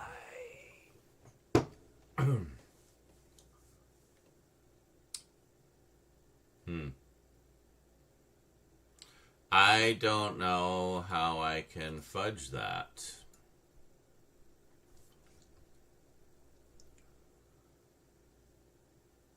Oh. Hold on. If I do a digital zoom... And can long to get The Party on Blu-ray. Anyway, take a quick peek inside. Pretty basic what releases were going at the That's great. Wow. Oh, and a bunch of their horror ones. Look at that. Yeah. No, this is great stuff. Because I might actually do digital zooms in just on that. It's not as good a quality as doing like the proper zoom, but it'll at least give you a bit of a closer look. Anyway, that is The Party. Highest possible recommendation, cannot say it enough times. You will laugh your ass off. Trust me. The bad.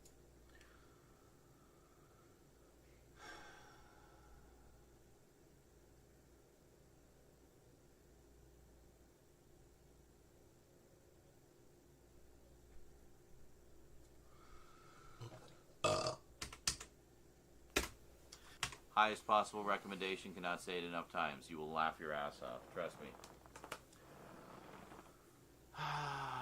The battery's about to die. Cannot say it enough times. You will laugh your ass off. Trust me. Highest possible recommendation, cannot say it enough times. You will laugh your ass off. Trust me. Cannot say it enough times. You will laugh your ass off. Trust me. The battery's about to cannot say it enough times. You will laugh your ass off. Trust me. Recommendation, cannot say it enough times. You will laugh your ass off. Trust me. Highest possible recommendation, cannot say it enough times. You will laugh your ass off. Trust me.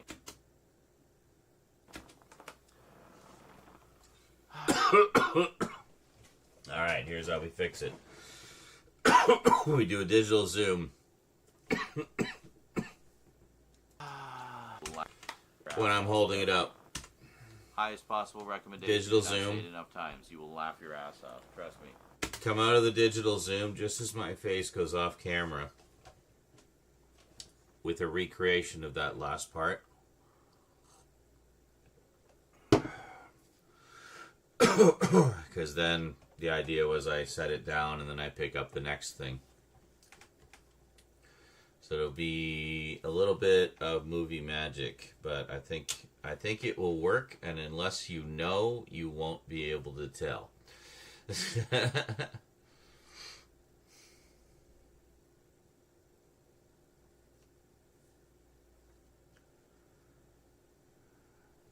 Yes, that's my thinking.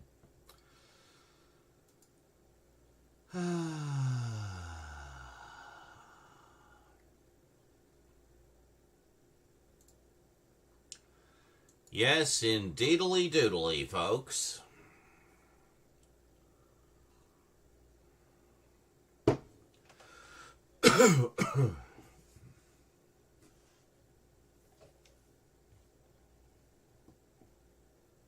Why don't you enjoy some clips while I just go for a smoke? I'll be back shortly, folks. Don't go anywhere. Or do. I don't know. I'm not the boss of you. Enjoy the clips. Any second now. Here they come. There we go. Get me a weapon. Oh!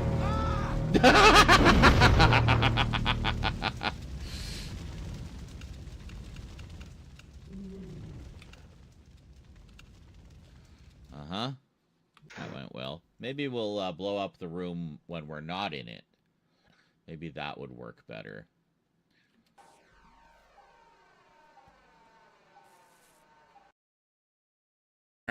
Where are they? He's up underneath the bridge. Oh, there he is, yeah. Yeah. On the arch. Come down, it's come down. Fuck! Oh, I got him! I got him! Yeah, you got it. Nice. He came down to avenge his buddy. And we got each other. Gotta love those mutual elims, eh? It's like, I got you!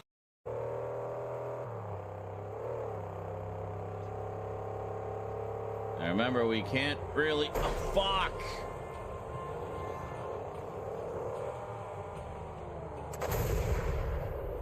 God damn, I missed him.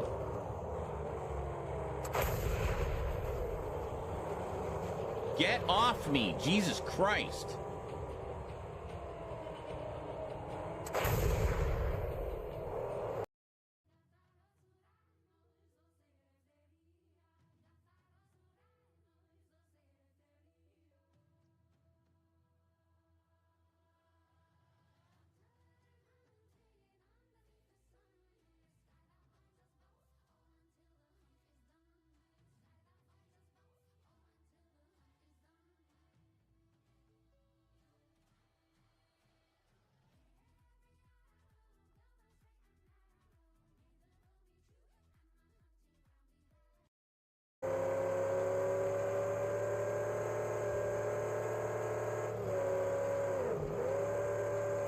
Oh, we be booking.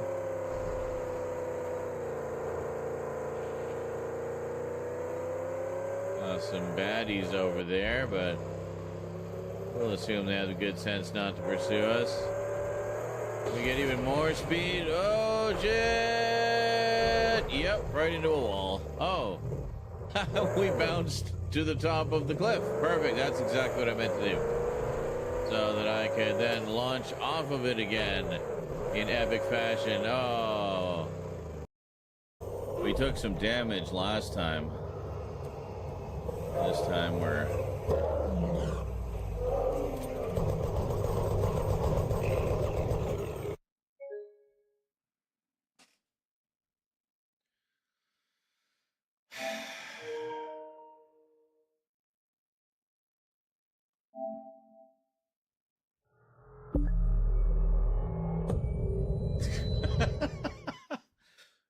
Bethesda.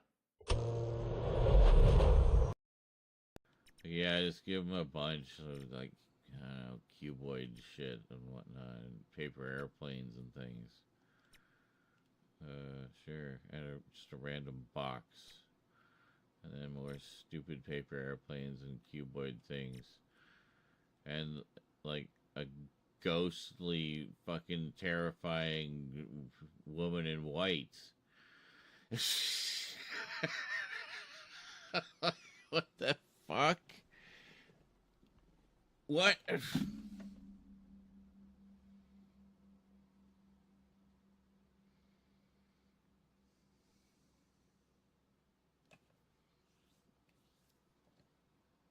And that's where right where we ran out of time.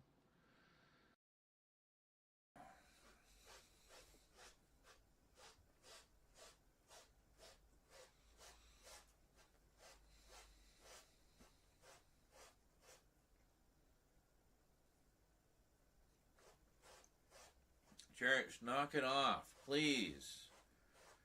You're just like in a loop. Stop. Just stop. Lick your chops, that's fine. That's legit. Licking the cone is stupid. It doesn't do anything! I honestly don't know what's causing it, because, that, I guess? Yeah, there's... Oh, actually, hold on. Well, fuck me. How did cat puke get on the camera? God, just cats puking everywhere. I thought it was Langsford because it disappeared when I would move. No, it was definitely some spooge on the camera. Alright, well, thank you for the dono to inform my stupid idiot ass that there's been a piece of cat vomit impeding your view for the past 2 hours. I don't need their left.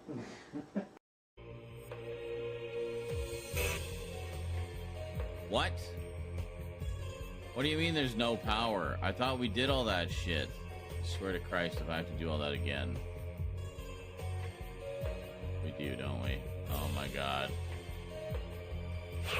Hello, 2002, you asshole.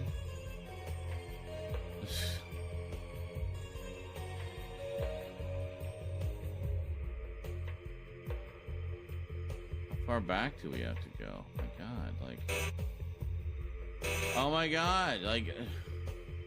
What have I done? I don't know where it put us. Like, where's the damn checkpoint? Entry. Oh my god, there's so many. 8/13/2077, Robco Tech, Kurt Barlow checking in. I've just updated the firmware on the system and enabled learning mode. Primary diagnostics are looking good. The head of the club here, Mr. Wentz, said he wants this thing to be the centerpiece of their group. He wants it to be, wants it connected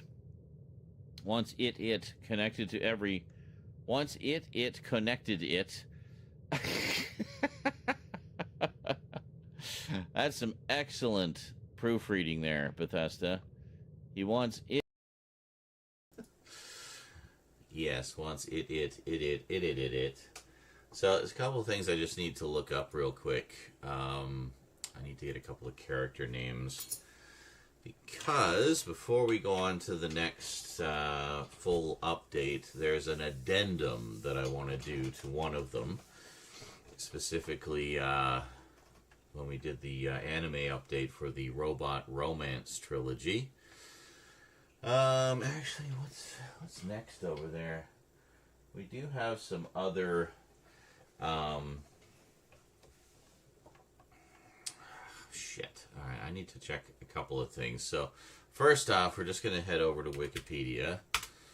Because it's quick and easy and simple. Shogun Warriors. First off, we want the comics. Thank you. And let's just open another Wikipedia over here. We want Battler V. And actually, since I just discovered we've got all of the photos, or all the comic book covers, yeah, we can do, I can do something, yeah.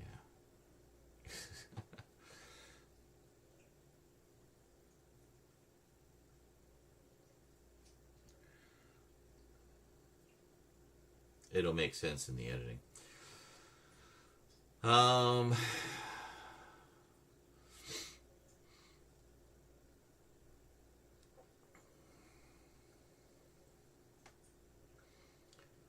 Second season. Oh, there was like 2 seasons of it, I guess. Interesting. So...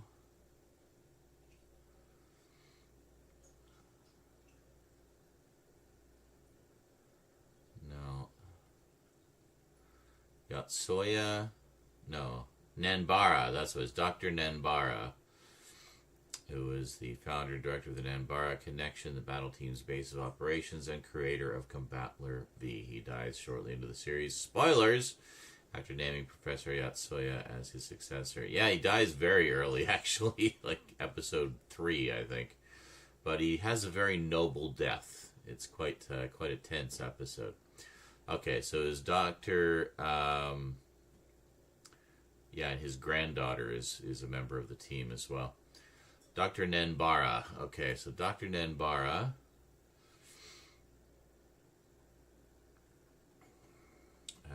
No, we want the story. Okay. Followers of life.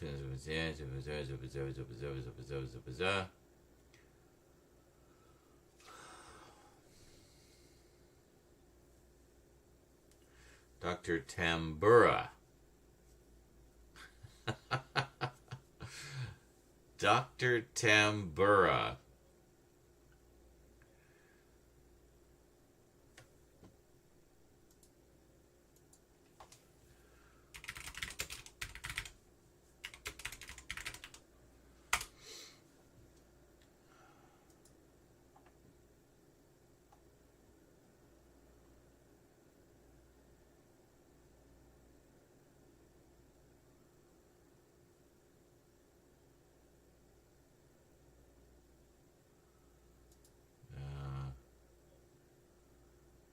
This one. Yeah.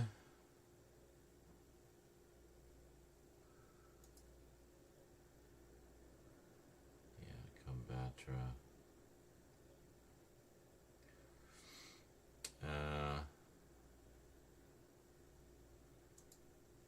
Oh. Hey, nice. Well, let's grab that.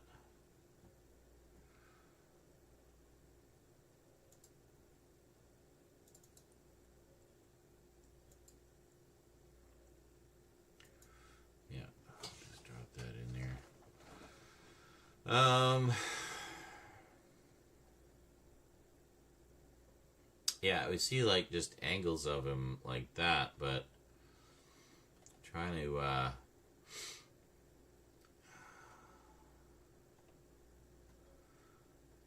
to get like a more of a front view of him.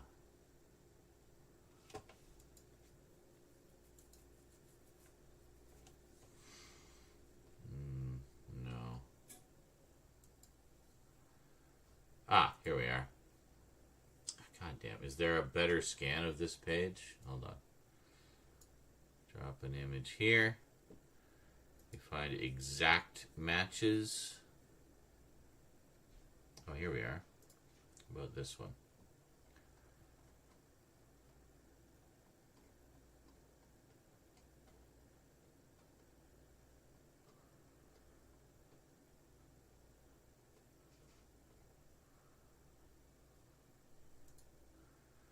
This one, this is pretty good. We'll grab that.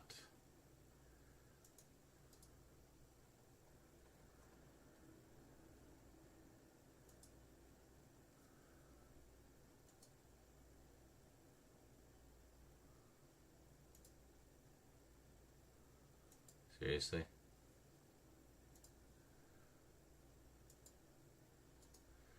Big fucking watermark there. Well, we'll I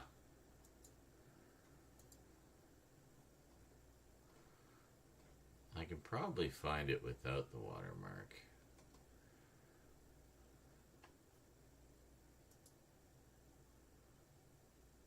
Yeah.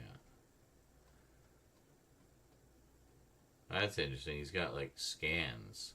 Yeah, I mean there's lots of front views of him. So I'll grab a few here.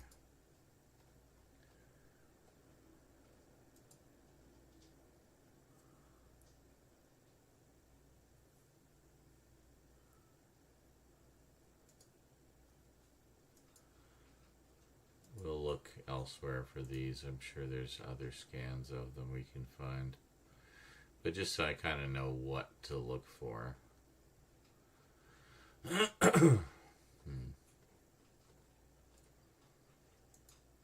It's just like reprint, just scanning the whole damn series, you know.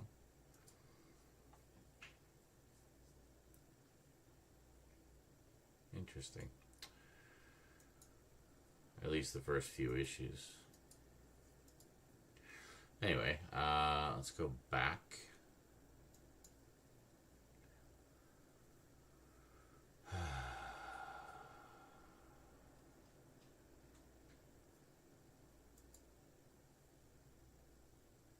Whoa.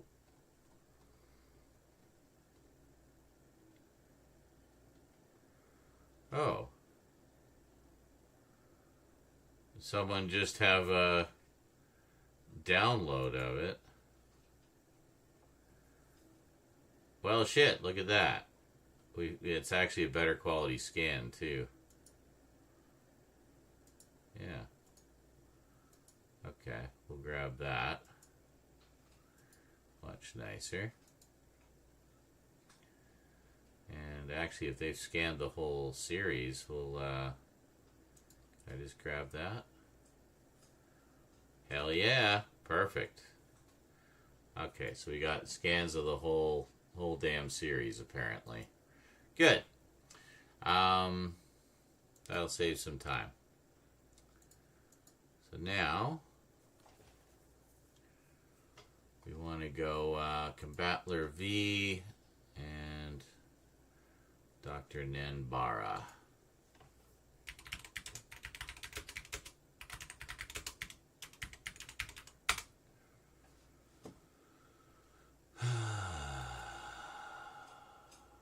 Okay.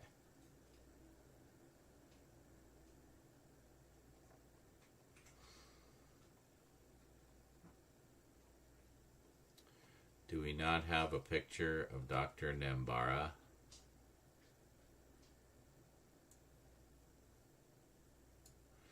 I mean, to be fair, he's only in the first 3 episodes, but yeah, see, it just has the girl, which is his granddaughter and one of the main characters. Quite cute. There we go.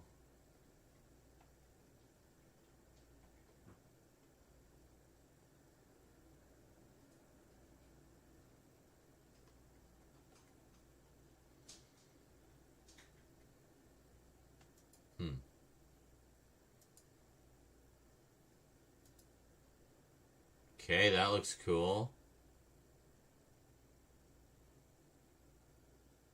Has Combattler V and the base. That's pretty neat. I think this is the one that she pilots.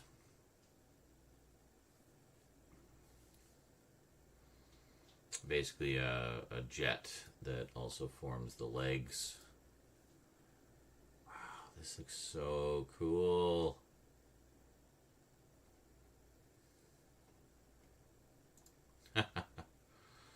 Oh yeah, and this goofy robot character. Yeah, it's pretty cool. Anyway,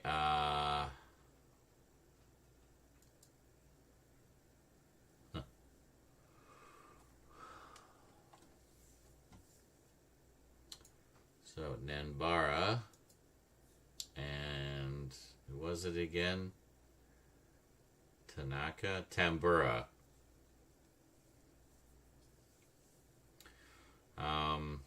Yeah, I guess I'll have to go through the show. And I ripped it recently to watch it. No, where is it? Here. See, a bunch of Blu-rays I ripped to watch. Okay, so hold on a second here. Just pause.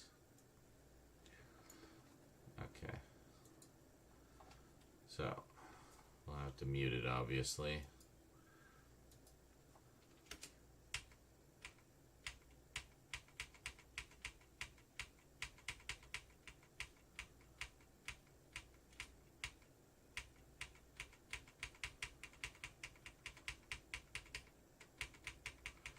This is all the team being recruited.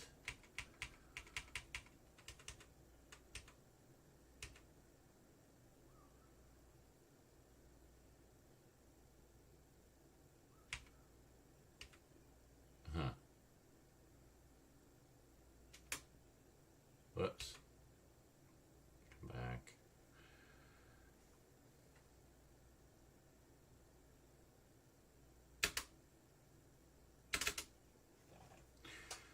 So we'll just grab a few stills here.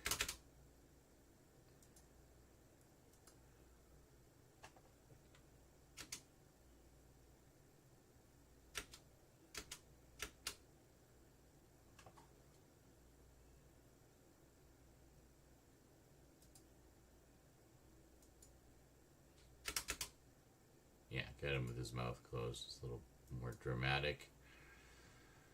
So, yeah, he looks a lot like the other guy.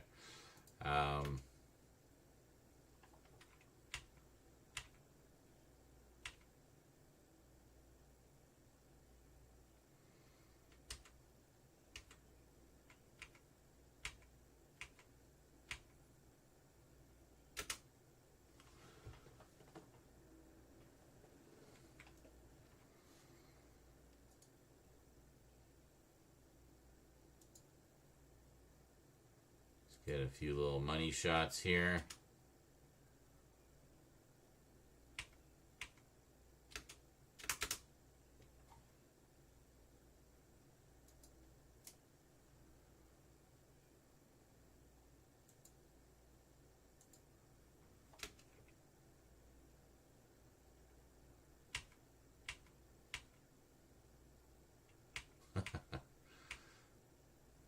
Too much fun.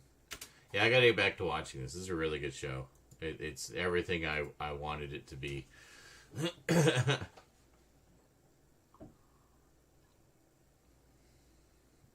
Hey, welcome, Thomas. Well, we got a pretty good update done. The last of the sort of dramatic ones.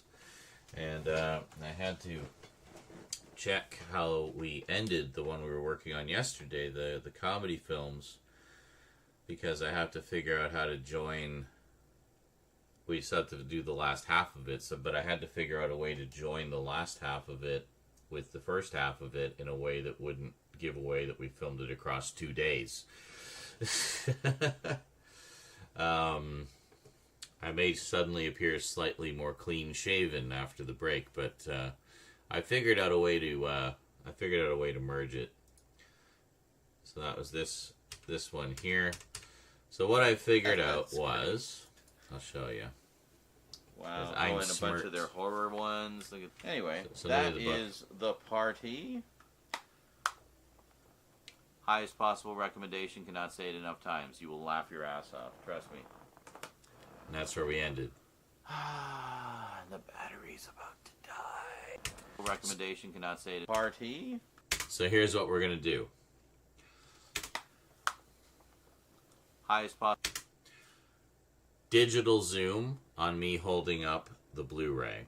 See, what we need to do is we need to kind of hide. I can't just do a hard cut to another shot, because then it'll be obvious. The lighting will be slightly different. The position of the camera will be slightly different, even though I kept it in the same position where we left it last night. But had to change the battery, had to adjust the focus. I think the music stand moved slightly. All that stuff. So the shots wouldn't match, is the point. So we have to hide the join between the two shots. I can't switch to an insert shot because there isn't a Blu-ray on the music stand at this point. I literally finished that segment and was about to go into the next one, and then the battery was dying. So we're going to do a digital zoom on that.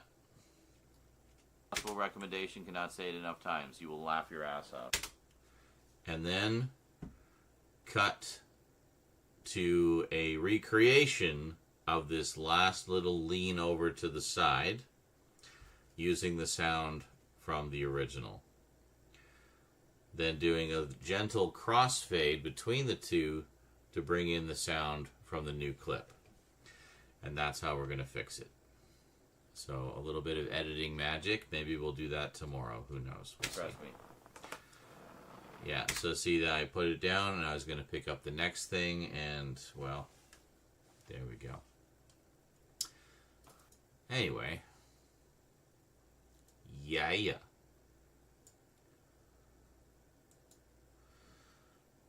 So we figured out the solution to a problem. I'm about to film a little addendum to my Combattler V update. So I gotta remember who the fuck, what is the name? I'm just gonna write them down and make them big. Hold on.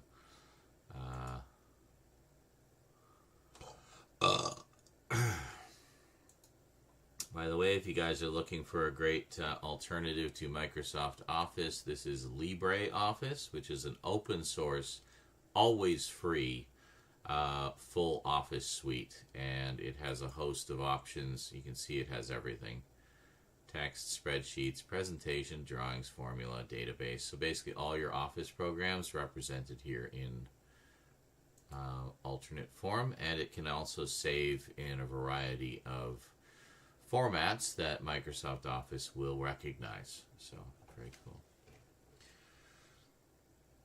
Oh, you just went and watched it now? Watched Enter the Dragon? Nice. Yeah, that's an all-time great, apparently. So it's definitely one that I need to see. So Shogun Warriors.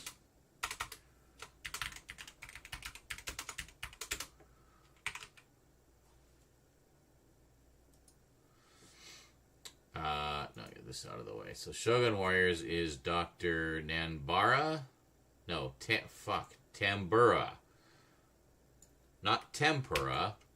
That's a sauce you cook with. Or no, it's a form of batter. Tempura batter. Yeah, so that's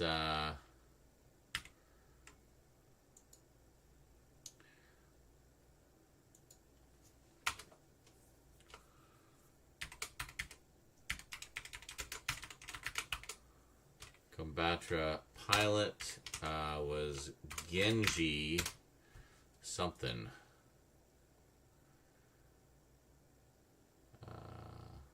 Genji Odashu, that's who it was.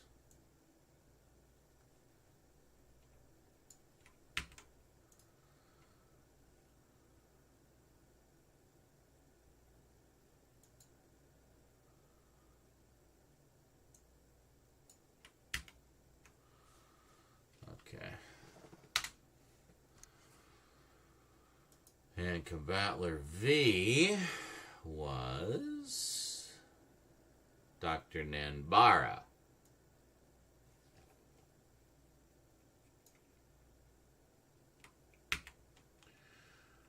Curious if the Arrow-related Bruce Lee movies were linked in any way, and they don't seem to be. No, I don't think they are. I think most of them are just standalones.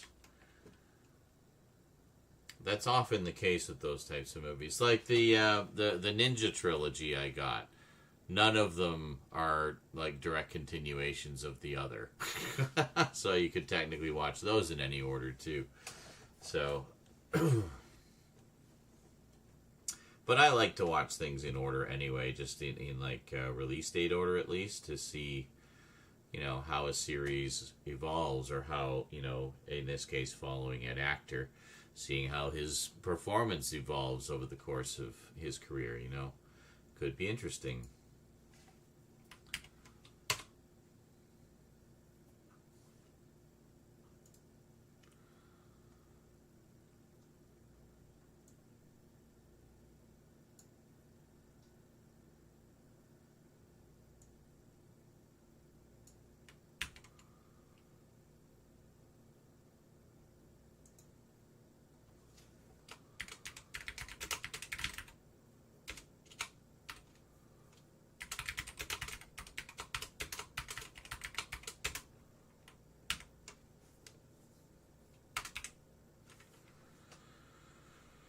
Okay. So both have female pilots. And very similar named and appearing Doctor characters. I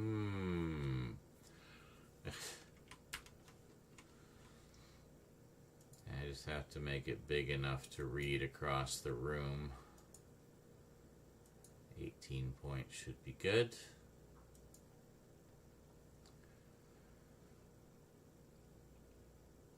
John Saxon is basically like Ken from Street Fighter, eh? That's cool.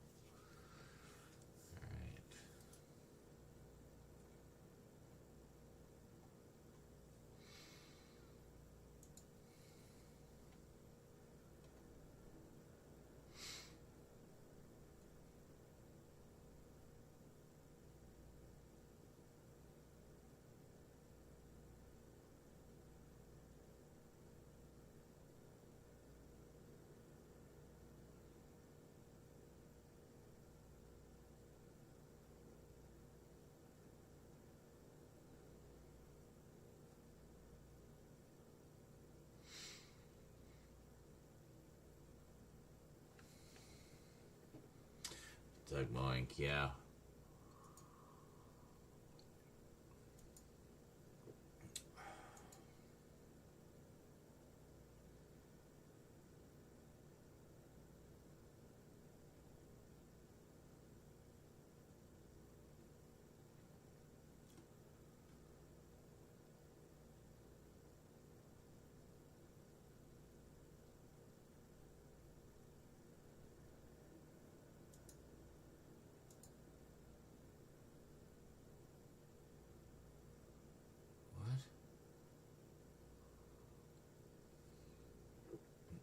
God, I have no idea what.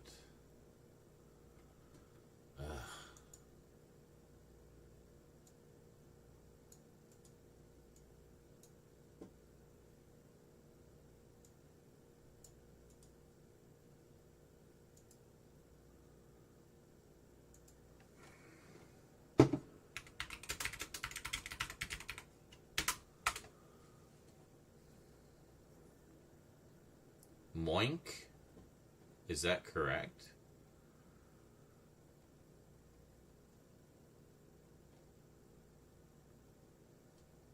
Mensch or Monk? I've seen people claim both. Well, there's an audio interview here. Empower your students to be more authentic. Oh, shut up.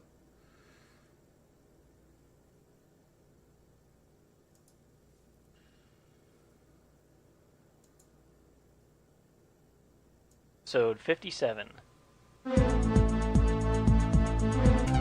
Brian Deemer. I'm Shane Kelly. I'm Scott. I'm Kevin Moyer. I'm Jamie D. I'm Peter Rios. We are sexy bitches. How many frickin' people are in this podcast? Jesus. And welcome to the show. So before we start our show, we're going to remind everyone about the contest. Got Tomorrow's Publishing. Line, i.e. Lee Laundromat.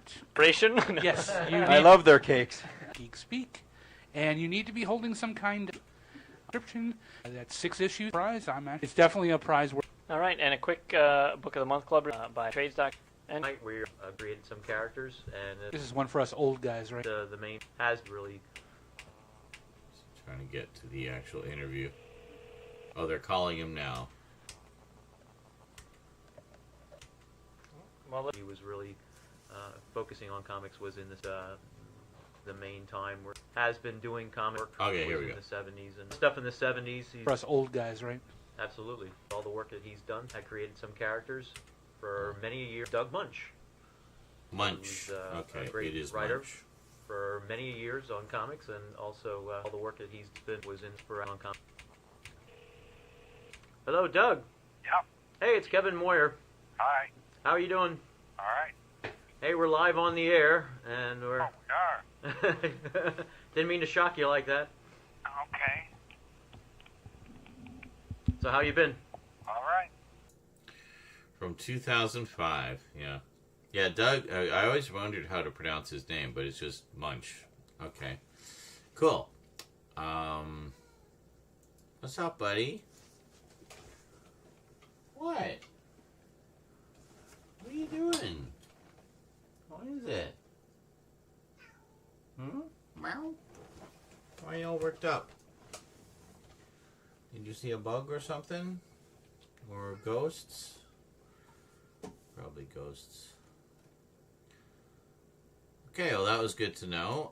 Yeah, Doug, now I know how to pronounce it. Doug Munch is definitely one of like the writers of the 70s, especially like Marvel Comics. Okay, Trimpy, I was right on that. Everybody says Trimp, but actually you do pronounce the E in this case, so it's Trimpy. So that's how Marie Severin always told people how to pronounce Herb's last name. So it's Doug Munch and Herb Trimpy. All right. Yes, Doug Munch. It's an odd name, but incredible comics writer. He wrote, he wrote Shogun Warriors. That's why I was looking it up. He also wrote Werewolf by Night. Wrote a good chunk of Moon Knight, I believe. Yeah, he's done a lot. And Herb Trimpe, he was around since the dawn of Marvel. He actually drew a lot of the early Hulk comics and all kinds of stuff. And then, yeah, so I guess my introduction to him was Shogun Warriors. So, and the art in Shogun Warriors is great. It's very reminiscent of Jack Kirby and stuff like that. So, yeah, pretty cool. What? Why are you suddenly being all whiny? What do you want? Wow. He's usually so quiet, but like he randomly gets really gabby and just like needy and starts meowing his head off. No idea why. And sometimes he just wants to announce that he pooped. So, Doug Munch.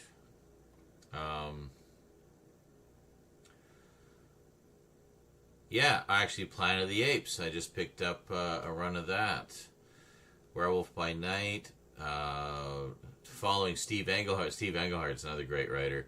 On Master of Kung Fu. Did some Deathlock. Joined with George Perez to do the Inhumans. And Weird World. Yeah. Oh, with art by Mike Plug. He was another legend of the 70s. Wrote for Rampaging Hulk. Wrote the entire runs of Godzilla and Shogun Warriors. Did, yeah, 6 from Sirius. That's a great series from Marvel's Epic Comics line. 2 6-issue series with artwork by Paul Gulacy. Just incredible, beautiful painted artwork and a terrific sort of almost Blake Seven style story.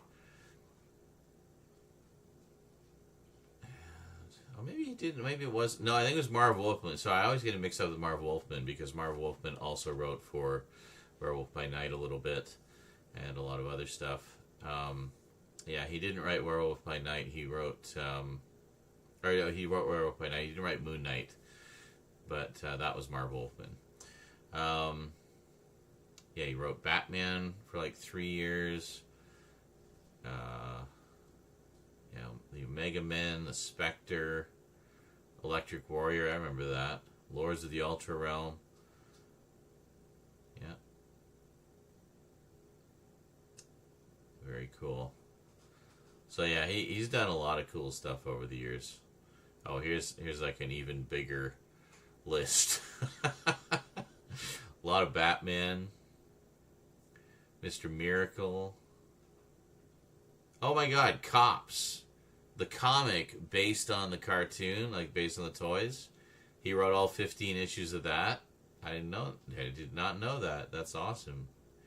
I need to sit down and properly read those. I don't think I've actually read all of them. Marvel, like a whole bunch of stuff. Toxic Avenger, did a Toxic Avenger comic.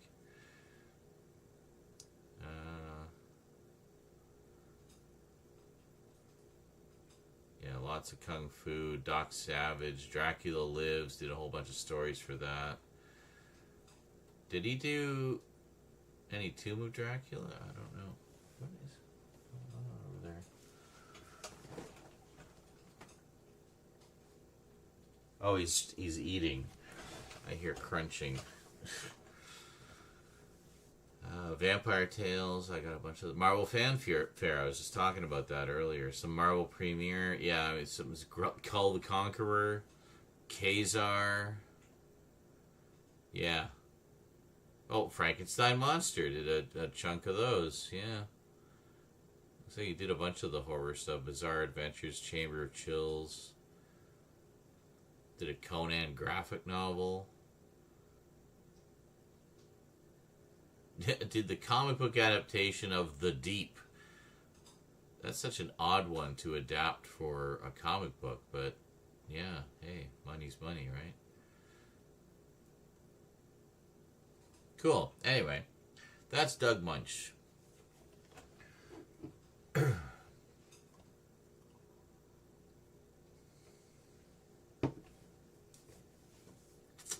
So I was trying to determine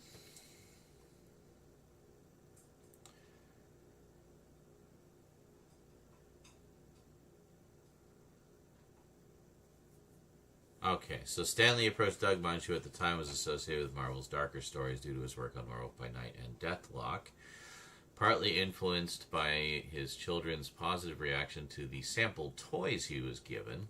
Munch accepted as a change of pace.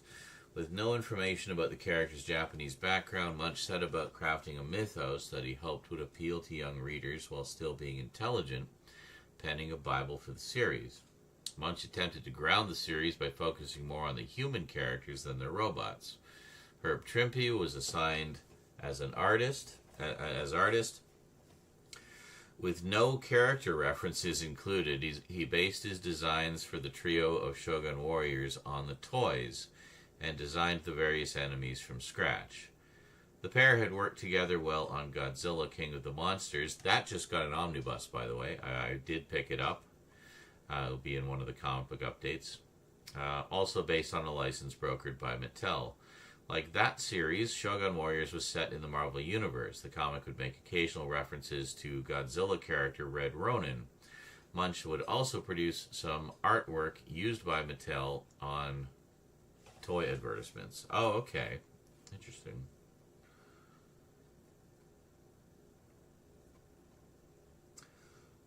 So, nothing there about ever having seen any of the Japanese stuff. But, yeah, Brave Raideen, that's another one that we don't have any official release of. But there, well, that's a great picture. Seriously? Come on.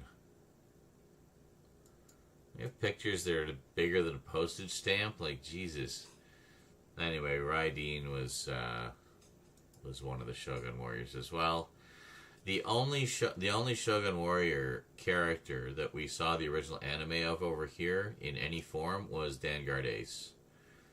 Of the three in the comics, that is. There were a few others as well, but yeah, Vanguard Ace was the only one. So I thought it was cool to see one of the Shogun Warriors in action in Force 5, but in the Vanguard Ace segments. But you know, I thought, well, why isn't there shows for Raiden and Combatra? Like, what's the deal? Little did I know there was. They just hadn't been licensed for North America, so that was it.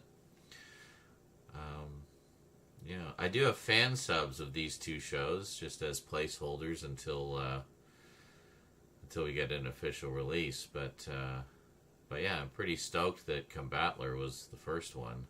Well, I guess the second one because they did Guy King as well. But that we got that and all its sequels, which is great. Because Combatra was one of my favorite Shogun Warriors anyway, so.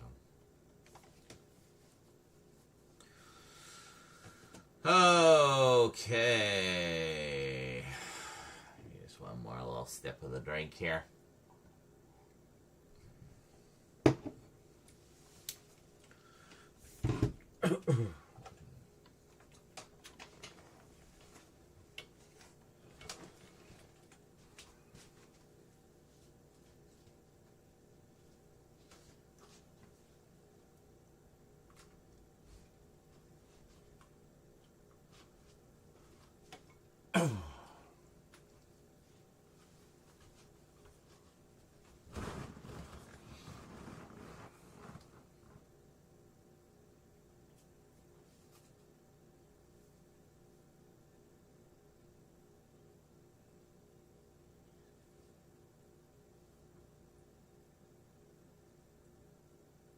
Wait! Don't go yet. Not quite done. Okay. I couldn't leave it hanging the way it was. Plus, I was really dying to watch this. Because, as I mentioned, huge Shogun Warriors fan, and Combatra was one of my favorites of the Shogun Warriors. I had at least the... So, you know, I've been thinking a lot about Shogun Warriors lately, obviously from some of my recent anime updates. But, yeah, so I couldn't wait to jump in and check this out because I'd never seen it before. Like, one of my favorite Shogun Warriors starring in his own anime, you know? So, I had to at least check out a few episodes and get back to you. So I've watched about the first 5 episodes of Combatler V since filming that update. And, boy, I gotta say, it is basically everything I wanted it to be, honestly. So definitely true in terms of the philosophy of the robot romance idea, putting more emphasis on the human relationships and the human characters, and you know, giving us lots of slam bang robot action for sure, but also really focusing on the human characters and developing those relationships. I mean, quite early on, we already have like sort of a friendly rivalry or not so friendly rivalry developing between 2 of the main team members.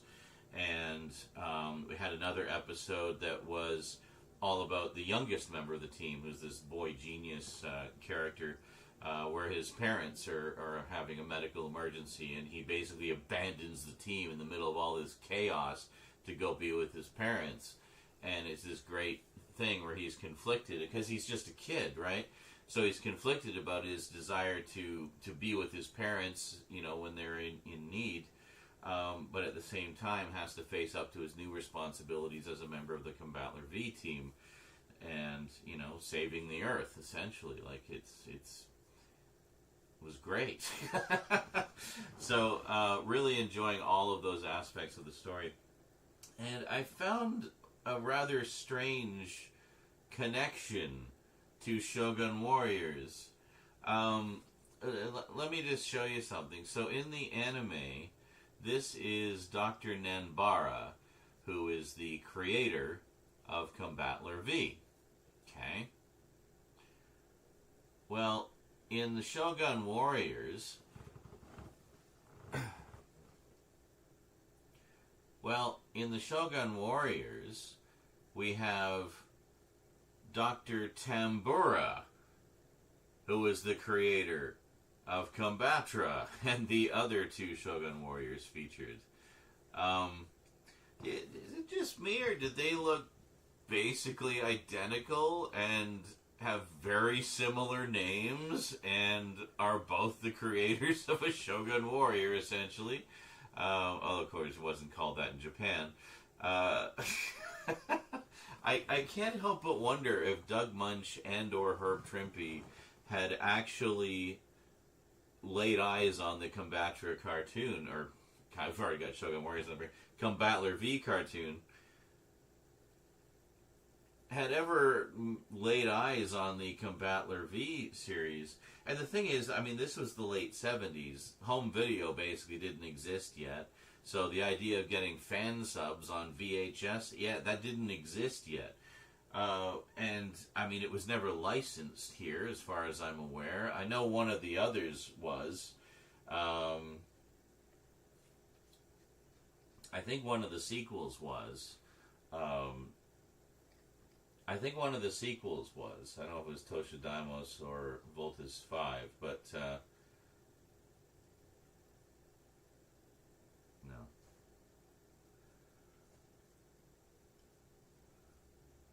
But, yeah, I mean, it was never licensed for North America, so they couldn't have seen the show on any official channels. And I was going to say, did someone send them tapes? What did I just say? Like, yeah, VHS wasn't really a thing yet. I mean, it existed, but, I mean, it wasn't that widespread at the time. So, maybe some photos? Maybe some photo references? I don't know. But the other thing is, Combatra figures very heavily in the series. I mean, here, let's just quickly blow through the covers for all 20 issues of Shogun Warriors. And you can see for yourself. I mean, look how many times Combatra is front and center, and often saving the day, while all the other Shoguns are just, like, incapacitated. Yeah, kind of interesting. I can't help but...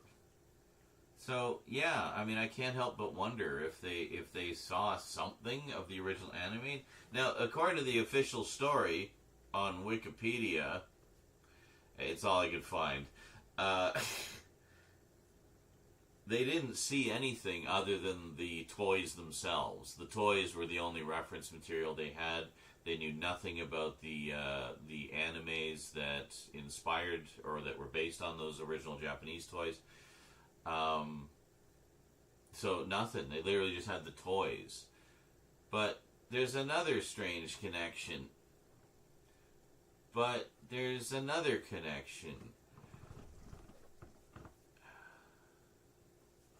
I gotta move this over, because I need to be able to just glance over surreptitiously and sneakily. There we go. That should be a little better.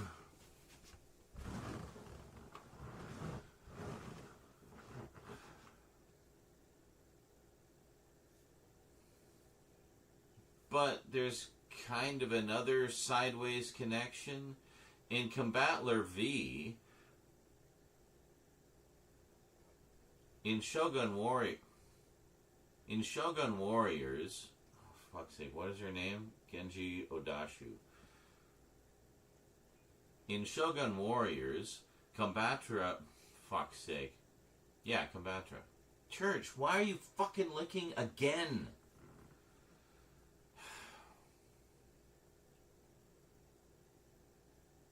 In Shogun Warrior... Church, stop! Psst!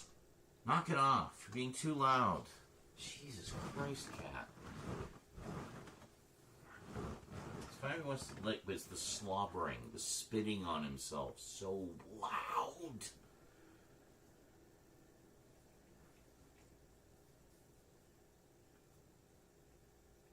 Church, psst!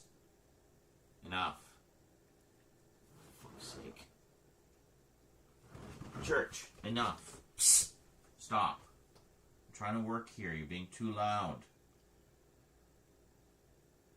Stop.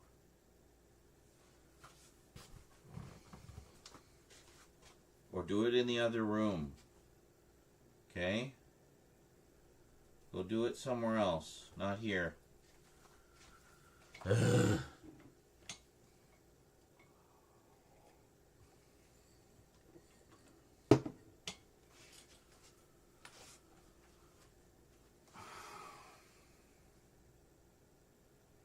Church. Come on. Do it somewhere else. Come on. You're being too noisy. Yeah, I know. You're gonna go, buddy. Where you go? Yeah. Go over there somewhere. Thank you.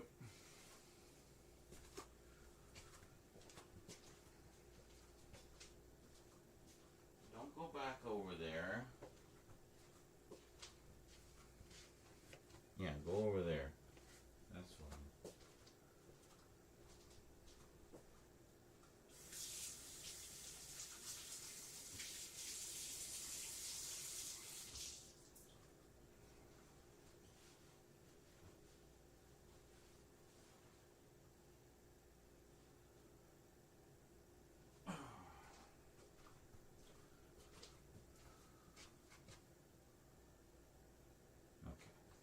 He just went into my room. That's fine. That's far away. I won't hear him there. And it was fine when he was just licking, but when he started like spitting and slobbering, he's just so loud. So, yeah, you have to do that somewhere else. Come on.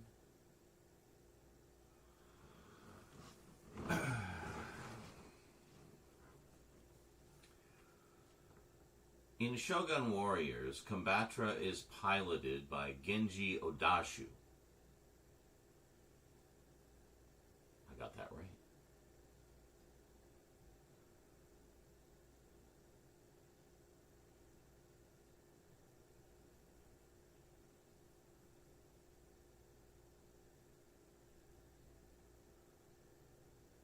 Fuck, this is such a mouthful.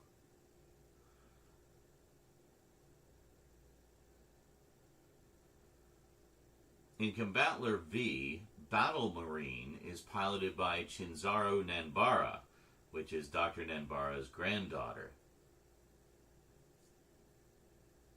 Chizuru.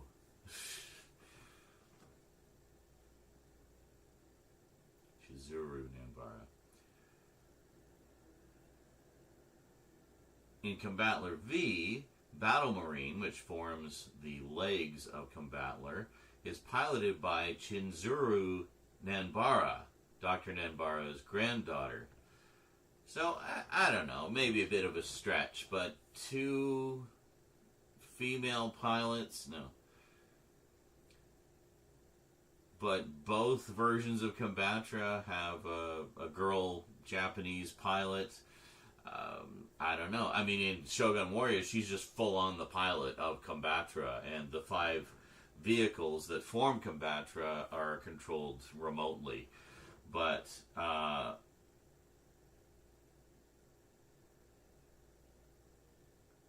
in Combattler V, there are 5 piloted vehicles, so it's a little different. But again, I guess that's because they only had the toys to go by. But I don't know. I just found it kind of funny. Like, as I was watching, I've always thought of this as, you know, a Shogun Warriors show because it featured, you know, the basis for one of my favorite Shogun Warriors. So what do I see in, like, the first episode? This guy. I'm like, is this literally a Shogun Warriors show? Like, what's going on here? But no, of course it wasn't. That was where the similarities ended. But I don't know. Maybe I'm reading too much into it. Maybe it was just something in the mass consciousness was bespectacled, gray-haired, big, you know, mustached dude. Now, hold on. Who's the actor?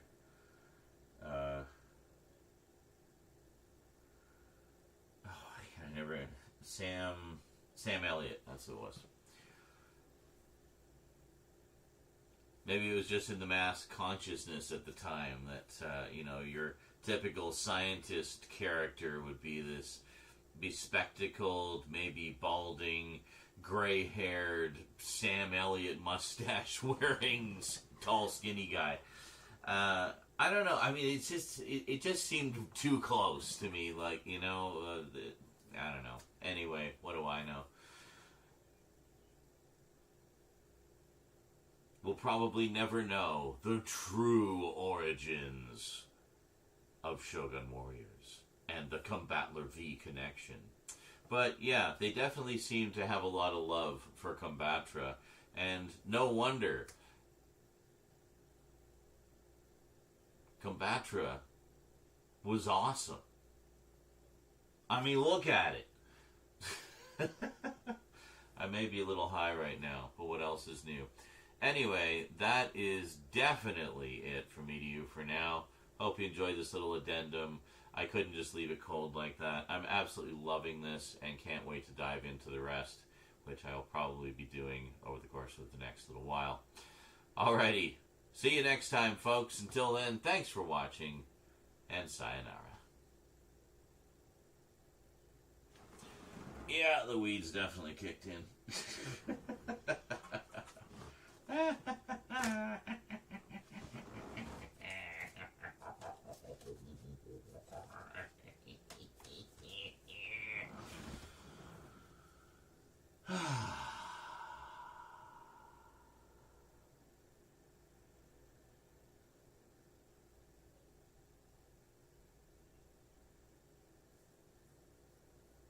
Chizuru.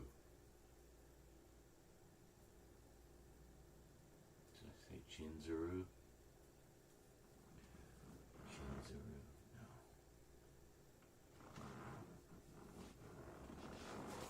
Fuck. About there.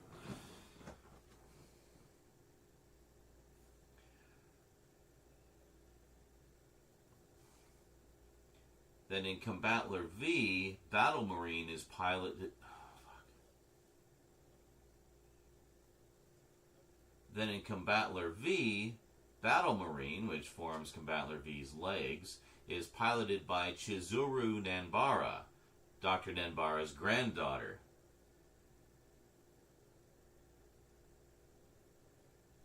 I realized I misspelled or mispronounced her name again. I think I said Chinzuru instead of Chizuru. It was Chizuru. I don't know. Whatever.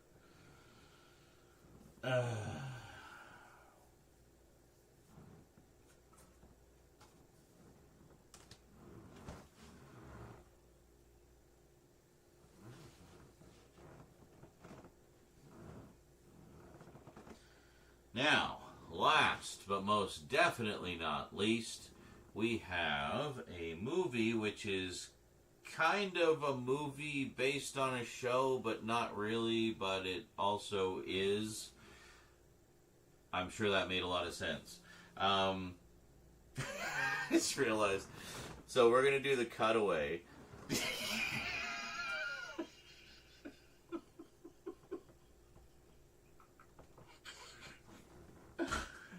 So doing this as an addendum to the one we filmed yesterday, right?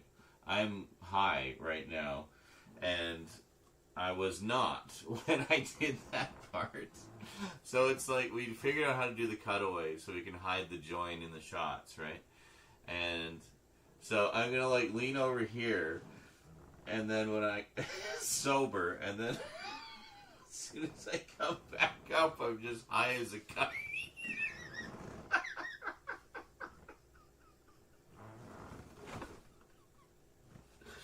They'll never notice.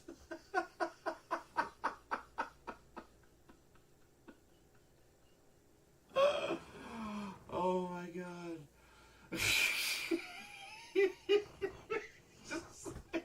It's like a cartoon effect. Like, lean off screen, come back in, you're just like, hey, how's it going? Oh my god. Why did it all have to kick in right now? I literally just took a little because I was on edge. And, wow. I clearly mixed my drinks a little too strong, I think. Holy shit.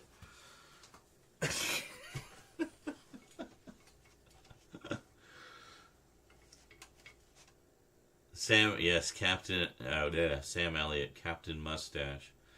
Weed has definitely kicked in. Well, it just occurred to me as I leaned over, it's like, wait a minute, I'm really high right now. I was not high when I started this. But, leans to the side, hit the bong. That's right, the off-screen bong. Maybe I should have a bong sound effect. When I lean off the screen. Oh my god.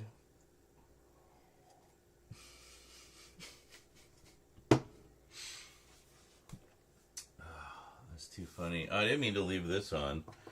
There we go. Just so you could see how I was mispronouncing everything. That whole fucking segment was like, how do I pronounce the writer's name? How do I pronounce the artist's name? What are all these character names? Like, God, having to remember all that shit was just crazy. Anyway, that'll be a fun little segment where my weed literally kicked in the middle of it. As sure as I realized I started to get really rambly towards the end. Like, okay, this is supposed to be like a 2-minute add-on, not like a frickin' second video. But, oh my god. It's the only way to match it up. Pretty much, yeah. And we just won't even call any attention to it either. We'll just, just like, see if people notice. If they do, they do. If they don't, they don't. Oh my god. Am I still recording? Oh shit. Yeah, hold on. We're gonna do that over. Well, got some nice behind the scenes footage there. I'm like taking more sips. Like that's like only half my drink. Like I have this much left. I mean, it is a pint to be fair, but that's crazy.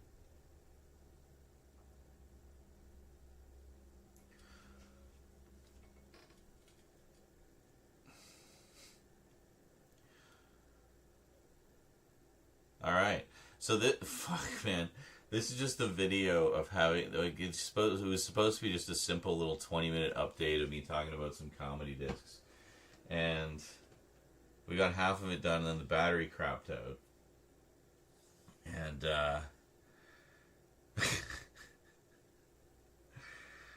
we already used up the other battery doing the other video.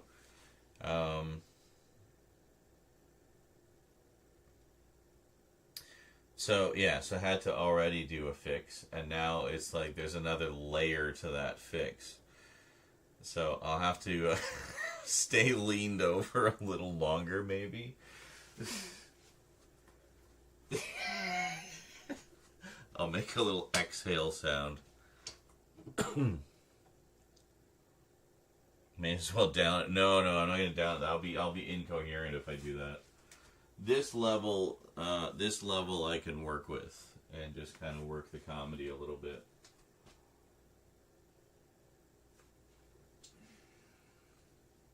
All right.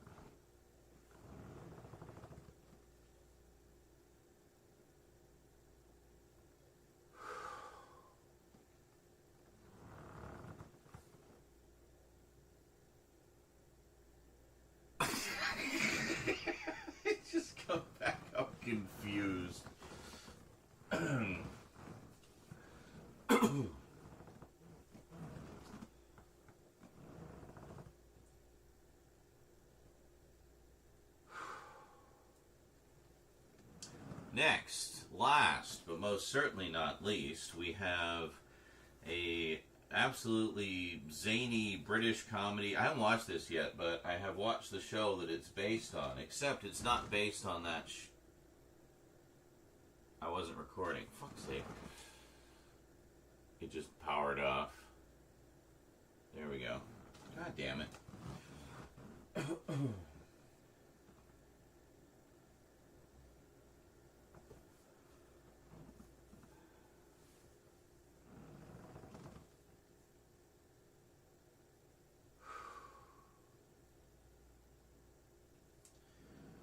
All right. Last, but most certainly not least, we have I haven't actually watched this yet, but this is a movie, a British comedy, based on a very popular TV show, which I absolutely love, except it's not actually based on that show. But it is. But it isn't. But it really is. But it kind of isn't, but come on, it is. What else could I be talking about except Guest House Paradiso with Rick Mayall and Adrian Edmondson, portraying the characters of Richie,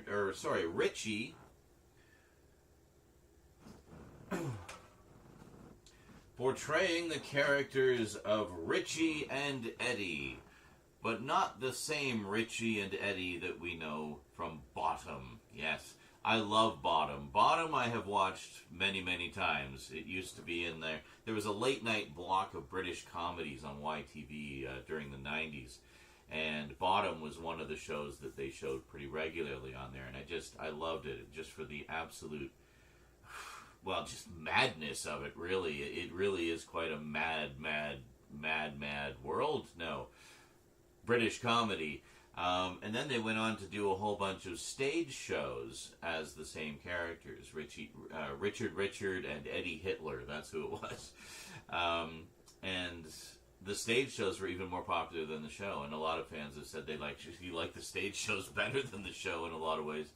But, yeah, there's still quite a lot of it I need to see. I'm pretty sure I've seen all of the show, because I used to watch it all the time on YTV.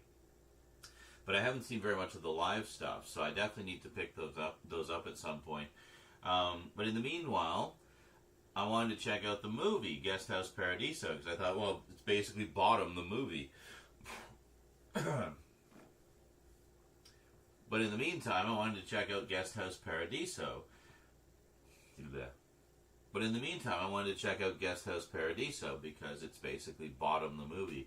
It's kind of like, imagine Bottom mixed with Faulty Towers. That's basically what this is. They run a hotel, and, madcap, zany insanity ensues, as only Rick Mayall and Adrian Edmondson can bring you. So let's flip it around here, and oh, look, good old indicator, not putting any kind of description whatsoever of the film on there. Well, you know what? Normally I would go to the website and read the description off the website, but I'm not going to bother this time, because I think I gave a perfectly good description just in the previous bit there. Yeah, that's right. Take that, indicator. I still love you, don't worry. But let's take a look at the special features.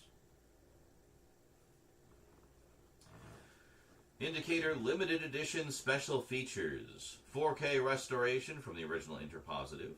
Original 5.1 surround sound and stereo audio tracks.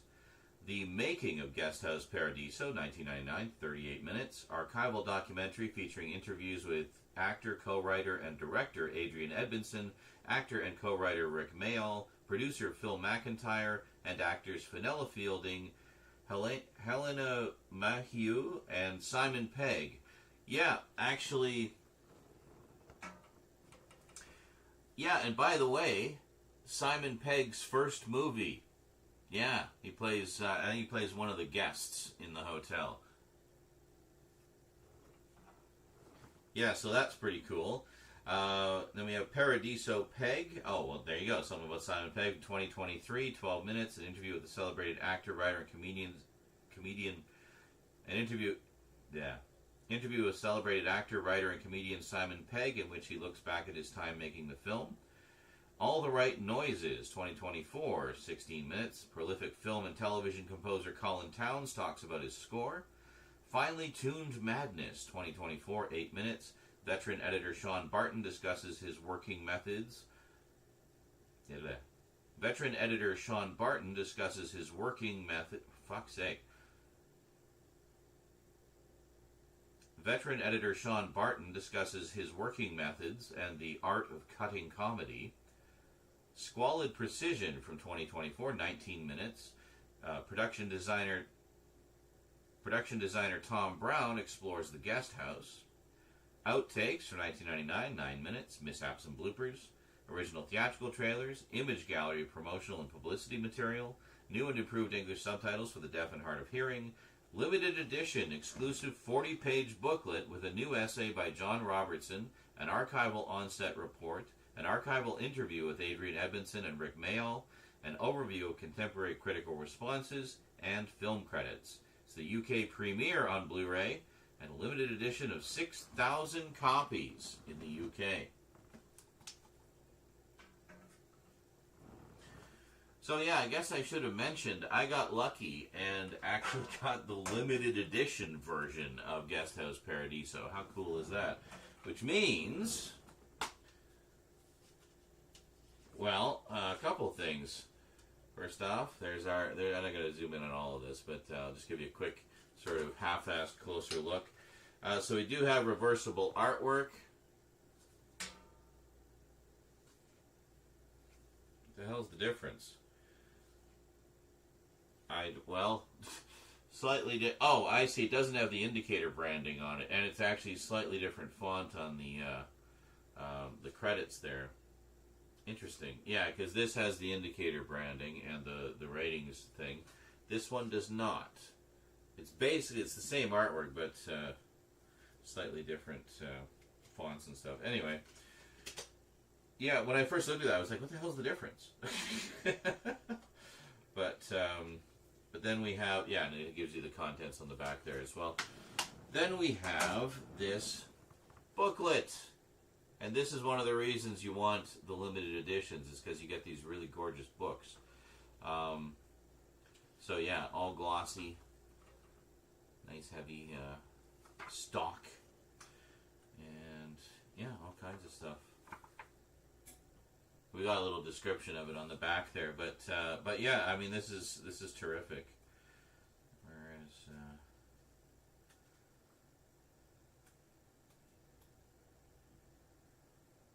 Whereas, yes, Hotel du Crap.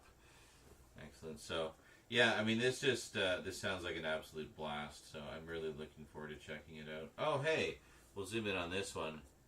Young Simon Pegg. Check that out. Yeah. Strapping young buck. But, yeah, I mean, this is just fantastic. I love just how, I mean, just everything they do, they give the deluxe treatment, you know. That's the boutique labels, man, doing it right. But you got to be quick to grab these special editions, because ones like this especially just fly out the door. But I mean, limited to 6,000. That's pretty good, pretty good. So yeah. So there you go. Guest House Paradiso, and oh, I actually do have one more, which is also the last one, and our third film. We have Guest House Paradiso. Yes, I bought it twice. Two completely different limited editions from two completely different companies. Got the limited edition from Indicator and got the limited edition from Vinegar Syndrome, and managed to get the slipcover and everything. So I lucked out on both. So for this movie I've never seen and really hope I like, I've got the best editions ever put out, basically. So why did I get both of them? Well, I mean, different covers, obviously. Cool slipcover, cool booklet, you know. And they're comparing the extras between the two. There are some differences. So let's check this version out. So this is the limited edition slipcover. I gather there's a rather impressive, like, vomit scene in this, because that seems to be the design they went for with the slipcover. Another bloody customer. I mean, that alone sounds like something Basil Fawlty would say, you know. So let's pop it out of the slipcover here, and oh, look at that. That looks familiar. I'm guessing this was one of the movie posters. Just, you know, Richie tormenting Eddie, as always. And if we flip it around, now we can see what all is. Now we can actually get a description of the movie. Imagine that. And some...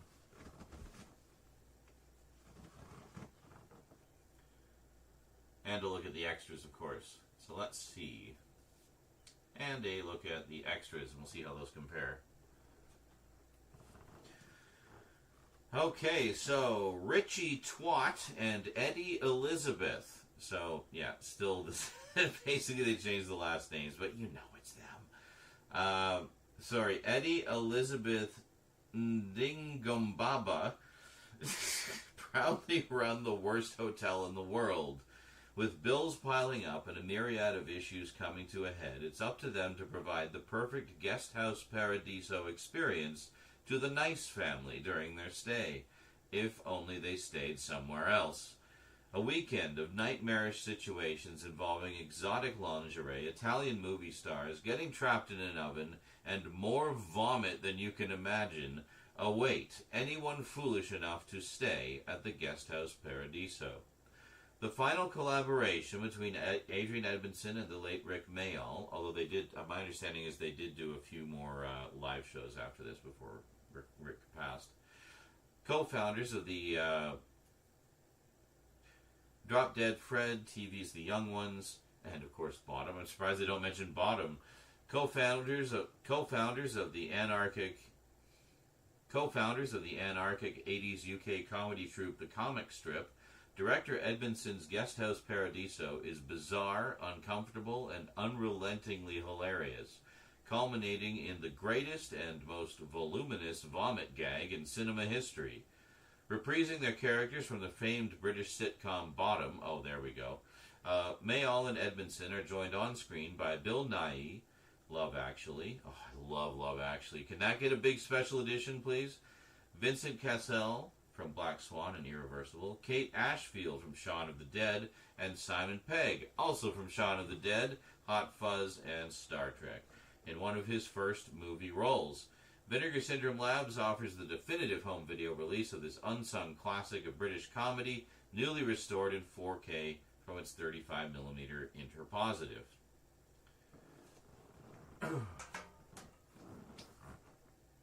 Here, look at me again. That was a long time to be staring at the back of the case. I'm sorry. So, a little change of scenery for you. All right. And now back there so we can look at the extras.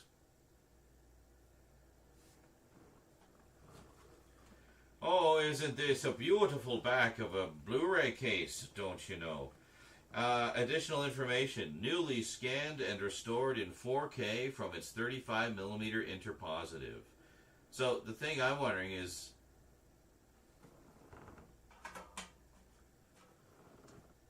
does that mean it's a different transfer than the other one? Newly scanned in 4K. What was this one? 4K restoration from the original interpositive. Okay. So who did it? Who did it first? Who did the scan? Was it?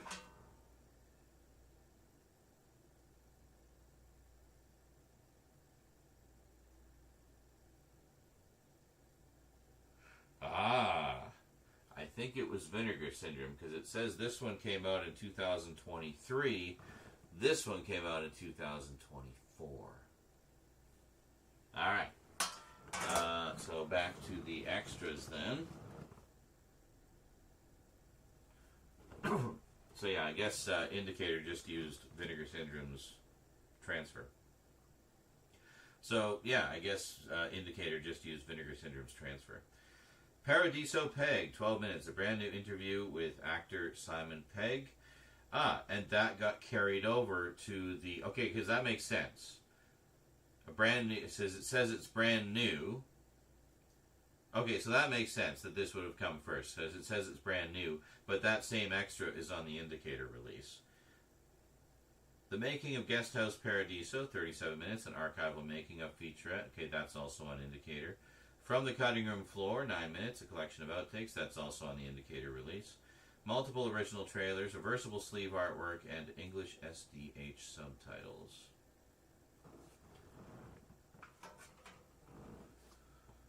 Alright, yeah, so it seems like the indicator release essentially just kind of ported over everything from the Vinegar Syndrome release and added some additional featurettes of their own. So, yeah, that's why I got both of them, because, well, this is the first use of that transfer as near as we know. The indicator one has additional extras and the booklet. So if we look at inside this one, yeah, no booklet or anything. It's really not much to write home about once you get past the slipcover. But you do have the vomit-focused artwork if you missed out on the slipcover, so you can at least enjoy all that voluminous vomit. Very nice. And I notice, like, this is just the wonderful attention to detail of Vinegar Syndrome. So on the vomit side, they even made, like, the colored text green. On this side, which is the regular movie poster side, all the colored text is yellow to match, right? So, nice. Nice attention to detail, Vinegar Syndrome. Appreciate that.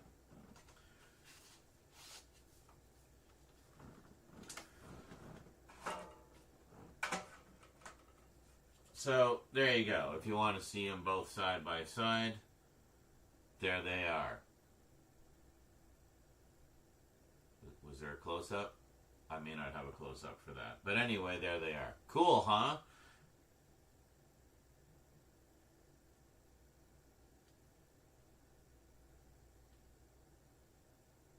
Yeah, I can cheat and do a digital zoom. Doesn't look as good, though, does it? No, not really. I usually move the camera up and do proper close-ups. Oh, sorry, I didn't mean to just, like, walk out of the video. I'm just going to go check something. I'll be right back.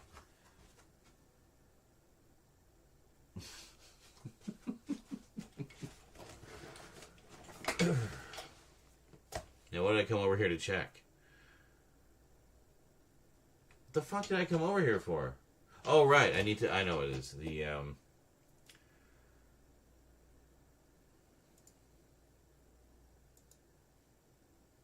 was it here? No, it was the, insert shots, yeah.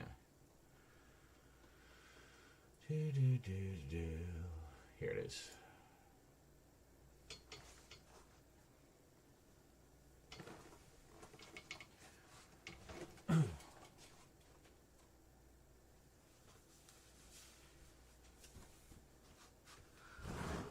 Okay, sorry. I have to do this. And what is it? Okay. This. And this. So why do I have to do them like that? Well, because...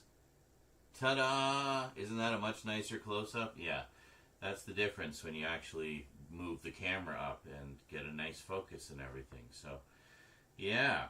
See, I'll let you in on a little behind-the-scenes secret. That shot you just saw was filmed, like, weeks ago.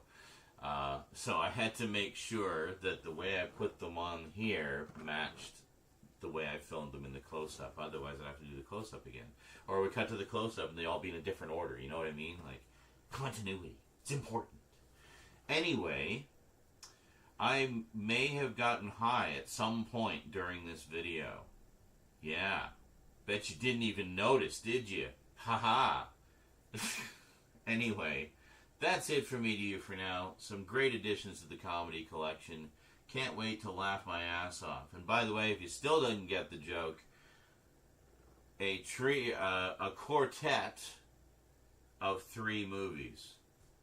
Right? Because this is the same movie. Quartet of 3 movies. If you still don't get it, I can't help you. I'm sorry. Read a book or something. Good luck. I wish you all the best. Anyway, for everyone else, whether you got it or not, thank you. Thank you for watching, and I will see you next time. Until then, thank you for watching, and I'll see you next time. Until then, what am I saying wrong there? That's it for me to you for now. So until next time, thanks for watching, and sayonara.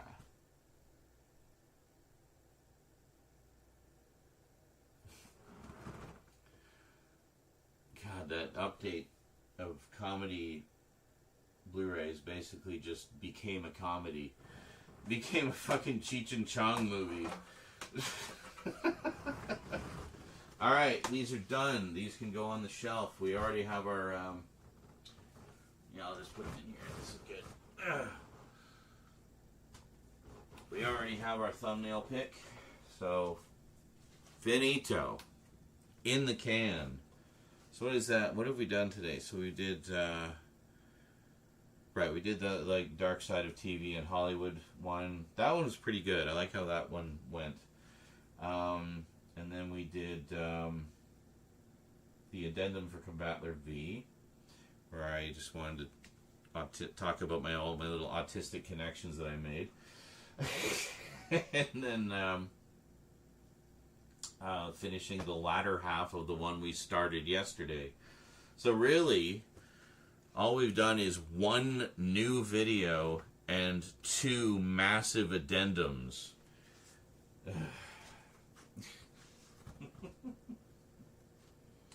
But on the plus side, it meant we could get those things off the floor and onto the shelf.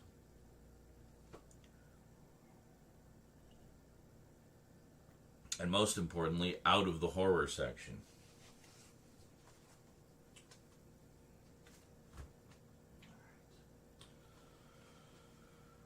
Come back to love thee.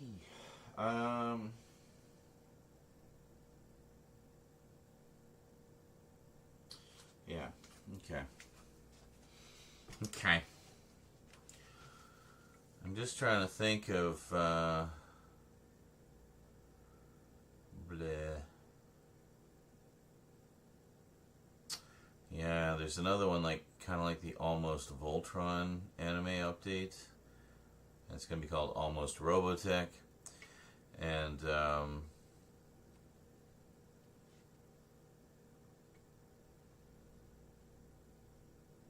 I don't think I have the mental acuity to handle that one right now. Yeah.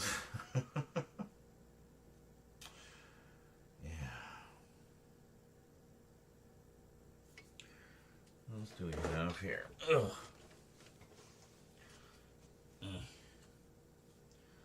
Sci-fi. Oh, comic book stuff. This, yeah.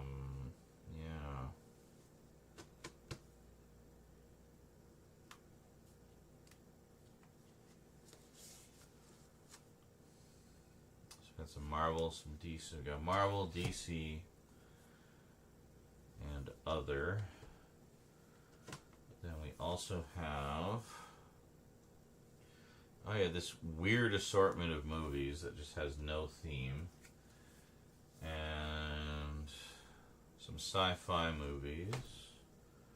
And some documentaries.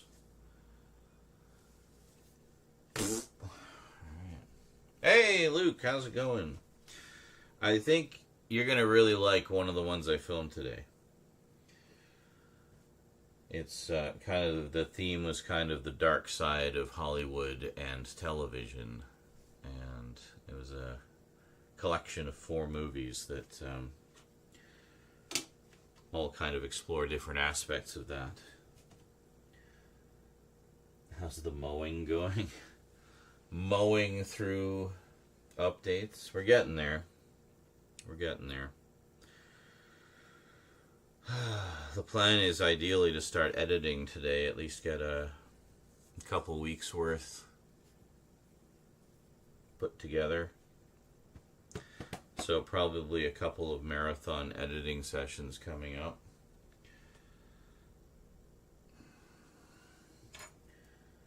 Well, color me intrigued. Yes, I was quite pleased with that one. I was in fine form. Yes. And now I'm just high, so... Yeah, I was in the middle of doing an addendum to one of my anime updates, and the weed kicked in right in the middle of it, so I just kept going. And then I had to do the latter half of a video that we started yesterday, but I had to stop because the battery crapped out, and the other battery wasn't charged yet.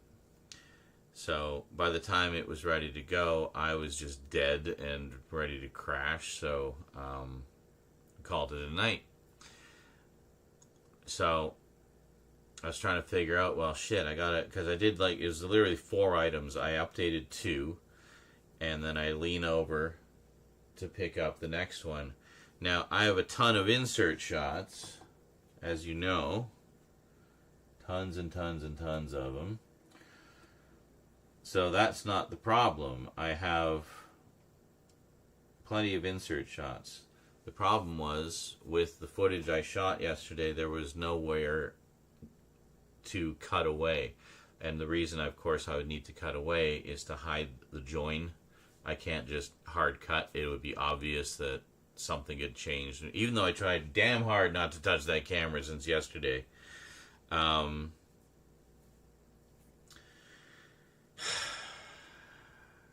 had to hide the join. So I found a spot where I could do it, where I could do a digital zoom on an item that I'm holding. That's actually something I need to do is I need to hold it up.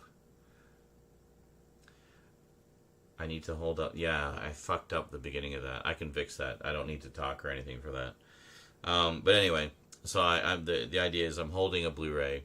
I can do a digital zoom on it, and then we can cut back to now, me holding the Blu-ray, and then, kind of do, and then I lean over, so then do that. So it's basically to try to cut it somewhere in the middle of the lean.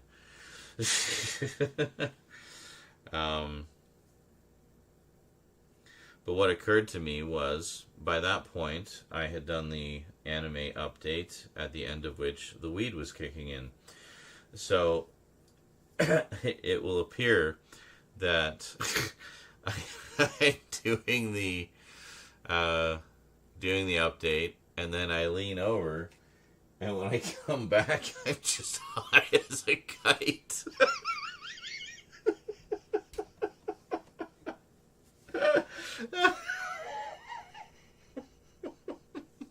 Like in the space of a second.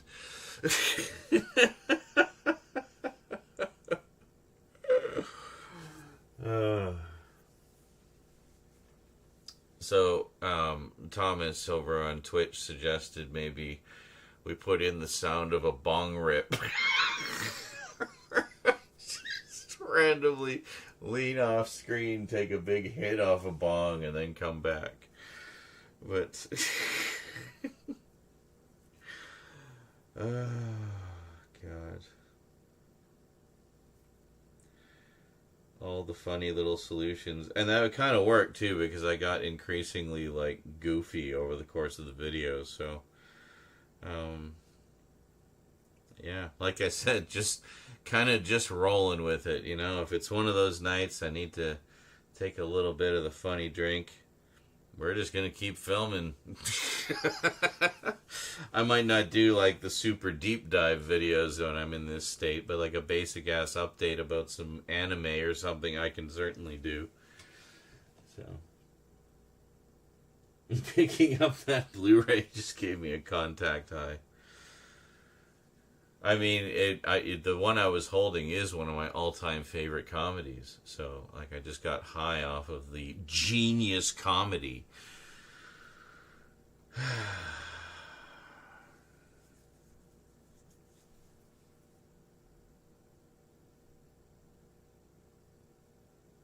What's that other Chuck Norris movie? Fuck, I forget. I knew I was gonna forget. I should have wrote it down. Should have found it. Should have put it in my Amazon cart. Oh well. Oh.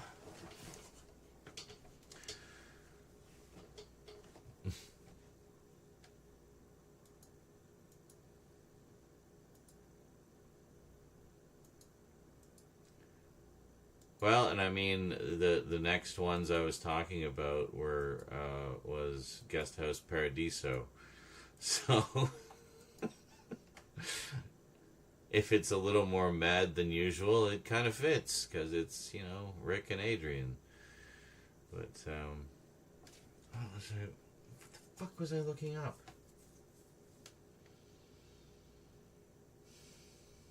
Oh, right. I want to see if there's any sign of my payout yet. Got it in PayPal, just waiting to see when it hits the bank. It has hit the bank. Well, that was quick. Holy shit.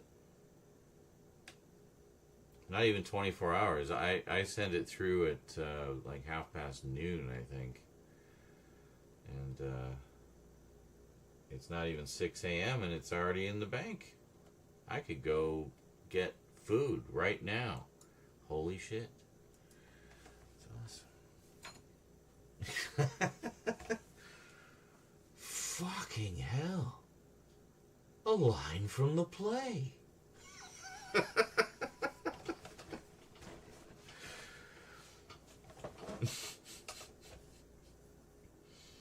Classic.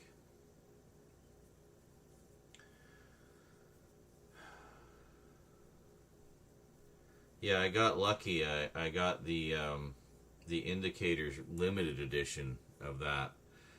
Really nice, nice package. But discovered over the course of the update that most of the contents of that edition were just ported over from the Vinegar Syndrome edition from the previous year, which I also got. So, yeah. Don't you ever yearn for change? Just so dramatic. Yes? Can I help you? Why are you here? Sniffing my coffee? What do you want, cat? What do you want? What are you doing? Sniffing around my desk. Why do you always come and rummage around on my desk? There's no food up here. What are you doing? I can hear your nose sniffing. Doing little nose whistles. What are you doing?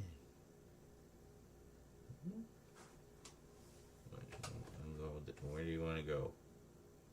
I don't know where you want to go. Which way? You want me to move? There. Is that good? Can you get down there? Are you trying to get down? I don't know what you're trying to do. You're just going to sit right there?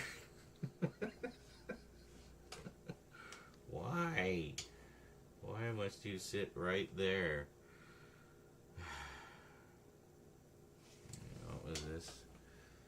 Break time over, happy filming / insert shotting. Yeah, no kidding, eh? Yeah, it's good. I'll be a little more sociable when we get into the editing sessions. For those, I will get blisteringly high and just like we're gonna go on a journey, man. Gonna go on a journey, man, like some kind of journey, man. Oh boy.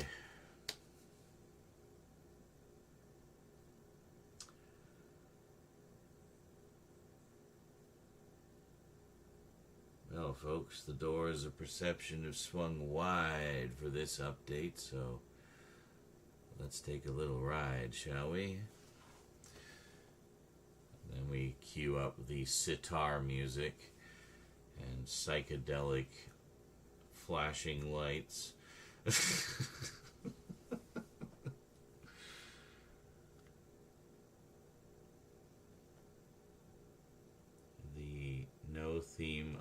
Oh yeah, basically the no theme update. Yeah, I think I mentioned that a million times.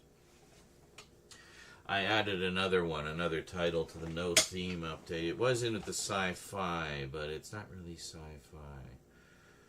It kind of rides the line a little bit, but I thought, you know what? I need a fourth movie for my no theme update, so put it in there.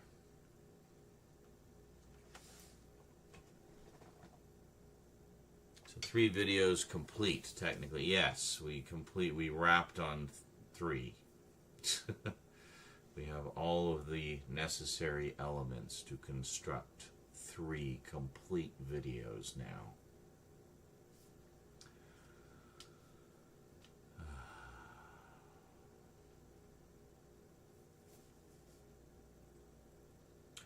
What's up, Mr. Cat? There's a cat there. If you guys, I don't know if you guys can see him. Can you see him? You can just barely see him. You can barely see his ear, like right there. I don't know where my glasses went.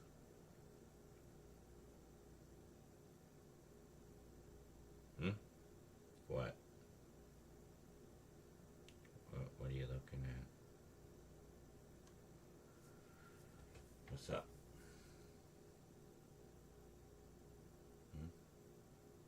What you doing? What you doing?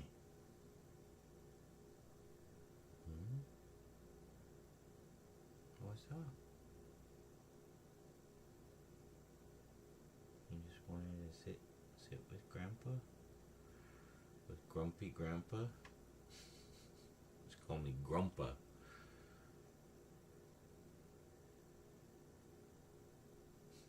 He's sitting right there. I think you can probably see him looking around a bit. But he seems unsure of what he wants. He just keeps looking around. What you looking at? Just checking stuff out? Oh. Oh, you want me to move up? Is that better? No, I can go to hell, eh? Okay, gotcha. Okay. Yeah. Alright, well, thanks for stopping by, buddy. Appreciate the visit. I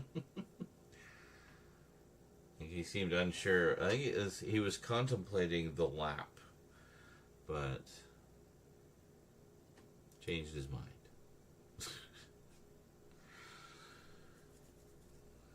Let us contemplate the lap.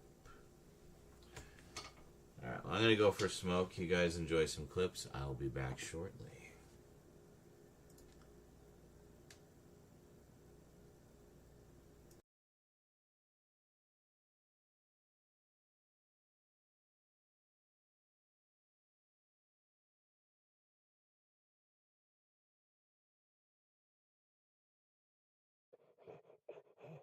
Hey. The hell are you doing over there, Chum Bucket? Keep your head down. Great view. There's a lead slinger slinging lead yonder.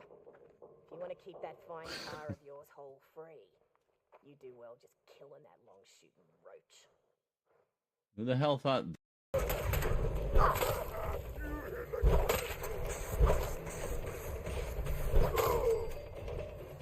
Yeah.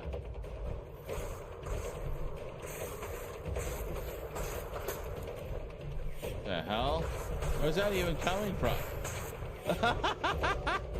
Did he just die? He did. He plummeted off the building. Did you see that? That's awesome. Took care of himself for me.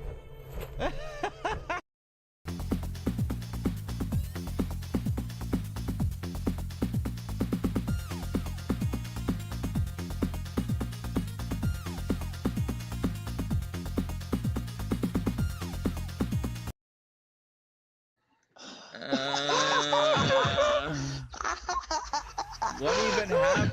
I don't even know what's going on. Oh God! What happened? Oh my God! I have no idea either, guys. It's like, what is going on?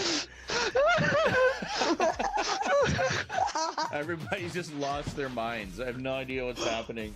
You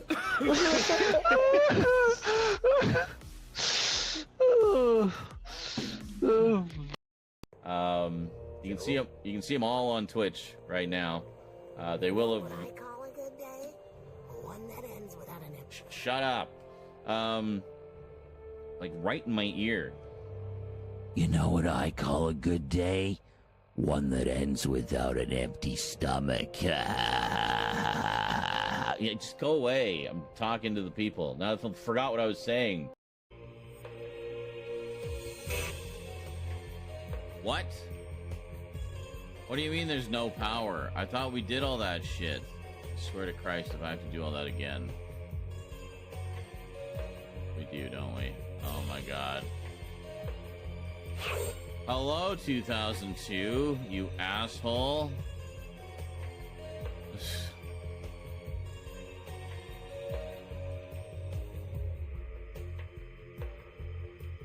How far back do we have to go? My God, like... Oh my God, like... What have I done? I don't know where it put us. Like, where's the damn checkpoint? Alright, we've seen that one. Oh, was it not letting you type for some reason? That's annoying. So I need to turn one of the lights off over there. What the fuck time is it? 6 in the morning. Jesus. Well, we'll see if we can bang out a couple.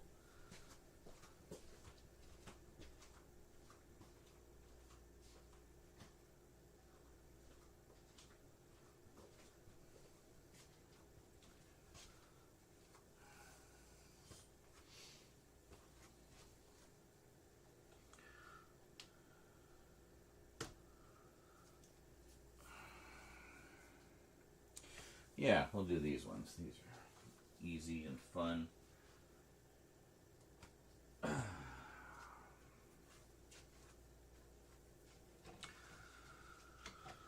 You're on the phone app. Oh. Were you on the desktop before, or just always on the phone app tonight?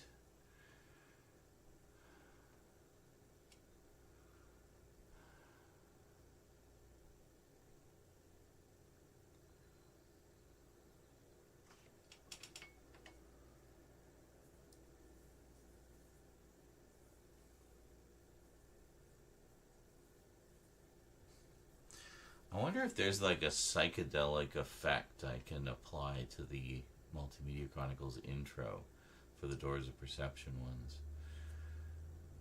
Well, the Doors of Perception, because I want to have a Doors of Perception intro of some kind. That's why one reason why we were searching for all that sitar music the other day. Wanted some psychedelic stuff. And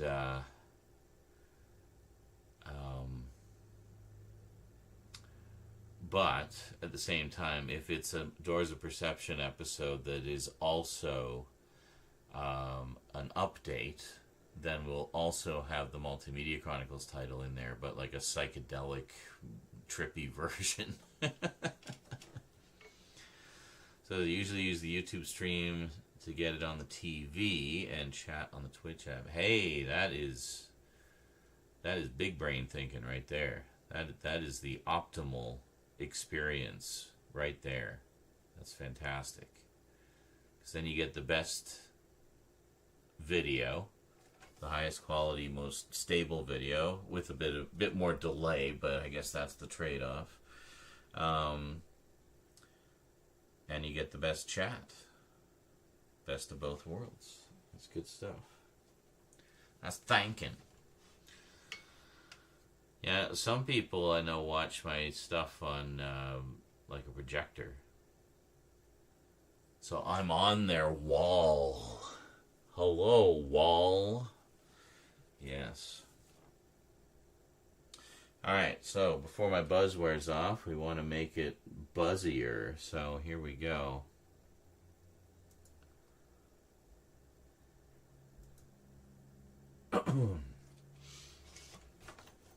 Yeah.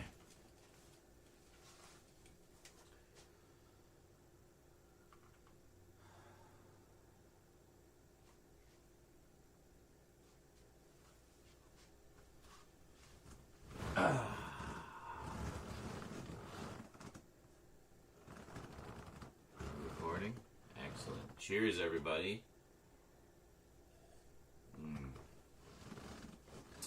They don't allow the smokables here in my apartment building, so my imbibing,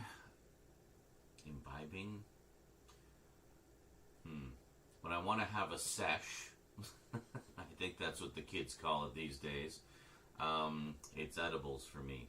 So sometimes I'll just have gummies or gel caps. In this case, we have a nice, cool glass of Tang with about 50 milligrams of cannabis oil added. Definitely not something you want to down in one go, but nursing it over a little while,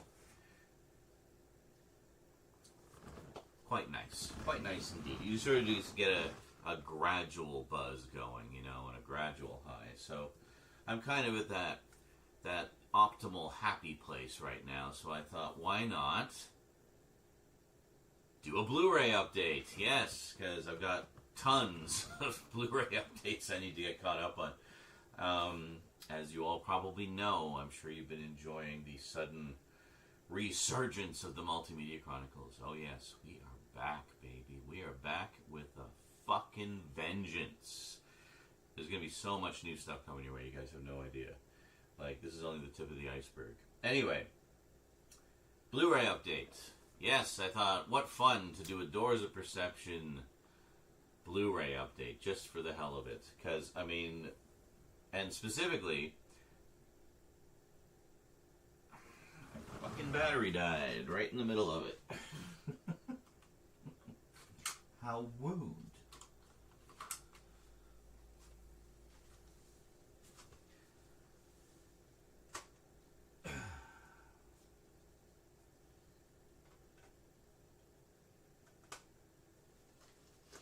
Yeah.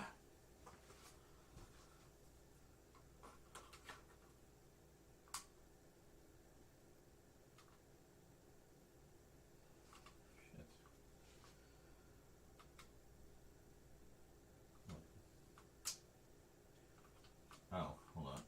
Gotta close. It won't actually let you power it on when the hatch is open for the battery. That's nice consideration.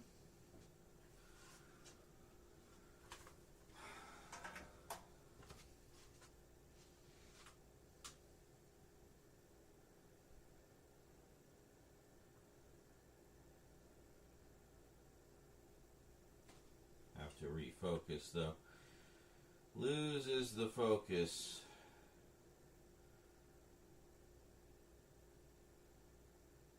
When you have to power off.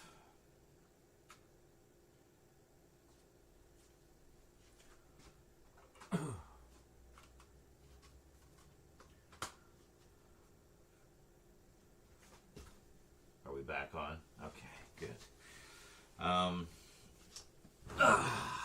Stupid battery died right in the middle of the intro. How rude.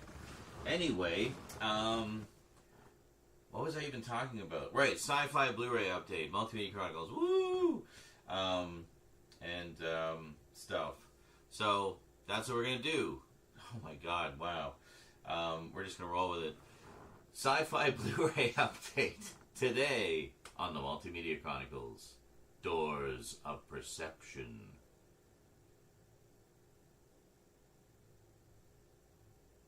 Edition.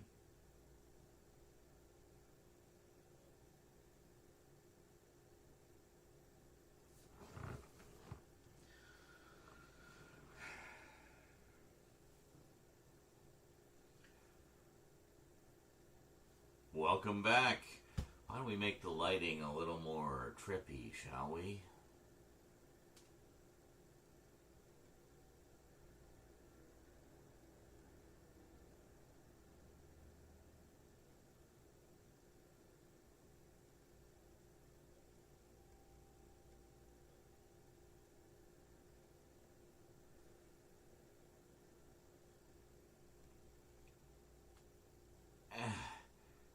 let's not do that. Okay, well, anyway, what do we got here? We got a few, an upgrade, first off, actually. Those of you who saw my complete collection overview, closer look thing that I did a while ago for this particular franchise may recall that in that closer look I said, yeah, I know that it just came out on 4K. I'll probably upgrade one of these days. Have you guessed what it is yet? Well, for those of you who did, congratulations. You were correct. For those of you who didn't and just want to know what it is, Starship Troopers, of course. What else could it be? Yeah, good old Starship Troopers on 4K at last. I have not actually sat down and watched the 4K yet, although I do tell it's a pretty good transfer, so yeah, definitely looking forward to checking that out. Just a second here. There we go. Inside we just have the Blu-ray and the Black-ray. Yeah. I do gotta say, I do like the cool black and silver motif of the 4K keep cases. Very classy, very nice. Really feel like you got some quality there. Because, you know, black with electronic stuff, that just means business. All my computers are like jet black. Anyway, so here's the front.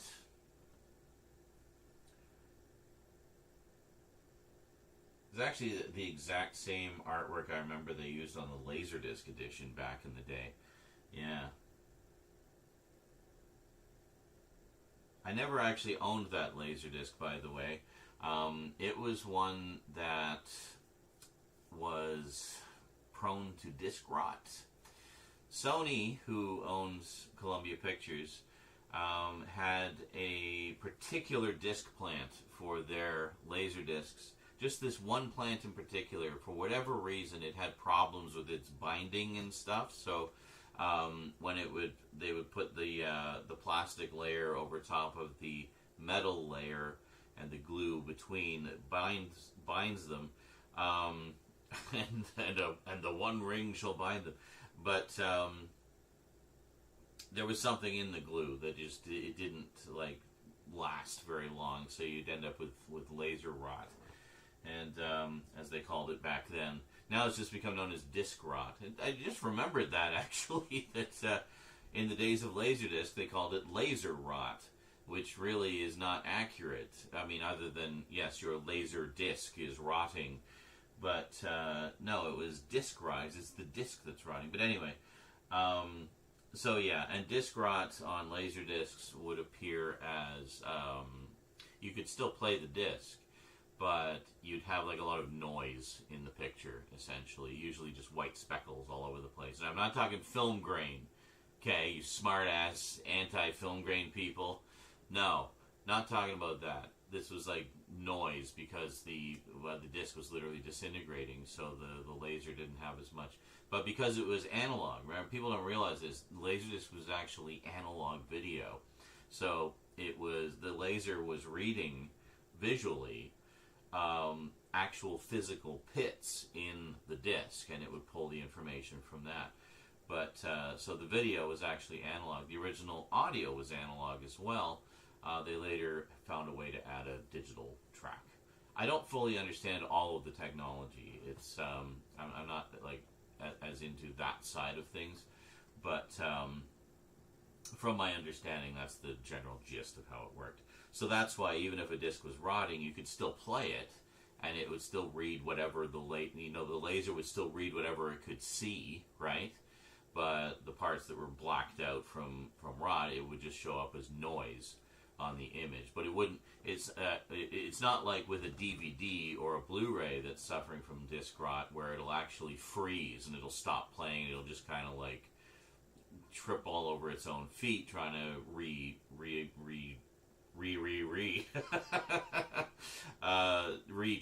the data. It works very differently from how Laserdisc did. But interesting. Anyway, Starship Troopers was one of those.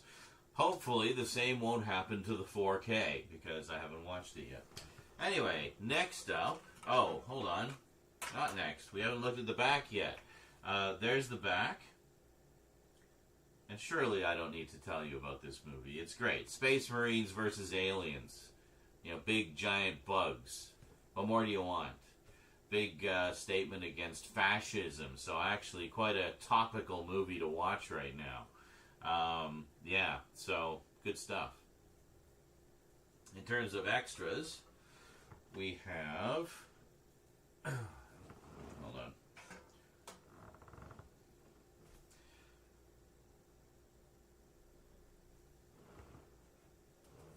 And then in terms of extras,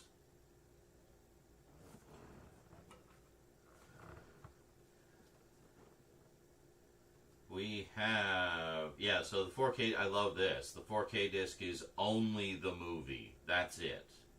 Nothing but the movie. The entire disc is dedicated to the movie. I don't actually know how big these discs are. I guess if it's a dual layer, it's like, what, 200 gigabytes or something ridiculous like that? I know these 4K discs are huge. Then the second disc is the Blu-ray, which has the movie plus all the special features. You got director and cast commentary, deleted scenes, 19 featurettes, screen tests, and more, which is probably a trailer and a photo gallery or something.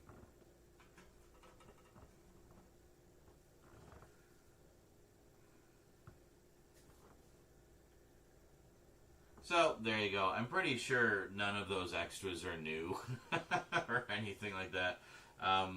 They sound quite familiar, and I'm sure I've seen them on other editions, like the old Blu-ray edition. In fact, that may be the old Blu-ray in there. I don't actually know. So it might just be the exact same Blu-ray that I've got on my shelf already, with just the 4K disc tossed in as well. Alright, cool. Probably explains why it was so cheap. Anyway, very cool. So that's one.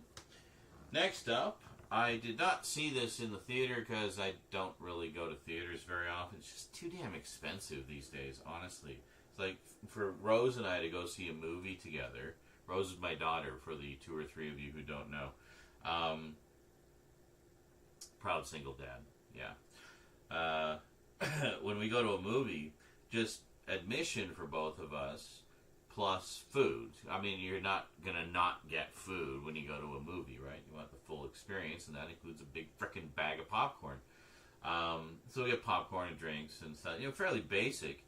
But all of that will cost us like $50 just for one stinking movie, you know? So I don't really go to theaters very often. I figure like I can buy the movie in 4K for half the price of what this evening at the movies is costing. Well, maybe not all of them, but you know, a lot of the time you can get a good deal. So anyway, didn't see this in the theater, but I've always loved the original trilogy and the animated one they did in between the first two and everything. What else can I be talking about but The Matrix Resurrections? Yes. So this was the first time I watched it. So yeah, by the way, you're going to get some like mini reviews in this too, so bonus. So this is the first time I had watched it, was when I picked up the 4K. I just watched it fairly recently, and what did I think of it? Well, I'm one of those freaks that actually really enjoyed the entire trilogy of the original. Yes, I agree that the script for for parts 2 and 3 could have gone through a couple more passes. But it's not bad. I mean, there's some good ideas. There's some amazing set pieces in there, and you know, action and stuff. And I love it. And it just has a really, you know, epic kind of feel to it. So when I heard they were doing a new one, I was like, oh, that's interesting. I wonder how they're going to approach that. Well, there'll be a few spoilers in here, by the way, for anyone who has not seen The Matrix Resurrections. So be warned. All right, I will be a little spoilery here, but. Yeah, so I was kind of wondering what they were going to do. So it sounded like it was going to be a new iteration of the Matrix, but that echoed the old one. And I guess that's kind of what it is, but it's different. Yeah, there were parts of it I found a little confusing. I definitely need to rewatch it a couple times, but I mean, that's just kind of the Matrix anyway. Like, first time is you just kind of take it all in on the almost on the more surface level. The second time around is when you really start to dig deeper and, you know, get more out of it. But having only watched it once, I enjoyed it as a very I enjoy the self-referentialness of it, and how, you know, they make reference to the success of the original trilogy. In the Matrix universe, the original trilogy that we know as the Matrix movies was a video game trilogy with photorealistic graphics, apparently. But so what we know as the movies was all just a big video game. So having it exist in universe in that form, like that story exists in universe as a story, allowed them to be very self-referential and things like that, and basically say like, no, like you're Neo, all the things you put into your game actually happened. Like that was you know, the real past. And yeah, and just the whole thing about having basically, again, having to choose between staying in the Matrix or being free, with, you know, more devious levels of, you know, deception by the machines. Like, for example, with Trinity, how she's been given a husband and kids and stuff like that, and she's like, oh, I don't know if I can leave them. And it's like, with Trinity, they don't exist. You know, kind of a bit of a WandaVision thing there. But yeah. And, I mean, anyone who does not recognize many aspects of the Matrix, not just this, well, this one's much more blatant with it, but the original trilogy especially, as well, where they had to be a little more subversive. Anyone who does not recognize the Matrix saga as a whole as a trans allegory, you're missing some subtext there. Some subtext that is actually quite blatant in a lot of cases. But that's a whole other subject for a whole other time. You can find ample articles online about it, believe me. Just steer away from the frickin', you know, hate monger bullshit. Go, you know, get the real deal. Get the real skinny from like a, you know, a nice LGBTQ page or a trans specific page or something like that. You will find many that talked about the Matrix, especially the new one. But yeah, so you got like additional levels of allegory in there, and I like I like meta stories like that are kind of you know, stories within the story, or the story of the making of the story, or whatever it is. You know, like Wes Craven's New Nightmare, for example. What was it? One nobody ever talks about, Delirious by John Candy. The only thing they ever talk about with that movie is how people were really mistreated on set, and John Candy got sick of it and basically said he'd walk off if people weren't going to be treated better. And he himself would go and like make sure crew members were fed and watered and taken care of and stuff like that. And yeah, that movie. What was I talking about? What was that even related to? All right, meta commentary. Because in that one, he's a writer where everything he writes comes true, and he's living in the world of his own story, like his own creation. So. Or he gets like sucked into that world. It's fun. I always really enjoyed that one, but alas, it doesn't seem to get much recognition. And I'm really, you know, and hearing that story about how he stood up for all like the you know, the crew and everybody, making sure they were treated properly and fed properly and given ample break time and whatnot. I mean, that was just John Candy. He was just a great guy, you know. Yep. This is what a Blu-ray update is like on Doors with Perception, by the way. We go on many tangents. Tangents. Because the ADHD floodgates are opened wide. Anyway, I thought it was fun. I thought it had some fun ideas, and within that, all that allegory, and it's like, oh, it's a video game, and stuff. There is some not so subtle, scathing jabs at the Hollywood studio system, and even it's a sequel that is even talking about itself being a sequel, and how they didn't want to do a sequel. But if there was going to be, if the studio was dead set on doing a sequel, that they were going to do it themselves and make sure that it wasn't fucked up that badly. But they see it as nothing but a blatant cash grab. So I don't think both Wachowskis did it. Yeah, no, just Lana. Lana did it. But, yeah, so that was that. But, yeah, I thought it was... What the hell was that? What the fuck was that?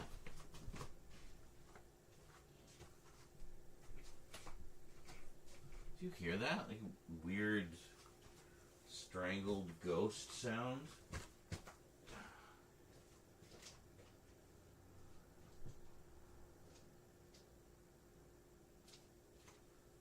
I thought it was one of the cats, but I heard one of them licking. I don't know where he is, though. He's just licking so loud I can hear him.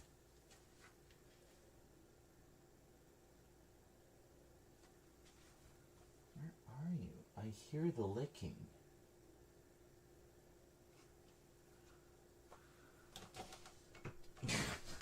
Sorry. Lick Quest. Anyway, where were we? Right. Matrix Resurrections. Yeah, just the jabs at the studio system and how they kind of got fucked over and whatnot. I enjoyed all of that. So, I thought it was okay. I didn't think it was on anywhere near the same level as the originals. But for what it is, kind of a meta commentary on, you know, cash grab sequels, and, you know,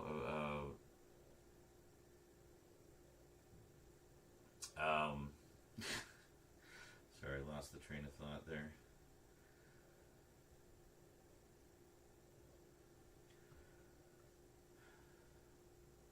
All the sort of self-referentialness, like the new Morpheus commenting on the fact that he didn't get as cool an intro as the original Morpheus.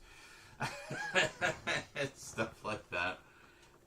There were a lot of fun little moments, and there were moments where there was a lot of heart too, like where Trinity has to make her decision if she wants to go with Neo or if she wants to stay with her pretend family, you know. And there's a lot of little tough moral choices like that throughout, which is what you want in a Matrix movie. So, and there's plenty of action as well, some terrific action too, and some revisitings of some familiar action moments from the originals that, but from a slightly different perspective.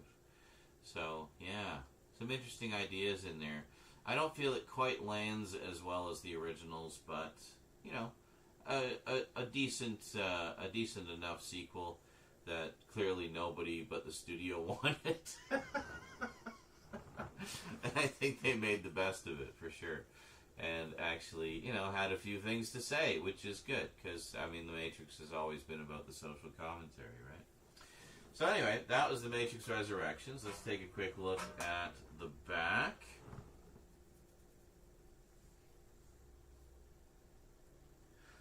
Spoilers are over, by the way. Church, why did you come back and start vigorously licking the shit out of yourself? Church, come on. It's enough. Go do it somewhere else, please. Go somewhere else. You can't lick here. This is a no licking zone. Go on. Yeet. Thank you.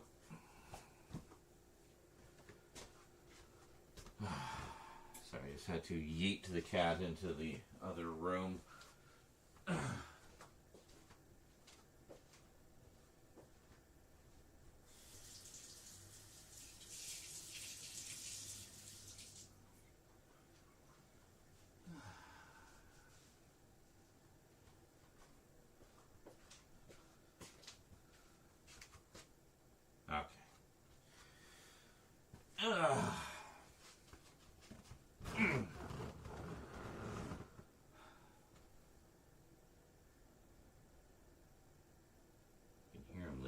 over there, but... Sorry, Cat was just licking up a storm over there, and it was distracting the hell out of me. Let's take a look at the back here.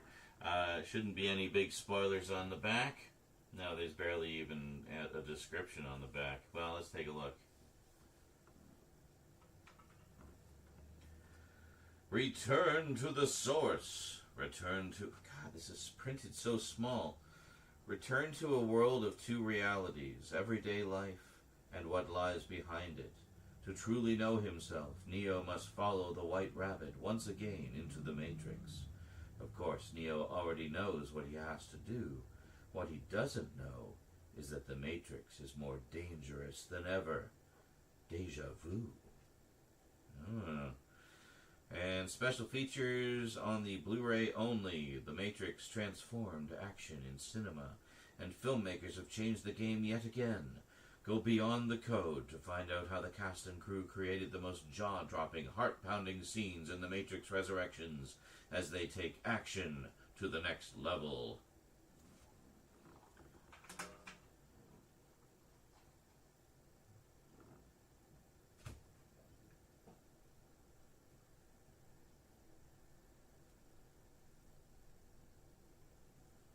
The hell kind of description was that? It doesn't tell us anything. Lame. Church, why are you going bananas? He just came bounding into the room and is now vigorously licking his crotch. For fuck's sake, Cat. Get out of here. Come on. Go do it somewhere else. Go on. Thank you. He actually listened. Wow. I mean, he didn't go that far away, but that'll have to do for now.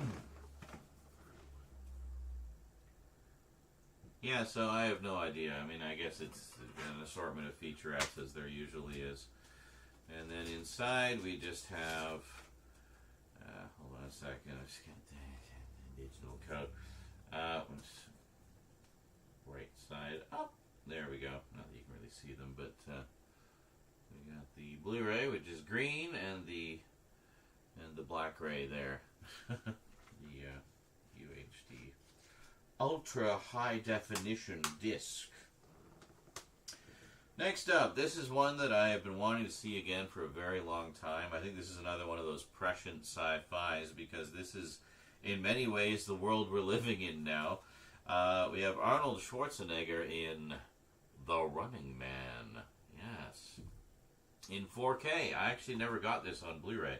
I was wanting to pick it up for ages, but I just never got around to it. So we'll take a little look at the cover there.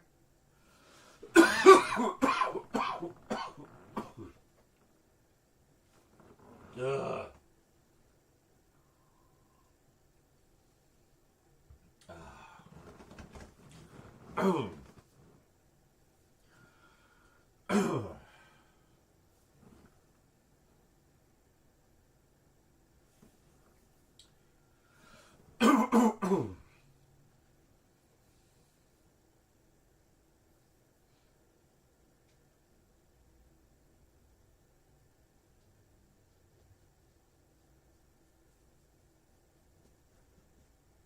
Are you calm now? He just came trotting back in. I swear if I hear any more licking, dude. Sorry, I just got a frog in my throat.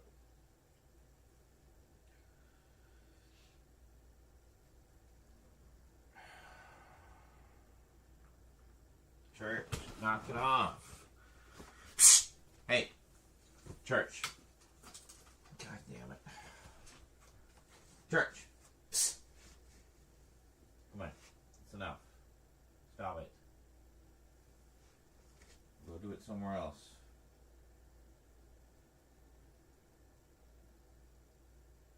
Church. Go do it somewhere else, please. Yeah. Let's go. Just go somewhere else. Come on. Stop it. Ow. I was trying to pick him up and I just freaked out.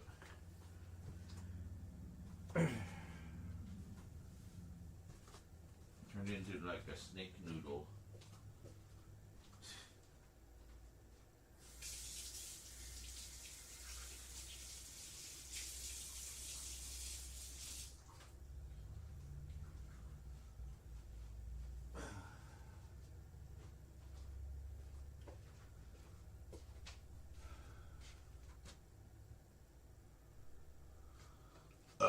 Okay.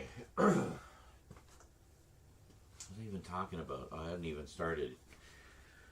Alright.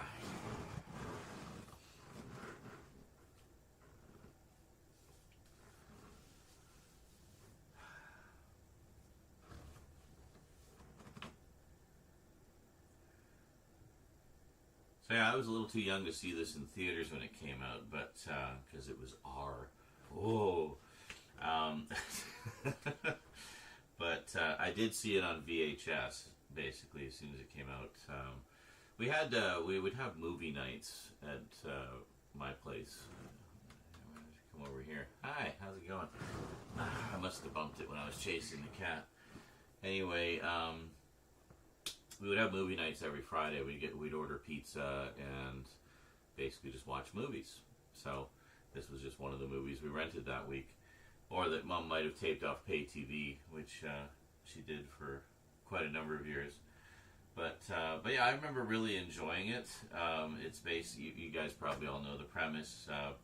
It's the old standard of criminal has to fight for his life on a game show, and if he wins, he goes free, basically. So he is Arnold Schwarzenegger plays the criminal in question, who may have been wrongfully accused, because of course they're always wrongfully accused, aren't they? And has to fight various other criminals who are fighting essentially for the same thing to gain their freedom. And yeah, and you know, lots of action and fun and Arnoldisms galore.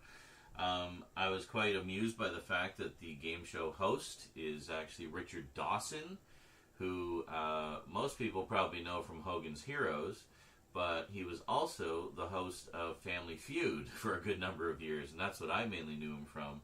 So I thought it was perfect casting that they had, you know, Richard Dawson, a very well-known game show host, as the game show host of this movie. And he plays like a really nasty kind of, you know, version of himself, if you will. But great stuff.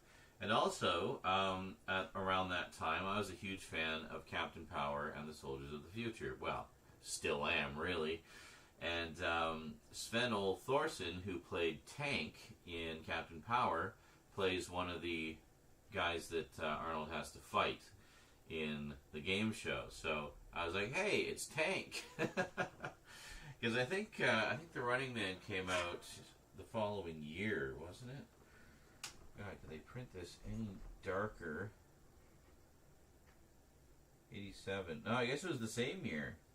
Yeah, so this actually came out the same year as Captain Power, 1987. I thought it was 1988, but maybe that was a different one. Anyway, so The Running Man, very cool. I haven't watched the 4K yet. I'm actually looking forward to revisiting this one. And we'll take a look at the back there.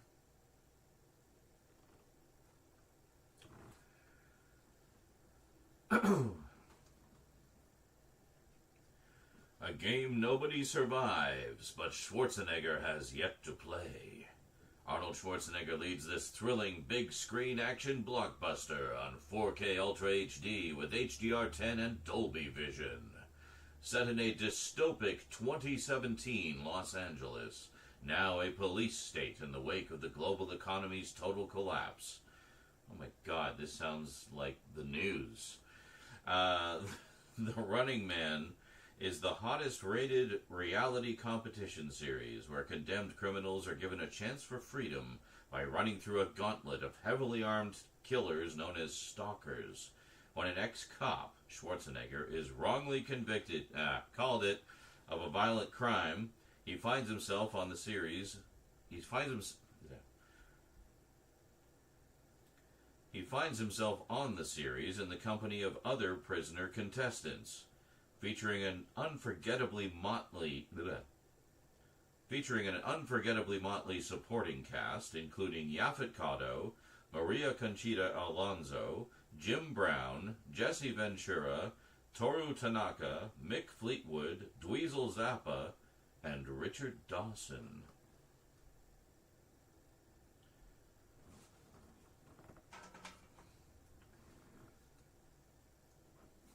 And it looks like there's no extras at all. It's just bare bones. I don't know. Well, also we don't have oh, it is. Shit, I didn't even realize we have a digital copy, but that's it. It says just the feature film. So it's just like when I saw it on VHS, except in ultra high definition with HDR10 and Dolby Vision. Anyway, well, cool. Not much else to say about that. Running Man, awesome. Love it. Can't wait to rewatch it. Next up, this is a movie that everyone just seemed to love to hate. I actually really enjoyed it, and I'm not ashamed to say so. And I mean that unironically. The fact I was very high both times I watched it surely did not contribute at all to that. But, well, I mean, I can attest to the fact that this is a great movie to watch while you're high. I am, of course, talking about what else could it be? I mean, come on. Borderlands, yes. So, for those who don't watch my live streams, I'll quickly fill you in. I really like Borderlands, the games. I played the first two on stream fairly recently. You can probably find them in the YouTube archives somewhere. Oh, actually, I think I did a playlist of them, actually. Yeah, there's a Borderlands playlist. So if you want to see all my Borderlands playthroughs, you can check that out. I'm not going to be chopping that one up into episodes. It's too huge. But you can watch the original live streams there. And then I'm currently in the middle of playing the pre-sequel, the one that kind of gives us the backstory leading up to the events of Borderlands 2. So, anyway, not unfamiliar with the games.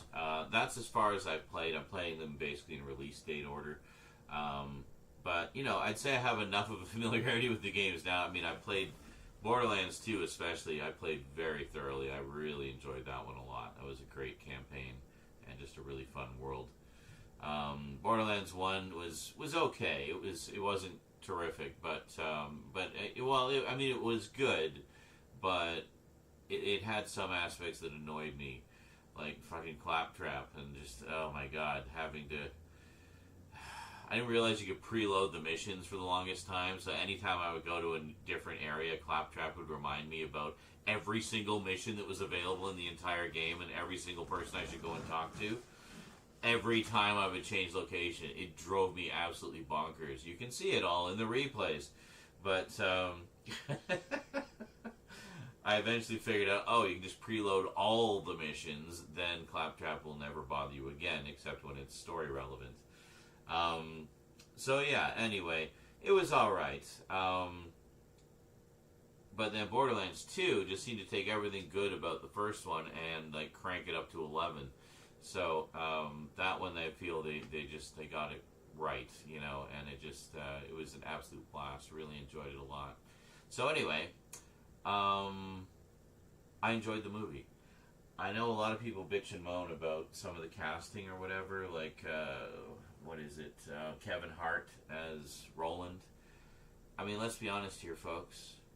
Roland was a boring-ass character. I like, just couldn't wait for him to shut up half the time because he would just keep rambling on and being all noble and shit, and God, he was boring. So, yeah, I have no problem with them using Kevin Hart to bring a little levity to an otherwise dull as rocks role, you know, character. I mean, yeah, no problem there. Well, I mean, honestly, I thought everybody was pretty good. Queen Kate Blanchett as, what's her face? God, I've forgotten all the character names now. As Lilith, yeah, sorry. Weed brain memory gets a little fuzzy.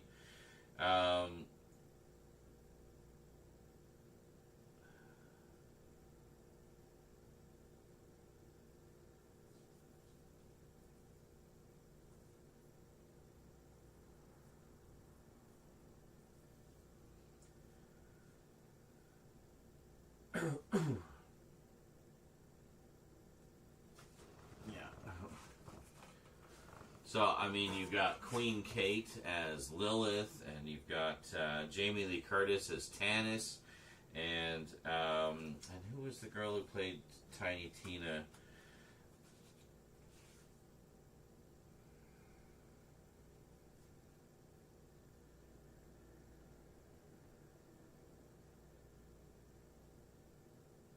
Ariana Greenblatt, that's who it was. Yeah, and you had Ariana Greenblatt as Tiny Tina, who she was okay. The only thing I would have thought was that I felt she wasn't kind of, I don't know, Tiny Tina enough, meaning like having that sort of scatterbrainness, that manicness, and sort of unpredictability. I feel like she just didn't quite hit that same energy level of, you know, extreme neurospiciness. And that was really my only complaint. I really enjoyed Jamie Lee Curtis as Tanis. Again, very neurospicy, and like in that case, like just straight up neurospicy, like she full on is you know, on the spectrum, and but in like an endearing way. Like I loved her character, and she was obviously having fun with it, and the whole thing where they're like, you know, they're in there like you said. You know, you said Marauders or whatever it was, and it's like, well, no, I didn't mean Marauders. Like, Marauders don't come down here. It's like, no, I know, I just meant they're like Marauders. But you said Marauders. I was like, no, that's not what I. So it was like a very autistic kind of misunderstanding, and I thought that was cute. But yeah, and the other thing, so yeah, I mean, I enjoyed that, and then of course, oh my God, Jack Black. Why'd they get Jack Black? It's like, well, because he's funny. You know? And I gotta say, Claptrap, honestly, had me in stitches the whole movie. I thought he had some of the best lines. And, you know, I don't have any issue with Jack Black. I don't know why people suddenly seem to. But I've always enjoyed his comedy and his just goofiness. And I thought he did a great job as Claptrap, honestly. I thought he was hilarious. There is one scene in particular which involves a flower that I literally had to pause the movie because I couldn't stop laughing. Yeah. If you know, you know. If you've seen the movie, you know what I'm talking about. If not, I don't want to say, even though I spoiled the shit out of The Matrix, I don't want to spoil Borderlands, okay? I'm going to keep all the secrets. So, Borderlands will be... What a line to draw. I don't know. Clearly I need another sip here. Cheers, everybody.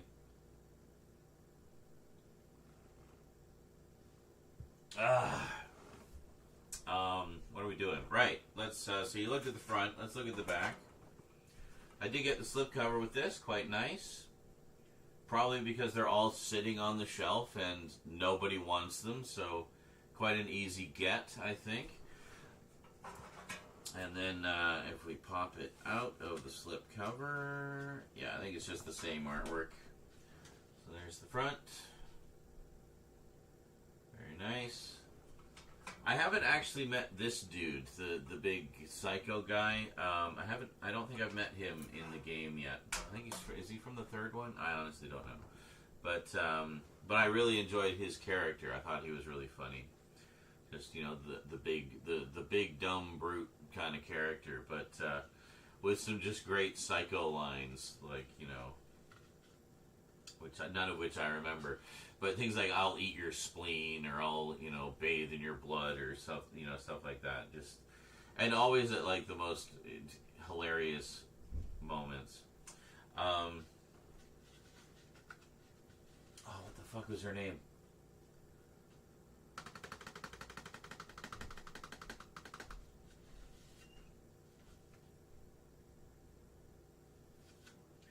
I'll find out. For time. Okay. Yeah, so it's just the same. So if we can actually just put them side by side there. There. And flip them around. And there you go. Basically the same. You got a bigger picture of Queen Kate on the slipcover.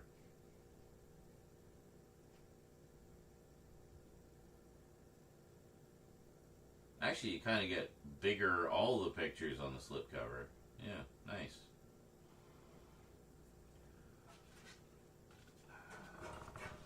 So we'll just put all that back together.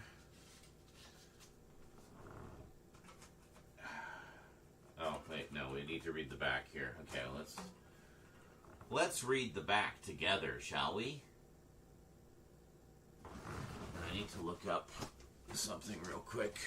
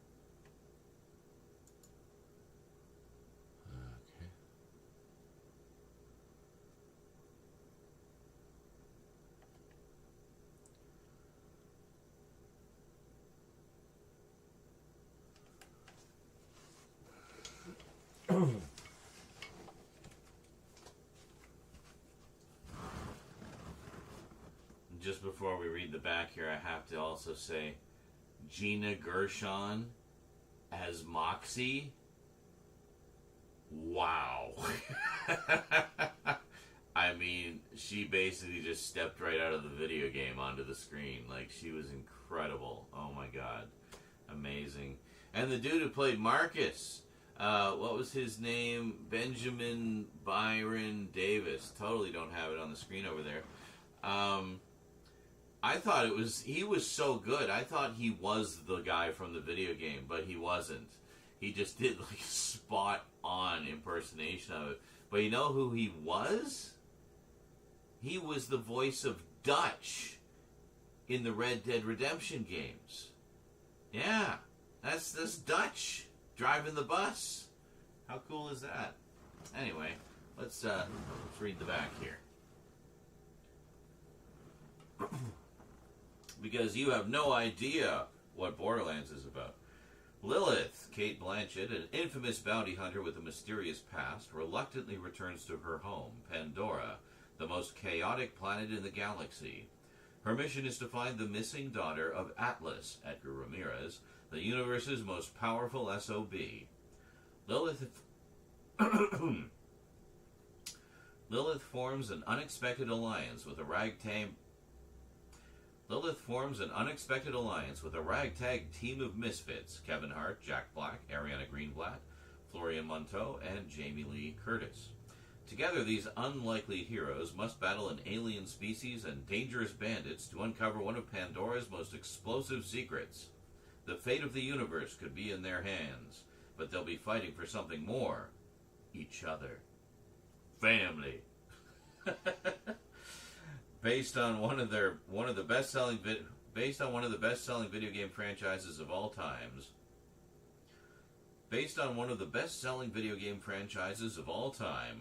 welcome to Borderlands.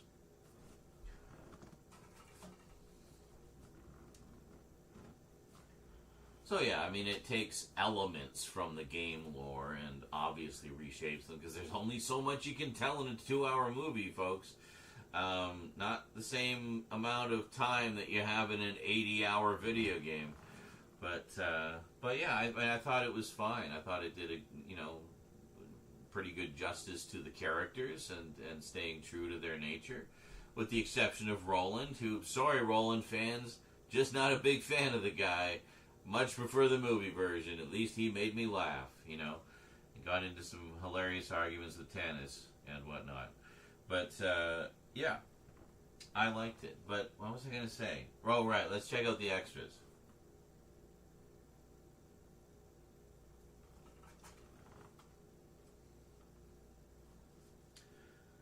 Borderlands, from game to screen. And these are both on the 4K and the Blu-ray, by the way. Meet the team, all aboard the Death Choo-Choo, bringing Borderlands to the screen. Well, isn't that what the first one was about? Anyway, Badonkadonk time, fashion and action on Pandora, and high-tech hellscapes. Yeah.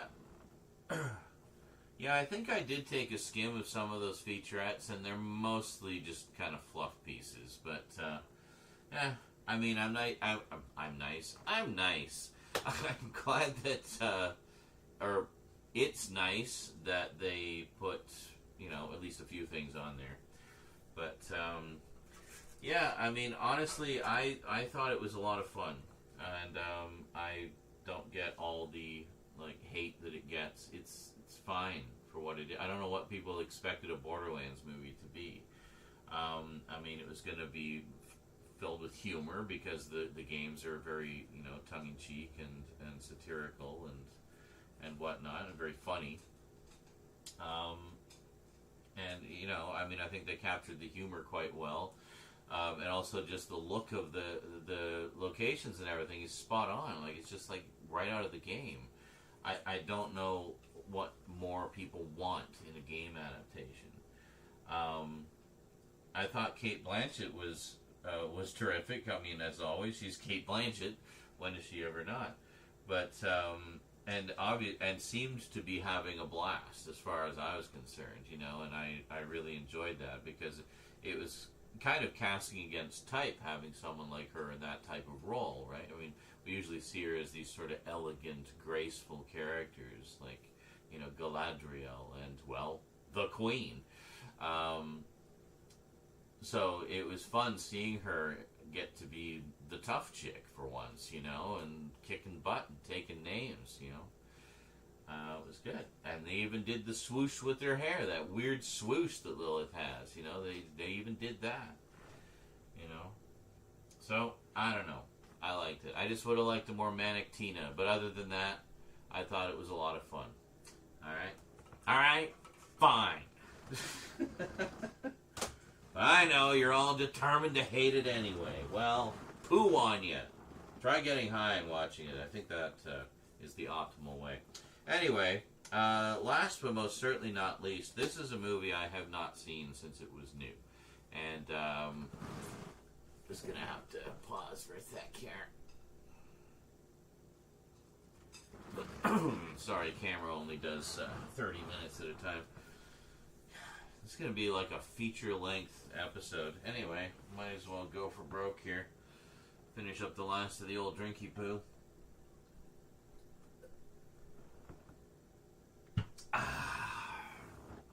I saved the best for last.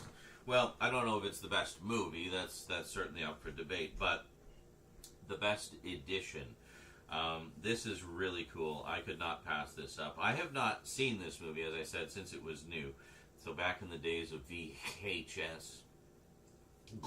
Didn't mean to cough up a phlegm ball there. I'm going to redo that because that's a little too gross. I don't like phlegm jokes. So, as I said, I haven't seen this since it originally came out. But when I saw this edition, I was like, yeah, I got to get this. This is just too neat. I'm going to do a proper closer look at some point, but we'll just take a quick peek now. Daryl, yes, starring kid from Neverending Story, played Bastian Balthazar Bucks. Yeah, I remember that, but I don't remember the kid's actual name. It's probably in here somewhere. Anyway, Daryl, where he plays basically a robot kid. And the only part of this I remember is when he goes over to a friend's place and plays pole position on his computer, and like it just keeps going faster and faster and faster and faster and faster, and he's like getting ridiculously high score, and his friend is just blown away. And that's literally the only thing I remember. So it's actually a magnet sealed box. Look at that. See? Hold on. See that? Look.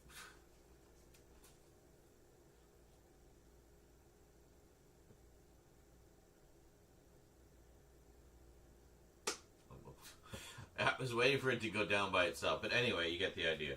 So you open it up, and you got some artwork inside. And a ribbon to pull out the disc and booklet. And you have more artwork inside.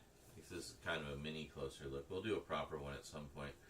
So anyway, I'm not going to show you everything, but we have a book with stuff in it. There, you've read the whole thing now. And then we have. Okay, let me give you like a proper look here. We'll do like partly closer look here. I'm not going to open it up in close up, but there you go. So look at the front. Very nice. So this is the Magnalock box. And flip it around to the back. Look at that. That one I really like. That's probably my favorite artwork on the whole box right here. I think that's just terrific. Okay, there we go. So we got that. And then we have the book. I'm not going to bother doing a close-up of that. So then check this out. Oh, I haven't even taken this out of the shrink wrap yet. Anyway, so check this out. We got a slipcover as well. So this was the limited edition slipcover in the even more limited edition magnetic hard box. So then we flip that around. Oh, that's what Daryl stands for. Data Analyzing Robot Youth Lifeform. And time for the cats to be fed again, apparently. How many cat feedings have we had in this video? I swear we don't overfeed them. Anyway, then if we slide this out, we have, yeah, it looks like we just have the same artwork as was on the box. So even if you missed out on the box, as long as you got the slipcover, you still get the custom artwork. Well, one of them anyway. You don't get that cool back cover artwork, so yeah, sucks to be you. So, if you don't know what Daryl's all about,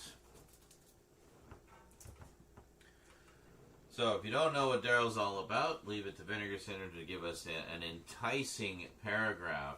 I swear the copy that some of these boutique label sites write on their websites is what sold me on a lot of these releases. I bought so many movies. Let me get into the horror stuff, you'll see. I bought so many movies sight unseen just based on being intrigued by the I was going to say exemplarily, but that's not a word. Excellent written copy and descriptions of these movies just made every single thing sound like the greatest movie ever that you have to see. And this is the most incredible edition ever that will ever be and it has ever been throughout eternity. You want it. It's very limited. Quantities are limited and going fast. Fuck. Fine. So then I bought a whole bunch of them. Anyway, this was one of them. But Daryl was actually one I've been wanting to see again for a long time and get into the collection because I just love that era of science fiction movies and these weird sort of offbeat ones. Yeah, so I wanted to get that one back in the collection, and what a cool edition. So let's give a little look at the back here, and I'll fill you in on what Daryl's all about. And, of course, what extras we have here. Wonderful edition from Vinegar Syndrome. Daryl.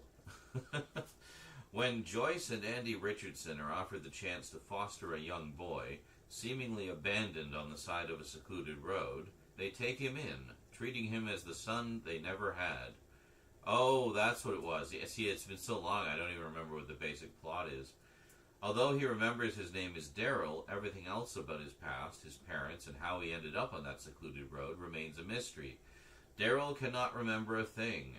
On the other hand, I said that way too dramatic. Daryl cannot remember a thing. On the other hand, he quickly demonstrates incredible intelligence and the uncanny ability to learn any skill shown to him on the very first try. However, when a mysterious and sinister-seeming couple arrive at the Richardsons' home, claiming to be Daryl's real parents, they and their adopted son are thrust into an incredible high-stakes cover-up and fight for survival as Daryl's actual identity is revealed, and his life is put into immediate jeopardy. Arriving at the height of adult-friendly family films. Oh, I like the sound of. Yeah, I know exactly what they mean by that too. Which offset their kid-friendly marketing with complex and at times violent stunts, along with a pervasive sense of menace and danger. Director Simon Winsor's Quigley Down Under, Daryl, features an all-star supporting cast, including Michael McKean, this is Spinal Tap and Coneheads, Colleen Camp from Clue and Death Game, and Joseph Summer from Dirty Harry and Close Encounters of the Third Kind. Vinegar Syndrome Ultra proudly presents the 4K UHD debut of this action and suspense-packed 80s video store favorite, complete with a brand new extended making of documentary, not extended of making documentary.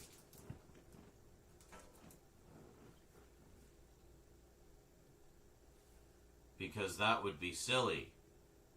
Hi, this is a face break because you've been staring at the back of that case for quite a while. So, face break. And now back to staring at the back of the case again.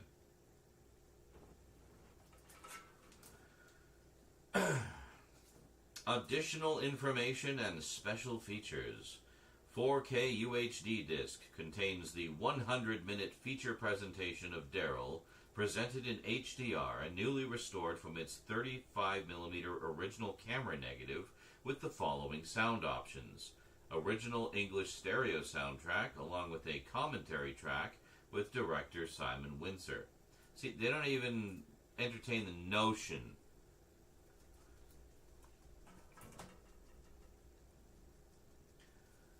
See, they don't even entertain the notion of doing a remix or a Dolby Atmos 7.1 mix or something. It's like, nope, it was originally in stereo.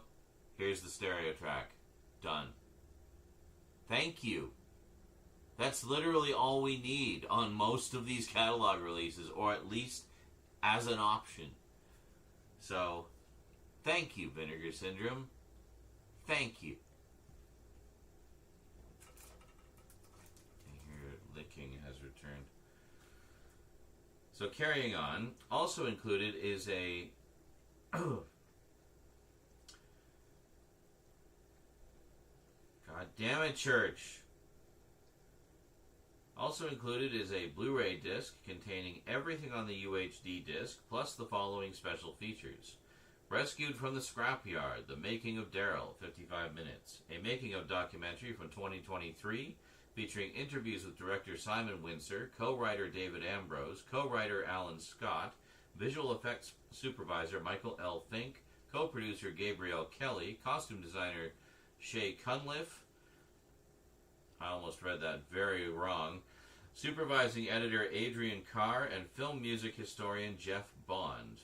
Promotional image gallery, theatrical trailer, video trailer, TV spot number 1 and TV spot number 2. Why didn't they just say 2 TV spots? Anyway.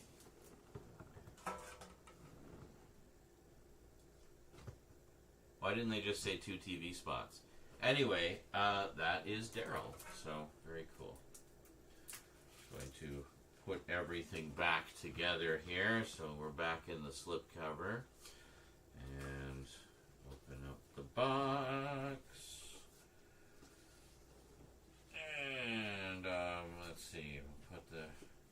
See, this is something you'll see better in the closer look, is we'll get, oh, that is everything. Okay. There. Excellent. I don't think I did an insert shot for these, so we're going to determine the order of the things on the music stand now. That's right. I think, yes, I think we'll put Borderlands over here so we have our shiny ones. And we'll put the Running Man there. Yeah. And then we'll put Matrix here, I guess. I'll have to put it onto. We can't really. Yeah, that's weird. I should have thrown one more in so we'd have something on top. Do I have anything? No, I've already got everything pre-organized. Anyway, so we got the devil horns. Perfect. Anyway, I think that's it. I think that's everything. Any questions?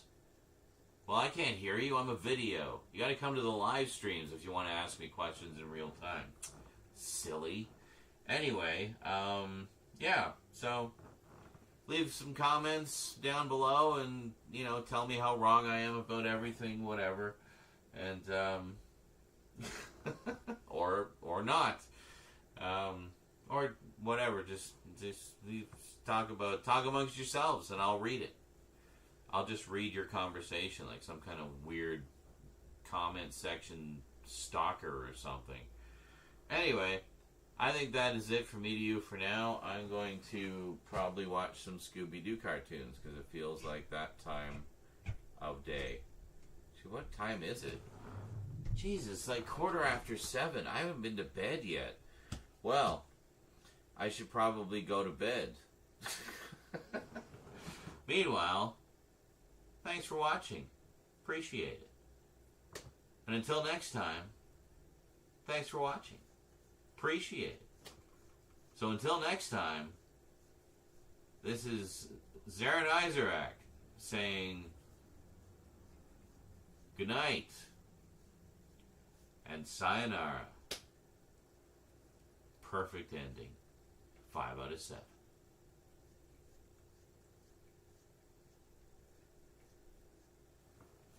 God, Church. You, like, licked through 2/3 of that video, you little shit.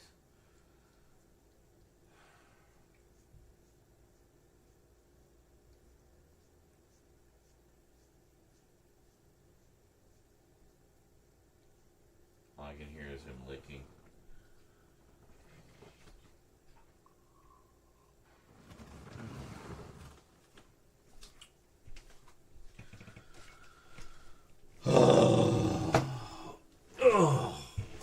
Alright. Church, stop. Jesus fucking Christ.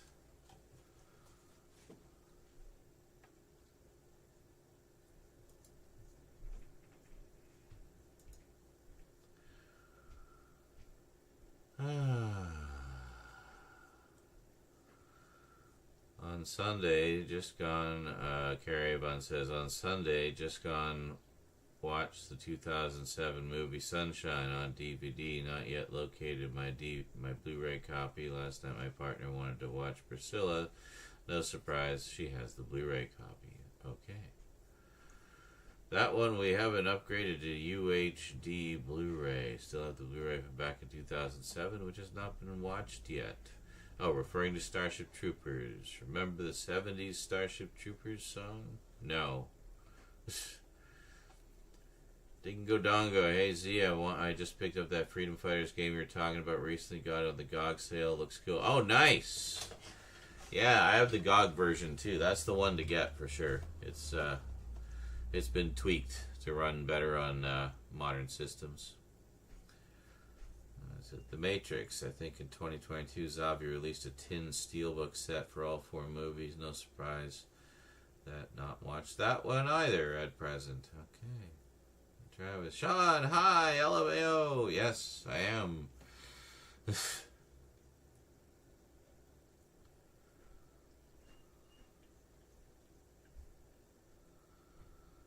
Raptor says the trailer for Resurrections was fantastic. Great use of the song White Rabbit. Edgar Wright's Running Man adaptation just wrapped filming. Oh, he's doing one too, eh? Nice. Definitely gonna check that out. Family Feuds, Family Fortunes in the UK. Notice the more positive title. Yeah, no kidding, eh? That's so it's always been the rage culture in America. Eh? Why are they so angry down there? I don't get it. Just chill out, people. Ooh, McFleetwood. Yeah, the Blu-ray for Running Man has extras, but unfortunately the 4K doesn't port them over. Yes, so I discovered bare bones. Just the movie. I mean, it'll be the movie in amazing quality, I'm sure, but just the movie. And good morning, Scully. The movie stack is getting smaller and smaller. Yes, it is. Actually, we knocked a few things off.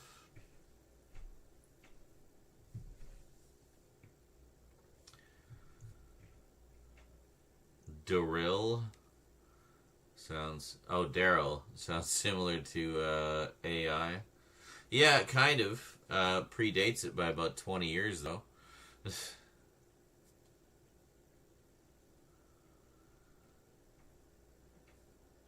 Ah, sorry to hear that, Travis. Well, I don't know how much longer I'm going to be on today. I'm running out of gas, but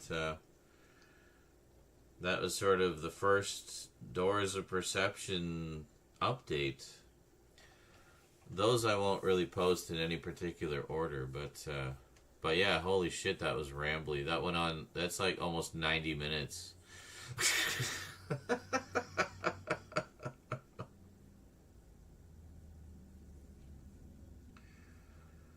Yes.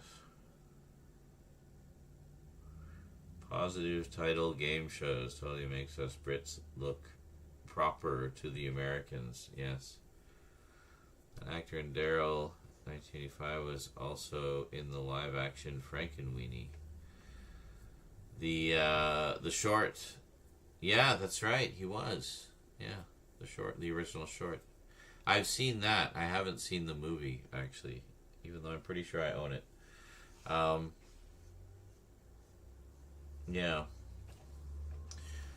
but he was also in. I mean, the main thing I know him from was the original Neverending Story, where he played Bastion.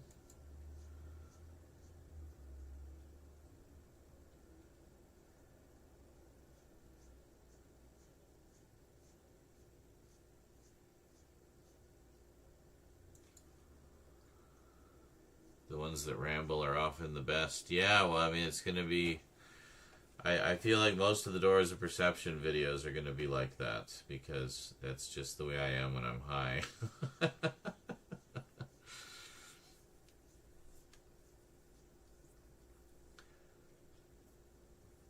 Pretty much. I don't know how much of that you saw when you came in, Travis, but yeah, basically it's the... it's an update of like 5 items. It took me like 90 minutes to get through them. But lots of tangents along the way. Well, not just tangents, but also like related things, and some random subjects that popped up in the in the course of it.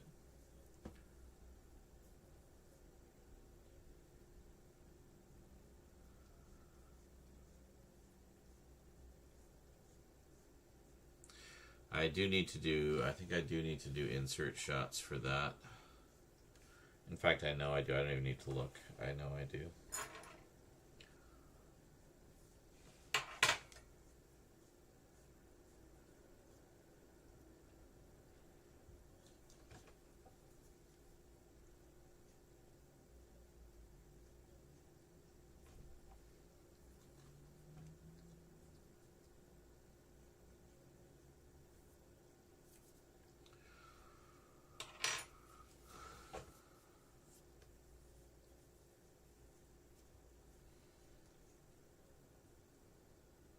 It did kind of play out like a podcast, though. It's funny because at the beginning of it, I had like half my drink, and by the end, I finished the drink.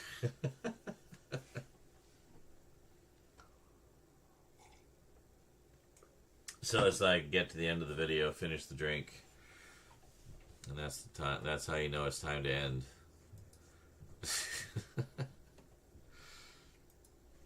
Because the drink's gone.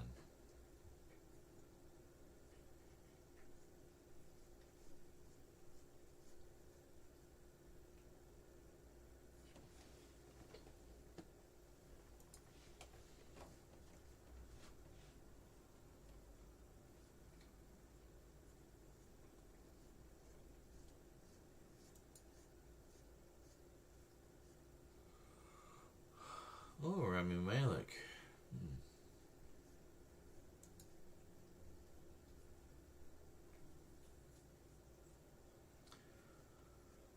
So tomorrow, insert shots day and editing all the videos. All of them. Well, they would probably turn out like shit if I did all of them at once. We will do a batch of them. Some are more complicated than others, but, yeah. The thing is, it's the kind of thing where, unless it's like a big, massive, blown take, I have to watch almost everything as I go. And, yeah.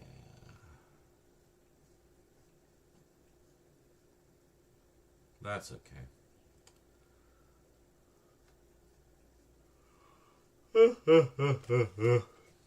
I should, let me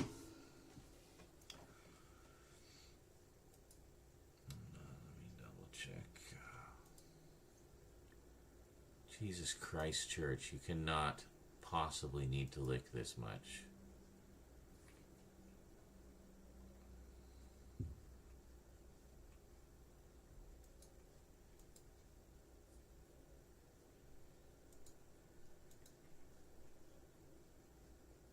Fuck's sake. Church, do it somewhere else. Go away. Psst. Stop it. It's enough.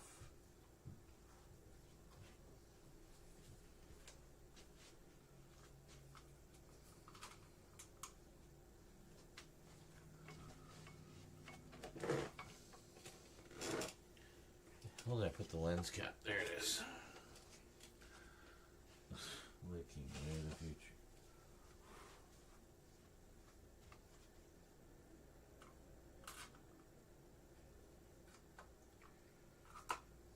Really wish you would stop being so fucking gross, Church. Seriously, like, you don't need to lick that much.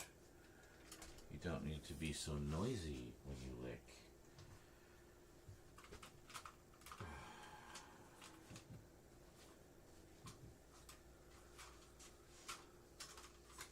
Cats are edible, right?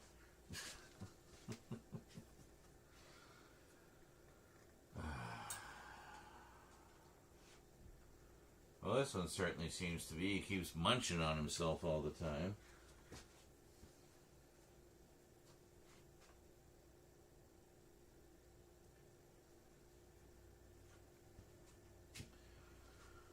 Not that it makes that much of a difference in the blazing morning sun, but... Ugh.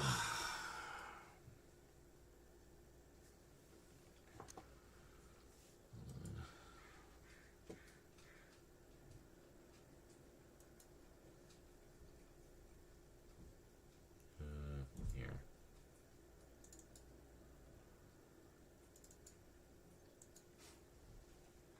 Hello?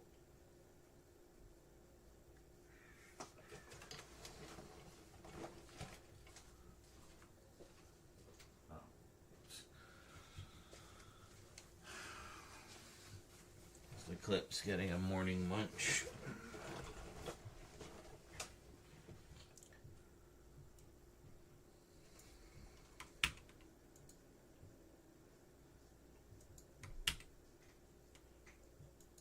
Skip. That means we already copied them, which is good. So we'll get rid of those. Church, take it somewhere else. Come on. Go away. Go on. There you go. Go on. Go on. Oh, for fuck's sake, Church.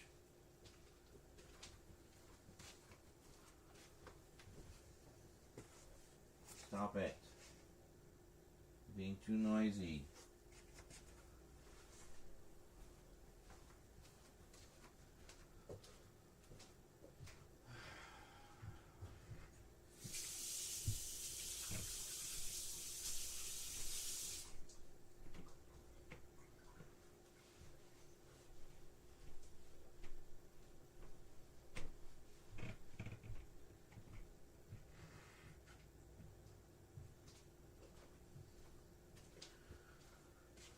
You didn't even need to. You're just sitting there now.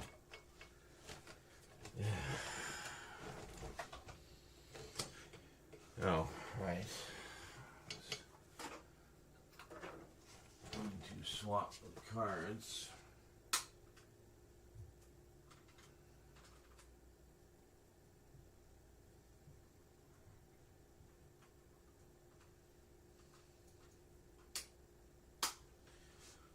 There we go.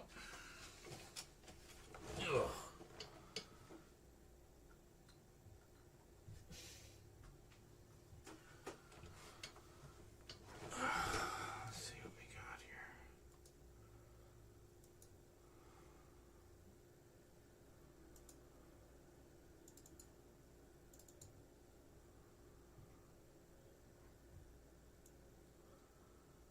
Alright, so how much did we film today?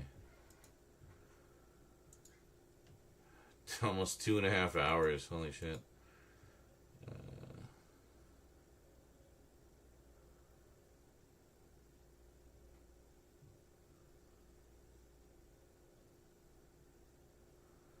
Yeah, so I think it was these three.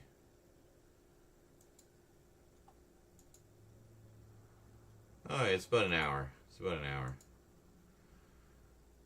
That's not too bad. It'll be a little less when I cut it down a bit.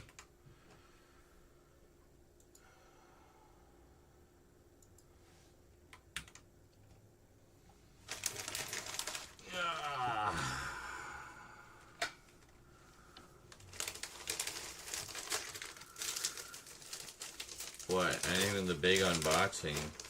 Which one? What, mum stuff? No. I've been too busy catching up on shows this week. I watched, finished watching Love on the Spectrum.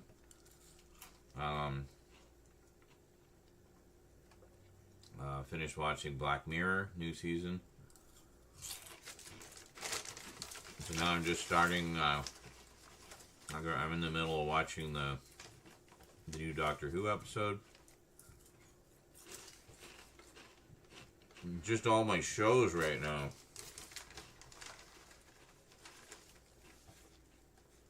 Terrence, Grandpa, you don't know what you're missing. The crotch licking is really going to take off. Mm-hmm.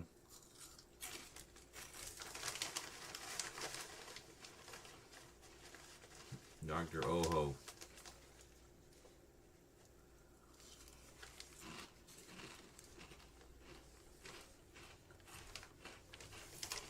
And yes, Daryl was the Vinegar Syndrome one.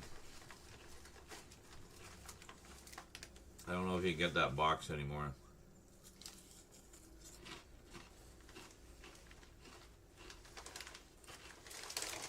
You might be able to. I don't know. They did a set like that for Cloak and Dagger as well, which is another one that I got.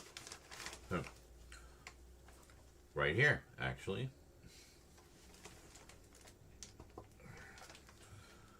Here, a little easier to see there. Well, that one also had a hard box, but I missed it, unfortunately.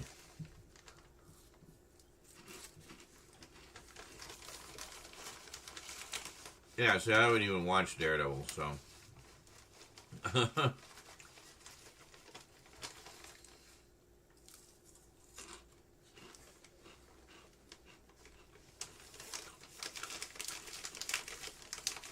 Kind of surprised they overlapped it with Andor.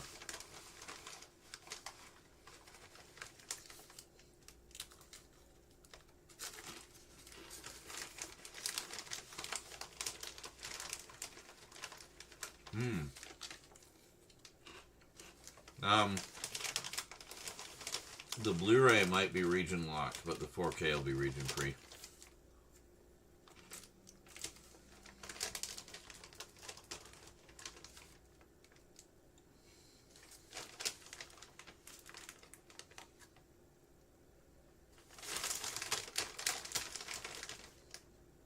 These chips are good. These are Old Dutch Ridgies. Masala flavor. They're kind of like Ruffles.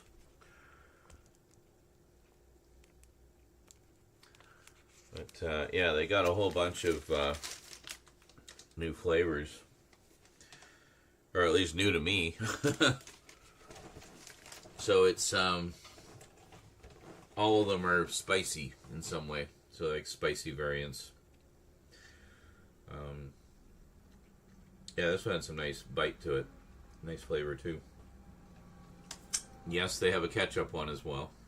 Called Spicy Ketchup. That's right, the ridges give it that little extra bit of crunch and texture.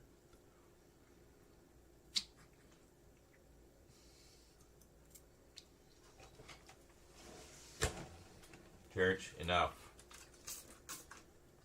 Stop.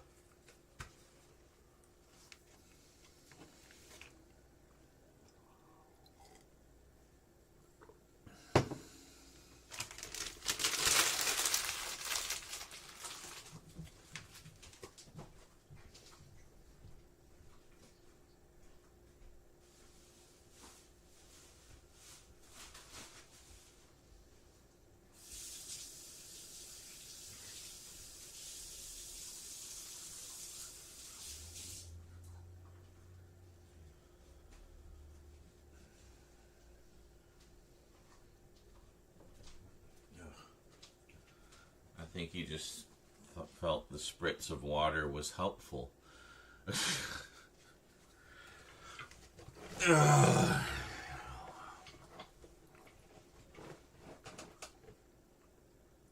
No, he like just went like, and then now he's licking again.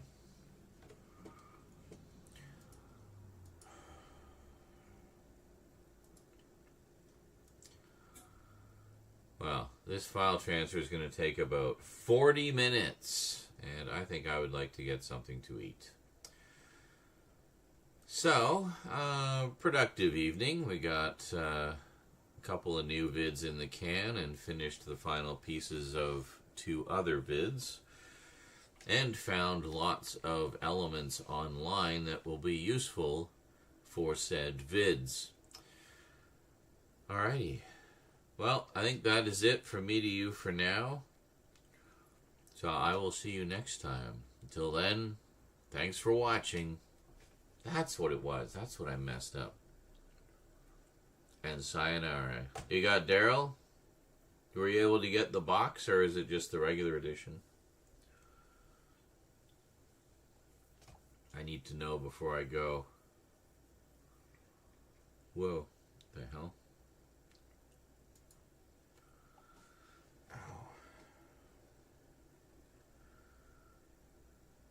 I think it's box. Was it this? They have everything like the thing that I got, the big box. So it's hard to see, I guess. But hold on a second. We're not going just yet. Let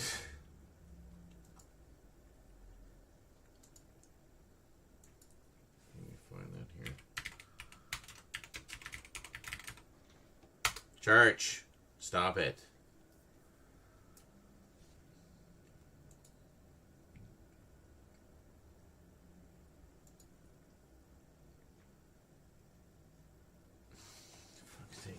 Church, knock it off.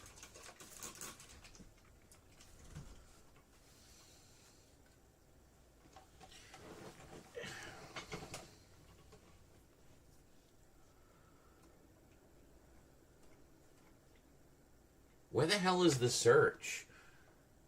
There. Jesus. Alright.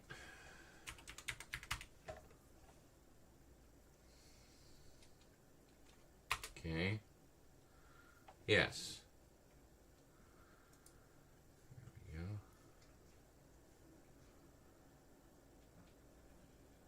Yes. Cool. Still in stock. Excellent. There's not going to be that many more, I'm sure. So, good on you for getting one. Oh, only 1910 left in stock. Okay, they've actually got quite a few left. Well, that's good. I guess it wasn't as high profile as Cloak and Dagger. I don't know. Anyway, cool. Yeah, that's a pretty snazzy addition. Alrighty. Anyway, I'm going to go before the cat drives me absolutely bonkers. I'm going to put on like some really loud music to block out the sound of his endless slobbering and licking on himself, like the disgusting, filthy animal that he is.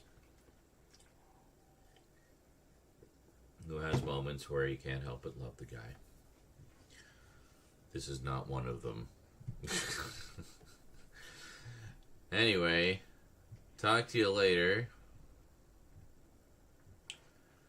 And that's cool, Andy. Anyway, I gotta go. But I did see your message, by the way. And what a pain in the ass. That is my response. What did I just do?